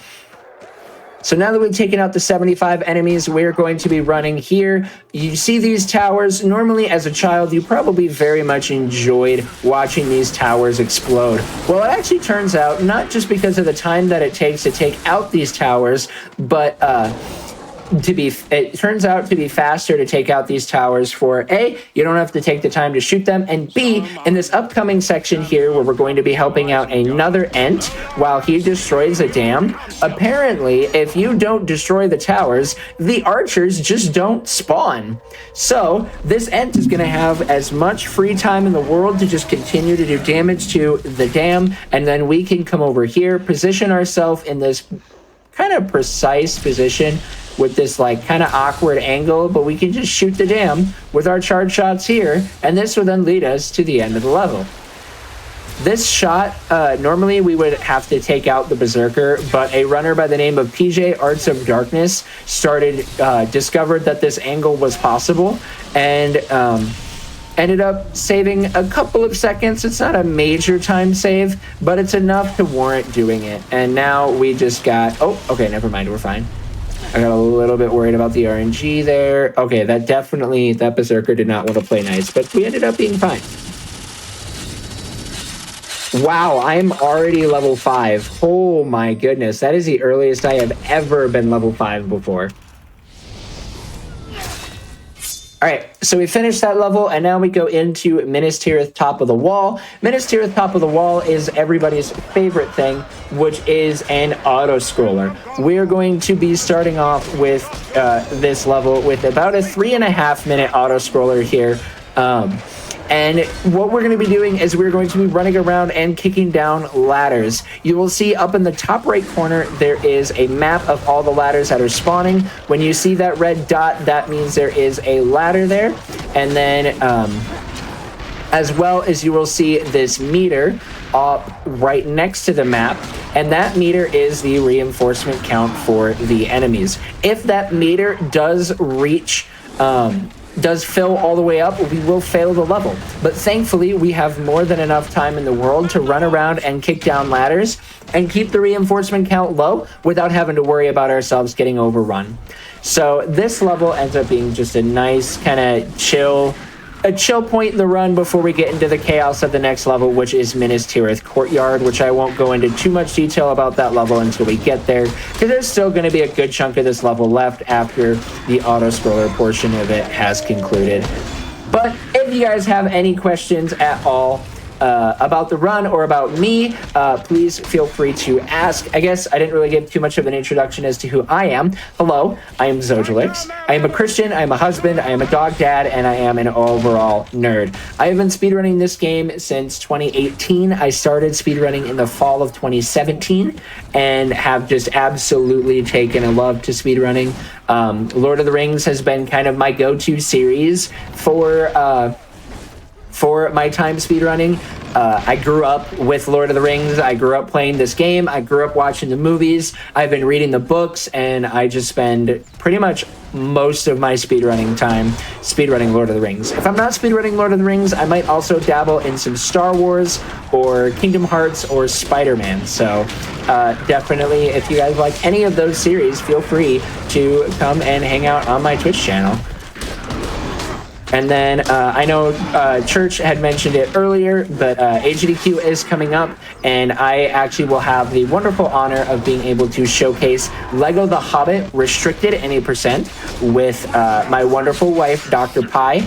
We are very, very excited to be able to show off that run. It will be Sunday night or Monday morning, depending on what your exact process of time is, because it'll be at about like 1 in the morning. So if you want to watch that, I do highly recommend checking that out. It is going to be a super fun run. My first time running on a GDQ main stage, and I'm very excited to be able to show off a run with my wife. Oh, yeah, that's super hype. I'm glad that y'all got the run in. I'm very excited. I remember when I think I was in the middle of work when I was scrolling through the games list, and I saw my wife's name show up before mine, and I was like, wait a second, there's only one reason why her name would show up first, because she only does co-op with me. So then I started freaking out because I knew we had gotten Lego The Hobbit in, and it was such a cool moment.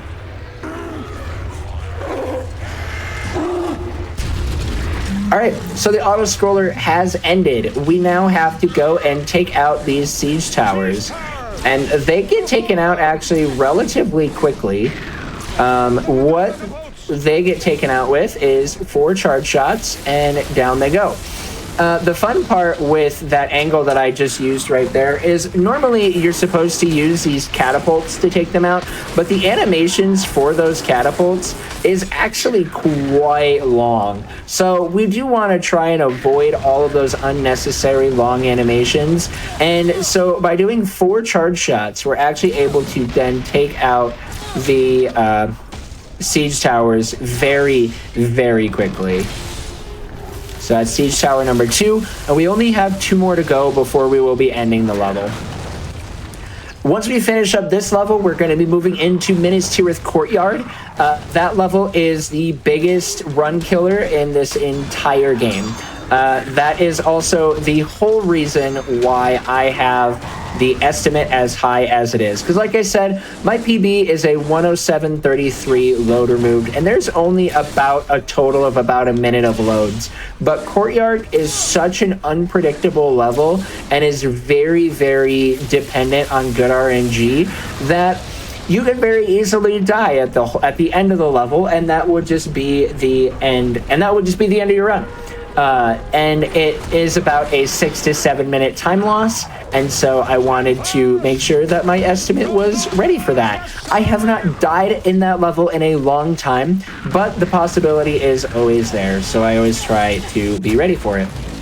But 4 quick shots against the siege tower takes it out, and we will then head out to that level. So in that level, we are going to have to rescue 200 refugees, and our whole goal of that level is crowd control. There's going to be enemies spawning in constantly, and we want to make sure that we are absolutely on top of it and making sure that we are taking them out and allowing time for the refugees to get to where they need to go. But first, we have to do everything that every old wizard likes to do, and that is outrun the Gondorian archers here. Because if you outrun them, it's extra swag points. It doesn't really make a big difference. I just always find it really, really funny when Gandalf, the 6,000-year-old wizard, is outrunning these archers. And no, the armor doesn't make a difference. I'm sure somebody would have thought of that, but I'm sure the added hundreds of pounds of armor doesn't make a difference in their speed whatsoever.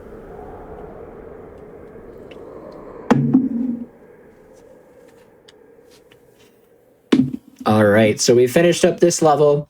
At the end of every single level, it does tally up every single amount of our kills. That's another area where the PC port does differ from the console port. Is if you are on the console port, you actually have to sit and watch all of that tally up. On the PC port, you can just skip right through it. Another way that makes the PC port kind of a lot more fun to run.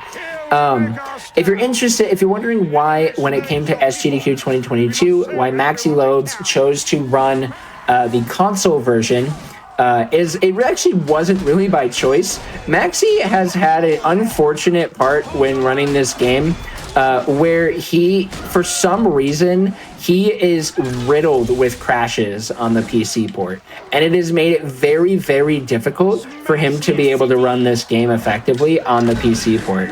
And we have had a bunch of fixes that have come out within the last year that have supposedly fixed these crashing issues, and I'd love to be able to get more people possibly interested in taking a look at them, so that way we can know for sure if that issue is fixed. Because the PC port just has a lot more accessibility and is overall, in my opinion, a much better paced run. And so I really want to make the PC port as accessible as possible. The console version is still great, still super fun, and I do also recommend giving that a try as well.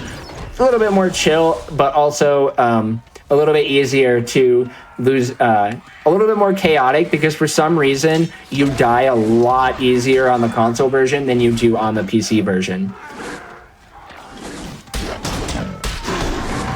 So another interesting fact about this level is this level will, all of the enemy spawns are completely consistent in waves of 20. So for every 20 refugees that we save, that will go and change the spawns of the enemies. So at 60, we will always get the archers. At 40, we always get that wave of Uruk-hai that we see come in. And then at 80, we will be getting a different group of spawns that will be coming in as well. So we get different groups that remain mostly consistent, but with any action adventure RPG-esque type game, there's always a major bout of randomness that can happen. So we got to make sure that we're always staying on our toes and making sure that these enemies are not able to stop our refugees from getting back to their getting back to safety.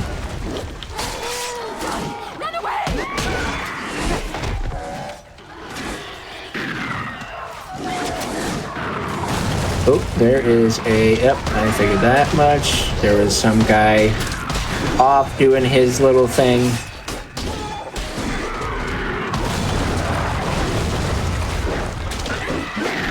Oh, also, I did this at the end of Road to Isengard. I did give Gandalf his final ranged attack upgrade. That ability is going to be absolutely imperative for the last level that we use Gandalf in, because we actually do get the ability to use Gandalf in the last level of Path of the King.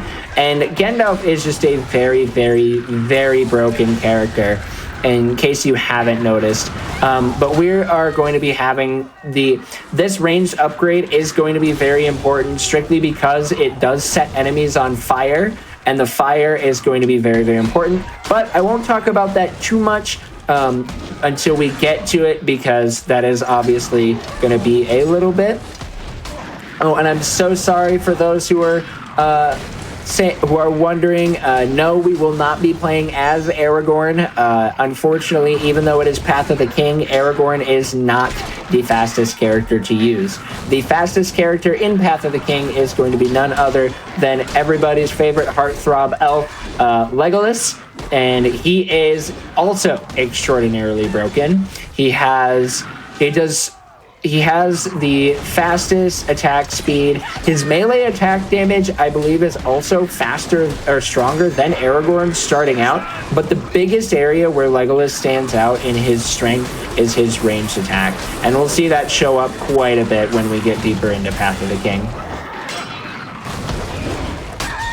Rubeetle, I see you in chat. Thank you for the good luck. Huge shout outs to Rubeetle. Rubeetle is another runner of this game.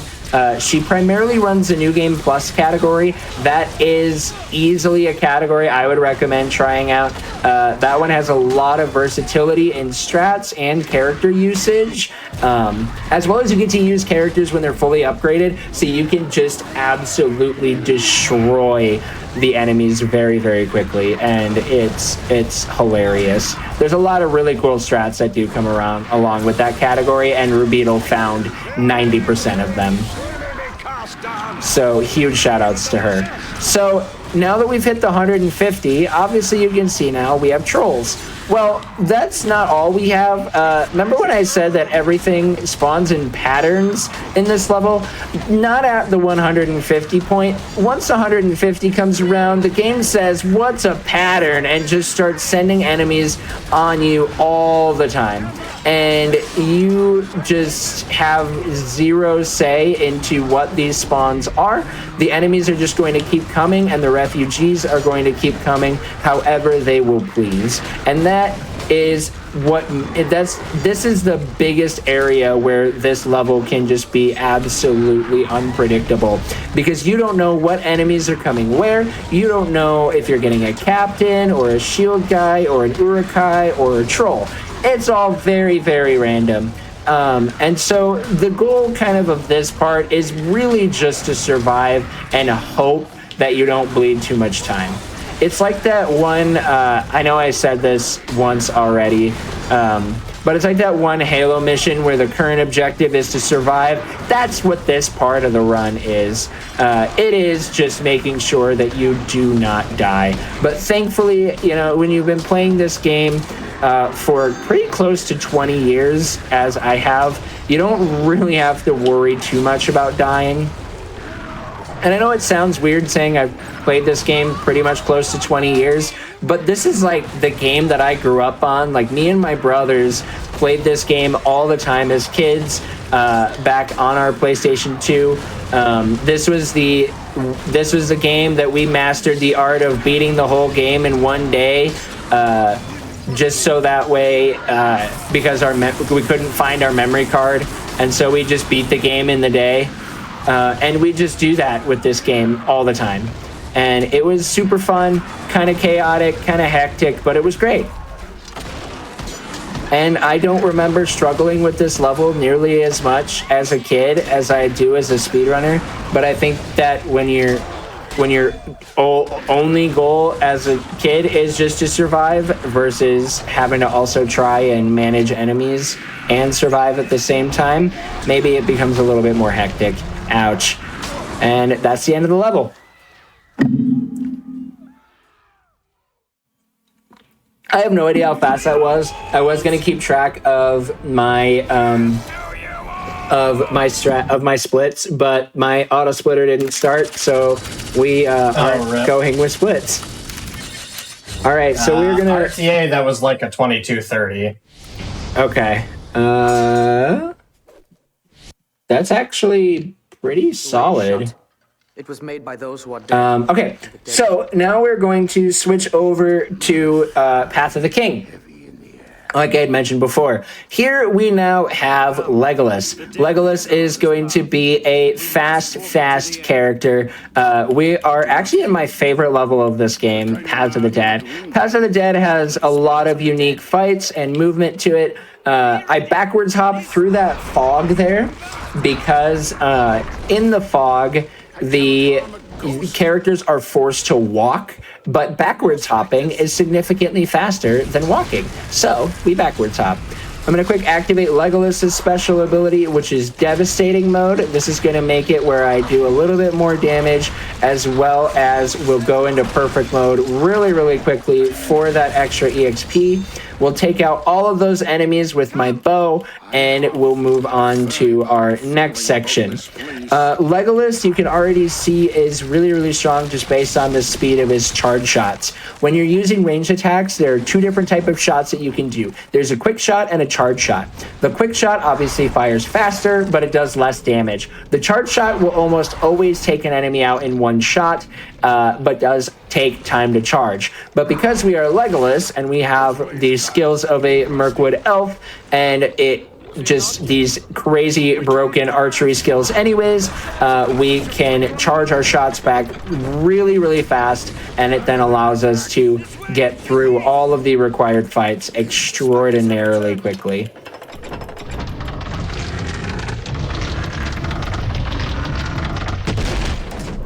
So I'm going to take also this quick moment while we're moving to the next fight to say, hey, this game is super accessible to speedrun. If you're like, I want to just run the game as a specific character, we have categories available. Our category extension board is popping off in terms of the options available for you to be able to run this game.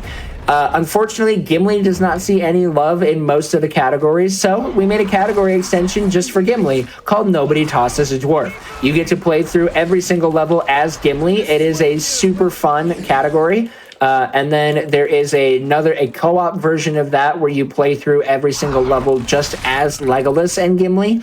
It's a super fun time. If you want to play as Frodo, which I don't know why anybody would want to do that, we do have that category available as well. The only reason I say that about Frodo is because he is the clunkiest of the clunky. His animations are slow, his damage is low. It's a very difficult run to do. But I definitely have intentions on trying it out, and I might do that here after the new year once all of my marathon and GDQ prep has kind of slowed down for a little bit.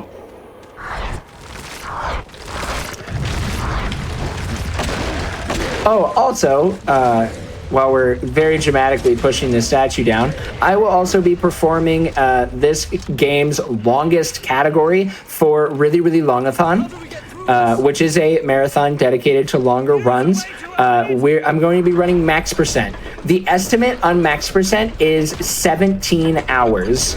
And that is playing through this game, playing through every single level with every single character, and then also getting every single character to max level. So we're essentially doing the equivalent of 9 100% runs in this game as one run. I've done the run once already before, and it's actually a really good time. I do highly recommend that you check out max percent. If you're into longer runs, max percent is definitely the category for you. So for this final fight, we have to take out 35 of these ghosts, and if we just stay in this position and we time our charge shots properly, and RNG is our friend, then we will take out all of our ghosts here. So this is definitely... RNG is a huge factor in this fight because sometimes... Oh, my arrow drop despawned. Arrow drops are a big point, and then sometimes our party members will like to hit the ghosts and make it where our attacks are not as effective. And since I am not getting any more arrow drops, we're probably gonna have to pivot to some melee here. But, oh, and of course, as I say that, I get like 3 arrow drops, but there's only 2 more enemies I have to take out. So just a couple more attacks, and we are good to go. Hasta la vista, baby. We are off and out of the Paths of the Dead. This way! Anyway would be fine about Yes, there are 9 characters in total that you can play in this game. There's Aragorn, Legolas, Gimli, Frodo, Sam, Merry, Pippin, and Faramir. So now we're going to go into King of the Dead. We first pick up Legolas's ranged upgrade, Mirkwood arrows, and now there's going to be a 3-cycle strat that I'm going to be going for. I'm going to be using a various combination. I'm going to have to focus for it, so I'm going to kind of summarize it here. I have to do a various combination of charge attacks and quick shots and charge shots in order to take out the King of the Dead in 3 cycles. And we will see if I can do this right here. Starting off on this first cycle, I just need to get 3 charge shots off. Or 4 charge shots. All right. Get that. There's the 4th. And get a down stab. That's a good first cycle. The hard part with the 4th charge shot in every single cycle is the King of the Dead is starting to like spiral down into the ground, and the game does not auto lock onto him. So to get that shot off, you have to pretty much have your angle set right away early, and then you will be able to get it. And then for all the following phases, it will be 4 charge shots and 3 quick shots, just to build a little bit of additional damage onto the King of the Dead.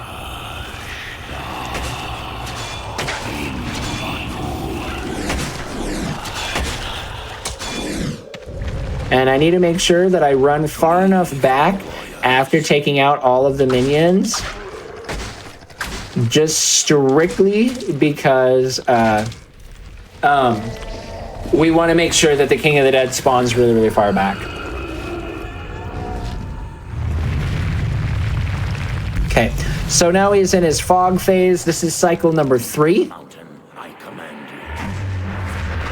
And all we need to do is jump here, spam quick charge shots, and this should be enough to kill him. Boom, there it is.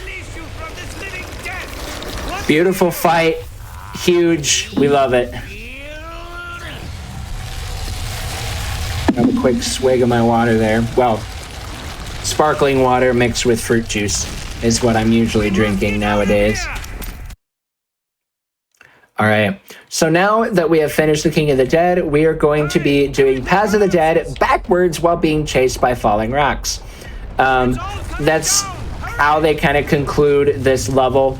They do kind of make it a little bit of an abridged version, so that way you're not having to deal with the falling rocks and long periods of fog.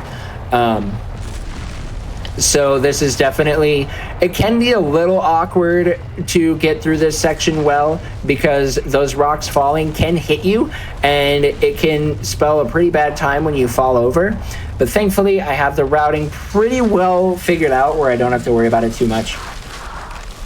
And then we have our first fight. I'm going to be immediately, well, not immediately activating devastating mode, but we kind of have to like make our focus of our melee attacks the archers, because the archers do very much like to get in the way.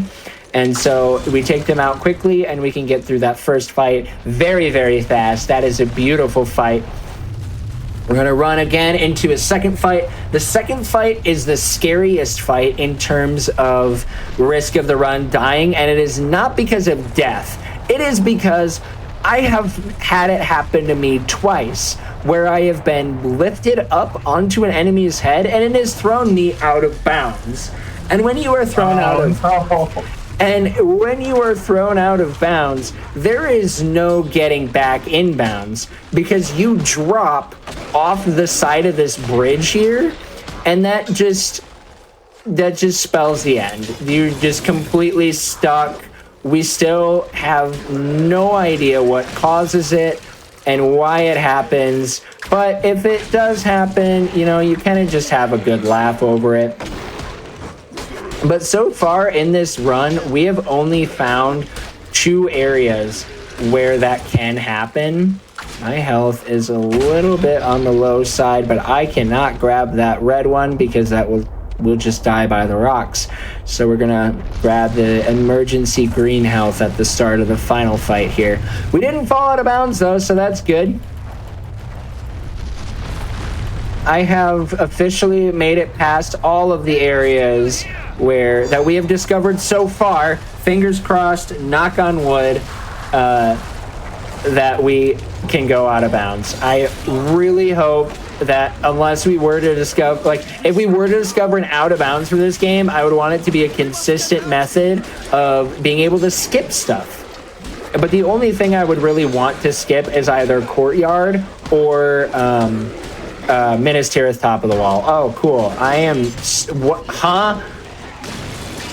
That was... Yeah, that getting lifted on top of enemies, that's what sends you out of bounds earlier in that level on that bridge fight. I've never had it. I've never been lifted on top of enemies in this fight before, so that was new. It was like a this has kind of never happened before moment. Not like a full this has never happened before, but that was definitely a little on the odd side. Okay, this is turning out to be a little on the awkward side. Okay, we're on these, and I got a devastating mode back, which is both like good and terrible, because that means that this fight's kind of going slow, but that's fine. Couple more attacks, and this guy is gone. The dead shall fight when your people are closest to us. So yes, I am seeing a lot of evidently Vag. I do see you in chat saying that this game looks really fun. This game is very, very fun. I highly recommend it for your first playthrough to grab a buddy and play it. This game has a co-op mode and it is phenomenal. I highly, highly, highly recommend it. I've ran pretty much every aspect there is of this game, both single player and co-op, and it is such a good time. I got to a couple of years ago. My main speedrunning co-op partner, the Spectacular Slade, and I got to show off any % co-op on Frozen Flagon's old show, It's Dangerous to Go Alone, and that was such a good time, and I highly recommend that you guys check out the co-op run of this game. It is a grand old time.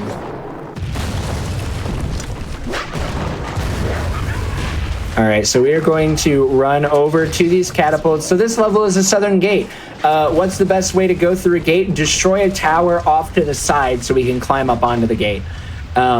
Basically what's happening is we're trying to get to our friends in Gondor, go aid Gandalf while he is trying to defend the city of Minas Tirith, and we want to help him, and in order to do that we have to first get through the southern gate, which we are now here to do. And so now that we are here, we have to take out we don't actually have to take out a lot of enemies because they're mostly optional, but there are some enemies that we do need to fight in order to just clear the way to be able to open the gate. First being this troll, and this is also, that was the longest I have ever gone without getting hit in this level. That was one of the most incredible things ever.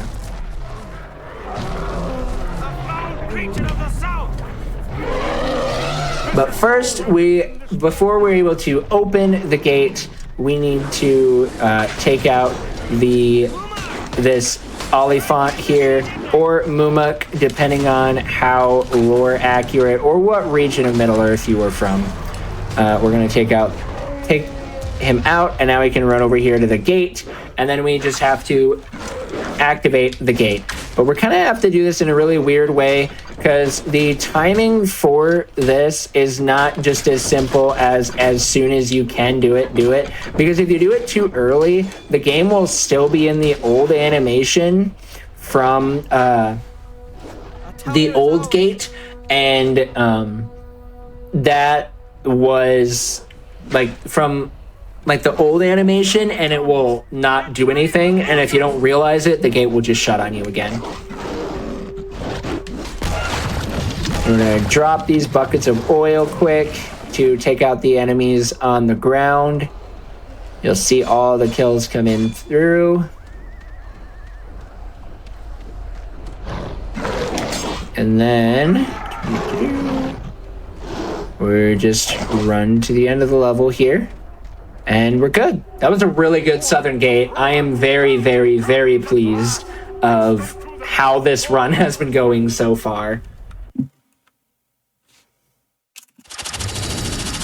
And so now that we've finished this section off, we are going to head into Pelennor Fields. This and the next level, the Black Gate, are the other two really big RNG heavy levels in this run. We are going to be starting off in Pelennor Fields, where we have to take out 60 enemies. And in pure Legolas fashion, we are going to be using our bow. And this is where the RNG becomes a huge factor, because we have to not only, like you can see down in the bottom left corner, we only have 30 arrows, which means that we can theoretically, if we do not miss a single shot, take out half of the required enemies before we run out of arrows. So we're going to be spending a lot of time on the lookout for arrow drops, making sure that we get arrow drops. And also, then you have these enemies like these captains that can get right up in our face, and they take multiple shots to take out. So there actually is a lot to manage in this level in terms of being able to do it fast. But thankfully, because Legolas is as strong as he is, we can still take out a lot of enemies very, very quickly. I'm also running very low. That was almost a perfect time for an arrow drop. I would have loved it if there was an enemy just a little bit closer, but again, no big deal. This is also the last level that we are going to be seeing Legolas in, so I hope you guys have enjoyed your time with our wonderful elven friend here and watched him just use his epic archery skills to take out many, many enemies. It won't be, now this section of 60 will also not be the final portion of Legolas's epic archery before we go into the end of the level. We are going to be taking out a couple more of the elephants, as well as we are going to be doing another really, really cool trick to take out the Witch King on his mount in one cycle. I just need to get a few more arrows. This happens to me all the time, where I'll have like a really good section with these 60, and then I'll miss like a few other shots. Stop them before they reach. All right, so now that we've done that, we're gonna run up this slope here. There's gonna, just as we take out the first Mumik, we're gonna position ourselves right at this rock, and we can take him out off screen. He's gone, and we're just gonna immediately start sprinting to the next Mumik that will immediately spawn on the next side. So this is going to be a wonderful time here. Ow, that was really unfortunate to get that knockdown. I'm just going to do a quick parry there, just so that way I don't accidentally get knocked down again. And then we're going to position ourselves right about here. Hold this really specific angle. Do 3 and 4. Boom. There goes that Oliphant. So now we're going to fight the Witch King. The Witch King is going to be taking out Eowyn and Mary here. Our goal is to try and take him out in one cycle. And it is very, very important that we do so, because the Witch King will make us lose possibly over a minute of time if we're not careful. But thankfully, as long as we just wait for him to do this one attack and then do our charge shots, that will be all that she wrote for the Witch King, and that's a Witch King one cycle done very, very nicely. Aragorn and Gimli were kind of stuck, so I was a little worried that the other enemies will get in my way, but we don't have to worry about it. Also, I'm going to let you guys enjoy the scene, because huge shout outs to the Fatals, and just mainly for this scene here. I am no man. You look upon a woman. Eowyn, one of the strongest femme characters in anything, just looks at the Witch King, who was supposed to not be killed by a man, and she says, "I am no man," and then stabs him in the face. And I just think that is such a cool scene.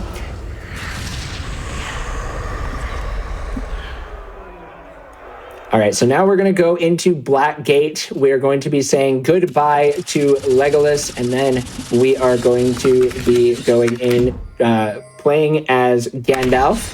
And Gandalf, once again, being the overpowered character that he is going to carry us to the end of the Path of the King. And as we start out in the Black Gate, we're going to be taking out the Mouth of Sauron. That Orc Keyword combo that we bought at the very beginning of the game, it is extraordinarily broken, not just for what we've already used it, but when used against the Mouth of Sauron, he will be infinitely looped. So I can just kind of relax, hit the buttons on the controller, and take him out. See you later, alligator. There he goes. Guess that concludes negotiations. And then we have now this is the other big RNG portion in this level. This is the final major RNG section in the run. We have to take out 6 captains, and these captains are going to be spawning based on how quickly we will be taking out enemies. So we are going to be immediately starting out by activating our bubble in the cutscene, so that way we can just kind of run back and forth, not let any of these as many enemies come through as possible, and then we can just start taking out everybody, using Gandalf's overpowered magic to do most of the work for us.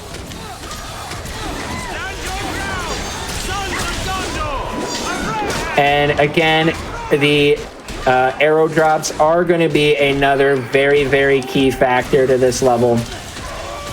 Another kind of fun gimmick that makes this level very, very, very difficult sometimes is you can see up now, Gimli has a health bar. And you're probably like, okay, why does that matter? Well, when your party members have health bars, they can die very, very quickly if the enemies just kind of are let loose. So we have to make sure that while we are quickly taking out enemies to make the captain spawn, we also want to make sure... Wow, I am getting parry looped here. Okay, we're good now. We also want to make sure that we are keeping an eye on our party members' health, so that way we can heal them if they need it. If their health bar does drop really low, all we have to do is run over to them and stand next to them, and they will heal up, which is great because sometimes things will, like a lot of times we'll just be fighting near the party members anyways, and so we can just naturally heal them up. The one party member who does make this a little bit difficult is Legolas. His health bar will be showing up here in just a little bit, but he is the one that definitely can create the most amount of trouble for us as runners. Nice, I got that shot onto that captain to take out his armor. One Orc Keyword, and he is donezo. And once I actually I'm going to save my bubble. I was going to use the bubble, but I'm actually going to save it.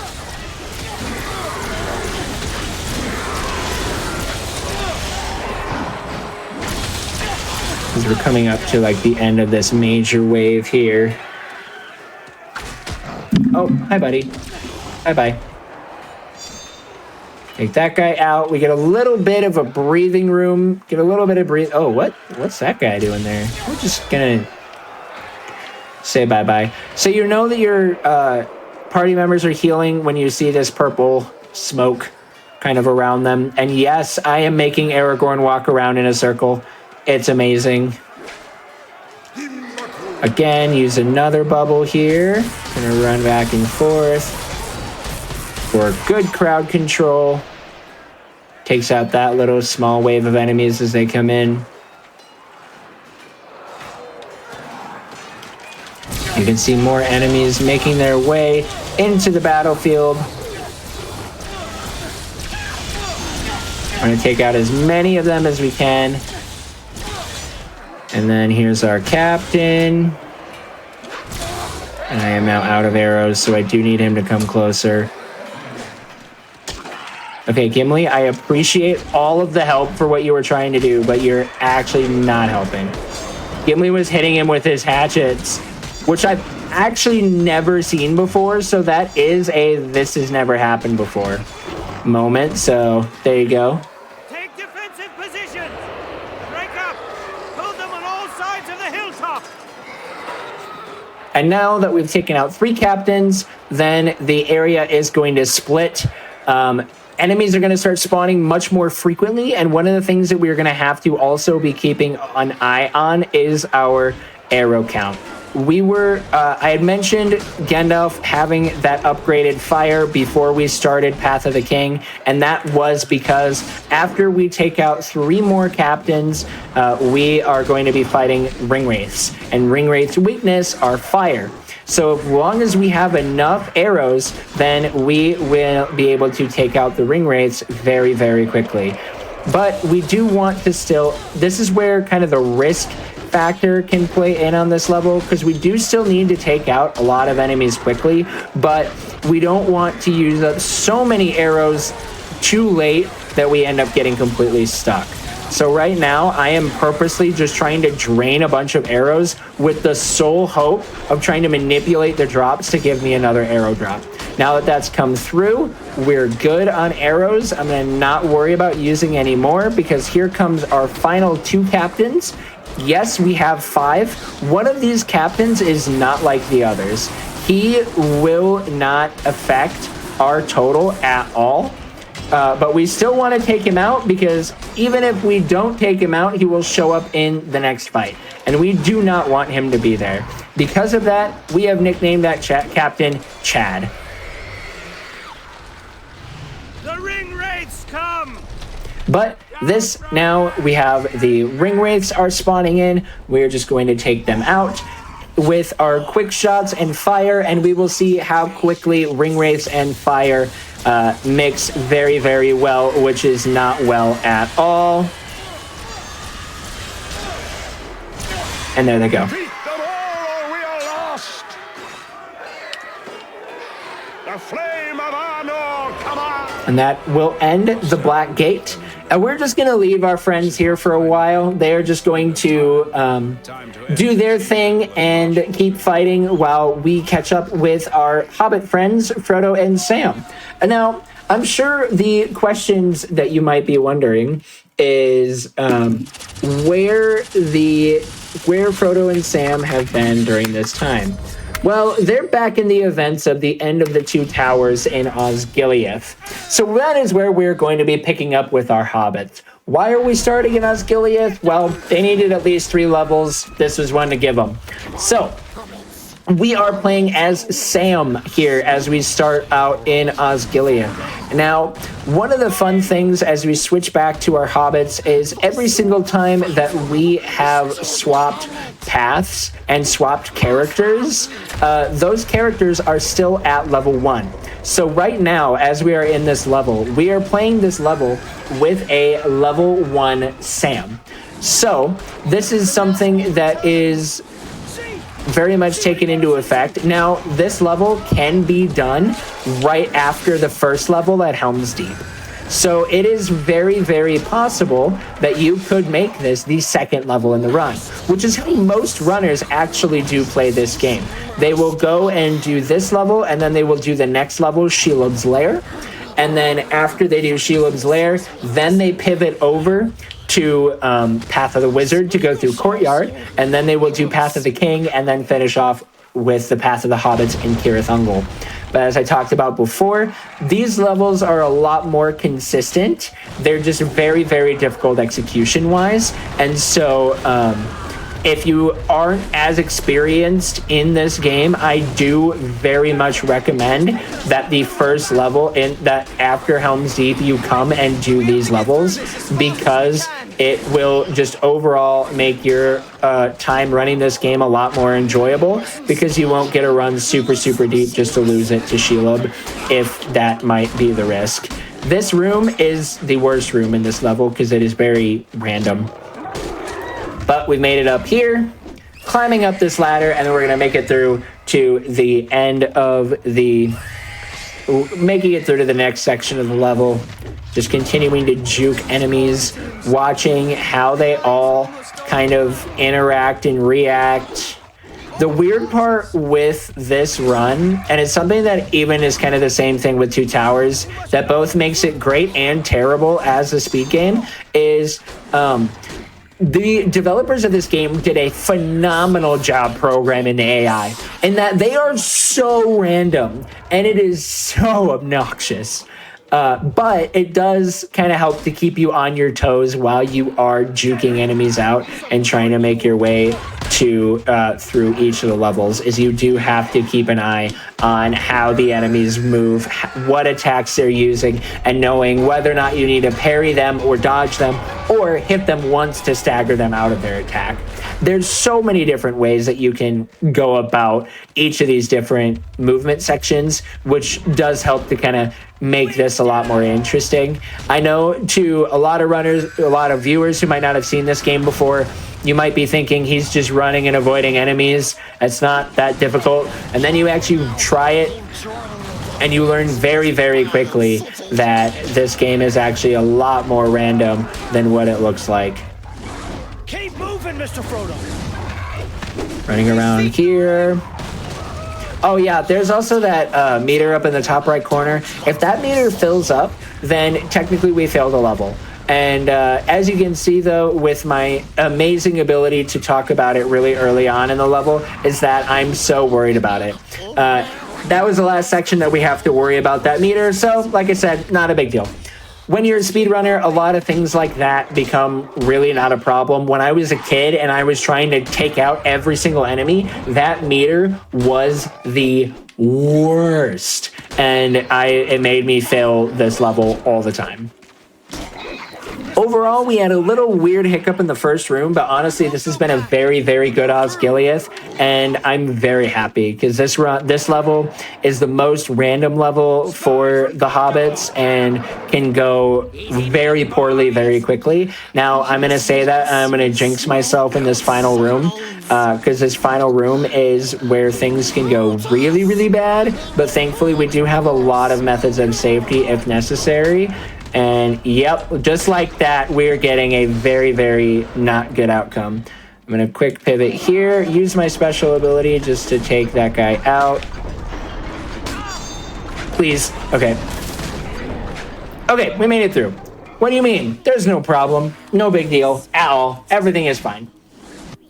Normally, we don't have to worry about the gate rising up, but honestly, we recovered that very, very nicely, and I have had many runs where that has just kind of fallen apart very fast, and I'm really glad that now we didn't have to worry about that falling apart when that happened. So that was like the best worst case scenario.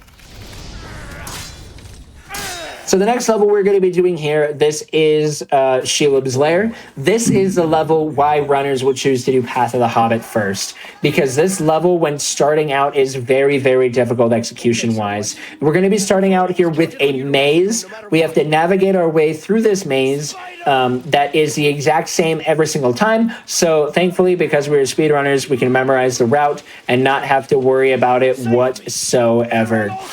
So then after we finish the maze, we have to deal with spiders, and everybody loves spiders. If you are arachnophobic, I do want to advise you to look away. There are going to be spiders everywhere. Somehow I have to get around. I always, for some reason, forget to issue that warning. But yes, so one of the things that we're going to be spending a lot of time doing is avoiding taking out enemies, because that takes a lot of time. Especially with being Sam, hobbits are very, very clunky, and so when they get parried or hit, their animations to recover do take a lot longer. So we definitely do not want to spend a lot of time trying to fight and risk getting stuck in parry loops or just getting parried in general, or even getting hit. So another fun thing that's really kind of unique to single player on the PC is these spider pits do 0 damage to us. If you are running on the console version or on co-op, those spider pits will delete your health. That was weird. That torch is suspended in the air but still hit the web. That was weird. Don't know why that happened, but I'm not going to complain, and we're just going to continue on. Come over here, throw our torch here. The massive urge to try and get Archer skip was huge there, but I decided against it because we don't even do it in runs, so I'm not gonna struggle through it here. There's a skip where you can actually hit the web from the lower level with a torch, and those archers don't spawn, but it is so difficult that we know it's possible, but it is just not viable enough in runs at all. And it is really sad because it is a really cool strat that allows, like, you take the torch and kind of bounce it along the wall to hit the web. It looks really cool. And shout outs to Rubeetle for finding that one as well. But it is unfortunately not viable in the speedrun. So this is Sheila. We're going to be beating her up. In order to force her down, we're going to throw a dagger at her, and then we open every single phase with our Orc Cure. And then while she's stunned, we just run around to the front and Orc Cure her again, and we basically kind of keep her stuck like this. In the second phase here, she's going to be running around like absolute mad because she is just very, very angry that we have stabbed her in the eye and cut off her leg. But if you just hang up over by where Frodo is, then you'll be fine. But this fight is one of the is the big reason why many runners will lose runs here. This fight, if not done very particularly in how I am doing it right now, can like go all sorts of haywire, and then things just become extraordinarily scary. But thankfully, I've practiced this fight so much that there's nothing to worry about. That was actually one of the best Sheila fights I have ever had, if not the best. That was incredible. That was really good. This run has been one of my best marathon runs. I have no idea how this is stacking up loader move time, but I actually might have to go back and retime this and check and see how this run compares to my loader move time. So that's going to be real fun to look at. So we're down into 2 levels left in the run. We have Kira Thungle, and then we have the Crack of Doom. We're going to be talking about Kira Thungle here. This is a really, really fun level to do in any percent. This level, we have to take out 80 enemies in order to get to the end of the level. And like I have talked about a lot, is hobbits are not good fighters. But the thing that the game does is it understands that hobbits are not good fighters. And so they actually give you many, many moments throughout this level where you can use different things around you to take out enemies quickly. There are a few enemies that we are going to be purposely avoiding because it will take a long time. Oh, that was kind of unfortunate. So I'm just gonna play this safe. I'm gonna avoid that guy there, and we're gonna be fine. But where we're can use there are a few enemies that we do have to fight as the game intended, or just as, well, I guess either way is as the game intended, because we aren't doing anything unintended to take out enemies. But we use these methods to take out other enemies where we can, because it just overall provides a better experience for taking out enemies. It makes it a lot easier and faster to take out massive clumps of enemies when you can use just the tools around you This is a very much a case of work smarter, not harder. We're going to be very careful here. Dump that fire. And now we're in this room. You probably see this clump of enemies and think, wow, I would not want to fight them. And the answer is, yeah, we definitely do not want to fight them. So we are going to be using our wonderful tools of spears to take them out. But first, we're going to make a quick pivot here, dump some oil onto these guys to get ourselves in a perfect mode to make it where we can take this guy out quickly. We're going to throw a spear at that guy, that poor guy. He didn't really do anything. He was just kind of in the wrong place at wrong time. Here's a little orc captain. We're going to cloak up, stab him in the back for the insta-kill, and then cut the rope on the chandelier here. We're going to drop it like it's hot, and down goes many, many, many enemies. And then set more of them on fire, get stuck in the fire, and continue to run towards the end of the level.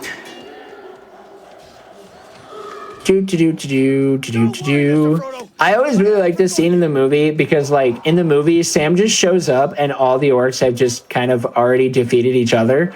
And so, like, Sam is able to just kind of walk through without any problem. And then there's like one staircase where Sam like growls and it like reverbs across because of the acoustics in the room, and it scares a bunch of them. And then just Sam emerges and they're like, wait, what? There's just this tiny person here. And then Sam takes out enemies and dedicates one of the enemies that he takes out to his grandpa. And I am a huge proponent of dedicating things to your grandpa because grandpas can be very cool. So that's now the main area. As you can see, we routed that out very perfectly. So that way we can just be right here as all 80 enemies are taken out. And then we're going to run over here to trigger this crossbow to get rid of all of those enemies because the game does not, I have tried, the game does not let you fight your way through all these enemies. And it's kind of sad, but you know, such is life. But we run past this crumbling bridge and we enter this load zone here. Where we're going to be fighting Gorbag. Gorbag is a very, very, very obnoxious boss fight. In order to defeat Gorbag, we have to run to the side and hit him twice with spears. Once we hit him with the second spear, he will be stunned, and then we can proceed to stab him, knock him down on the ground and stab him. And we really want to maximize the stabs because if we can get any triple stabs, then that will maximize all of the damage that we can do against Gorbag. And oh my days, is this going to be my first ever 3-cycle? It is! I have never done a 3-cycle with Sam before. What just happened? Oh my gosh, that is the most precise quick kill in this entire run. Oh my gosh, that was amazing. Thank you, Sam. We're close to Mount Doom now. What is this run? Free of that ring. Yo, this is the Oh my gosh. The absolute run of my life. And now we're going to be going into the Crack of Doom, where we have to fight the worst. Actually, this is the worst boss fight in the entire run. We are fighting Gollum. And Gollum, his first few phases are just the worst because they're pretty much random. What we need to do is we need to get Gollum over to the edge here and get him to teeter with our speed attacks, and then we use a fierce attack to knock him down. And so once we get him teetered in that way, we can then actually take him out by stabbing him. The second phase here is also pretty random, but then after this phase, we will actually be able to do a manip onto Gollum. We start off each phase by running over here to this corner. This is going to manipulate where Gollum spawns. We're going to then run over, hit him once, and then once we hit him once, he'll jump across, we'll hit him, this will aggro him onto us, he will run over to us at the edge, do his jump attack at the ledge, we speed attack, fierce attack, and knock him down. Now, as per anything in speedrunning as to how could this possibly continue to go wrong, well, we have our wonderful friend Sam here. Sam will be proceeding to do what he believes is best, and most of the time that will mean that he will be throwing daggers at Gollum. And if he is doing that, that could very, very much mess with the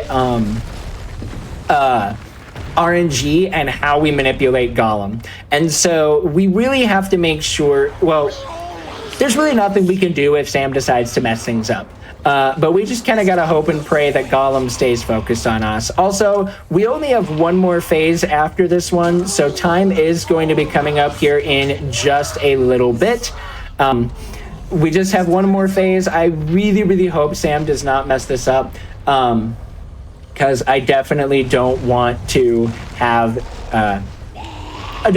this really, really good run be kind of cursed by something like that happening. But you know, why not? If there's going to be one thing that's going to happen, it would be that. But nope, we don't have that. Final stab time.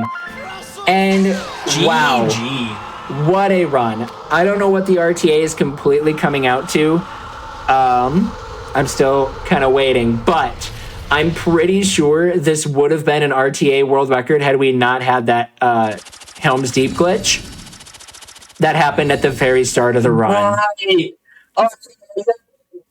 Yeah, it came out to a 109.12. My RTA PB is 108.36.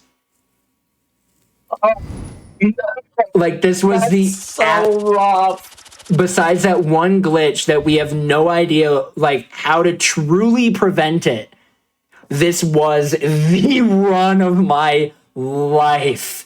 An incredible run to have in a marathon. So, well, GG. Yeah.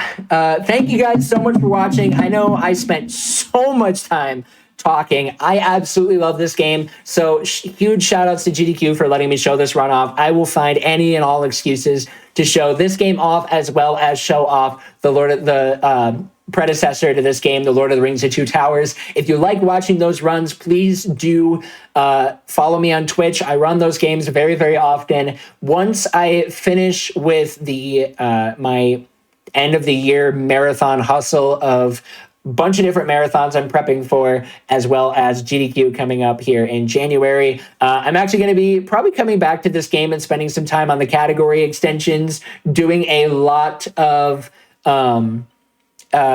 category extensions and trying to push my times down on console, because I just love running this game and I want to be able to continue to see this run thrive. So yeah, make sure you guys follow me on Twitch for that. Shout outs to the rest of the Lord of the Rings speedrunning community. You guys are phenomenal. I absolutely love you guys so much. Shout outs to my wonderful wife, who has been my biggest supporter throughout all of my speedrunning. Thank you so much, Dr. Pi, and for being my best supporter. And thank you for joining me in speedrunning, because I'm very excited to be able to show off Lego The Hobbit with you at AGDQ. But with that is going to be it from me. Again, thank you guys so much. Thank you guys for staying up. I know it's kind of a late night at this point, but I hope you guys enjoyed this wonderful run, and I hope you guys sleep well tonight and have a wonderful rest of your evening. Yeah, thank you so much. Absolutely fantastic run. Everybody, make sure you check him out. Fantastic speedrunner of a lot of different games. I know you've talked about a lot about the games you run. Fantastic streamer. Definitely give him a follow. And thank you so much. This was a great run. Thank you so much. Appreciate you being on. We don't have any more show for you tonight. A few quick reminders just before you go. We do have GDQ's next all-women and feb speedrunning event, Cross Fatales 2025, is going to be live from March 9th through 16th. You can go to gamesdonequick.com/fanfatales for more information on that. Also, join us in celebrating Black Joy with Back to Black from February 6th through 9th, 2025. You can find out more information at gamesdonequick.com/blackinaflash. If you did miss out on any of our show today, we're going to be running a replay of the entire show in just a few minutes after the break, so you can tune in for that. Also, tomorrow, tune in for our Twitch Guild Speedrun special. It starts at 7 p.m. Eastern.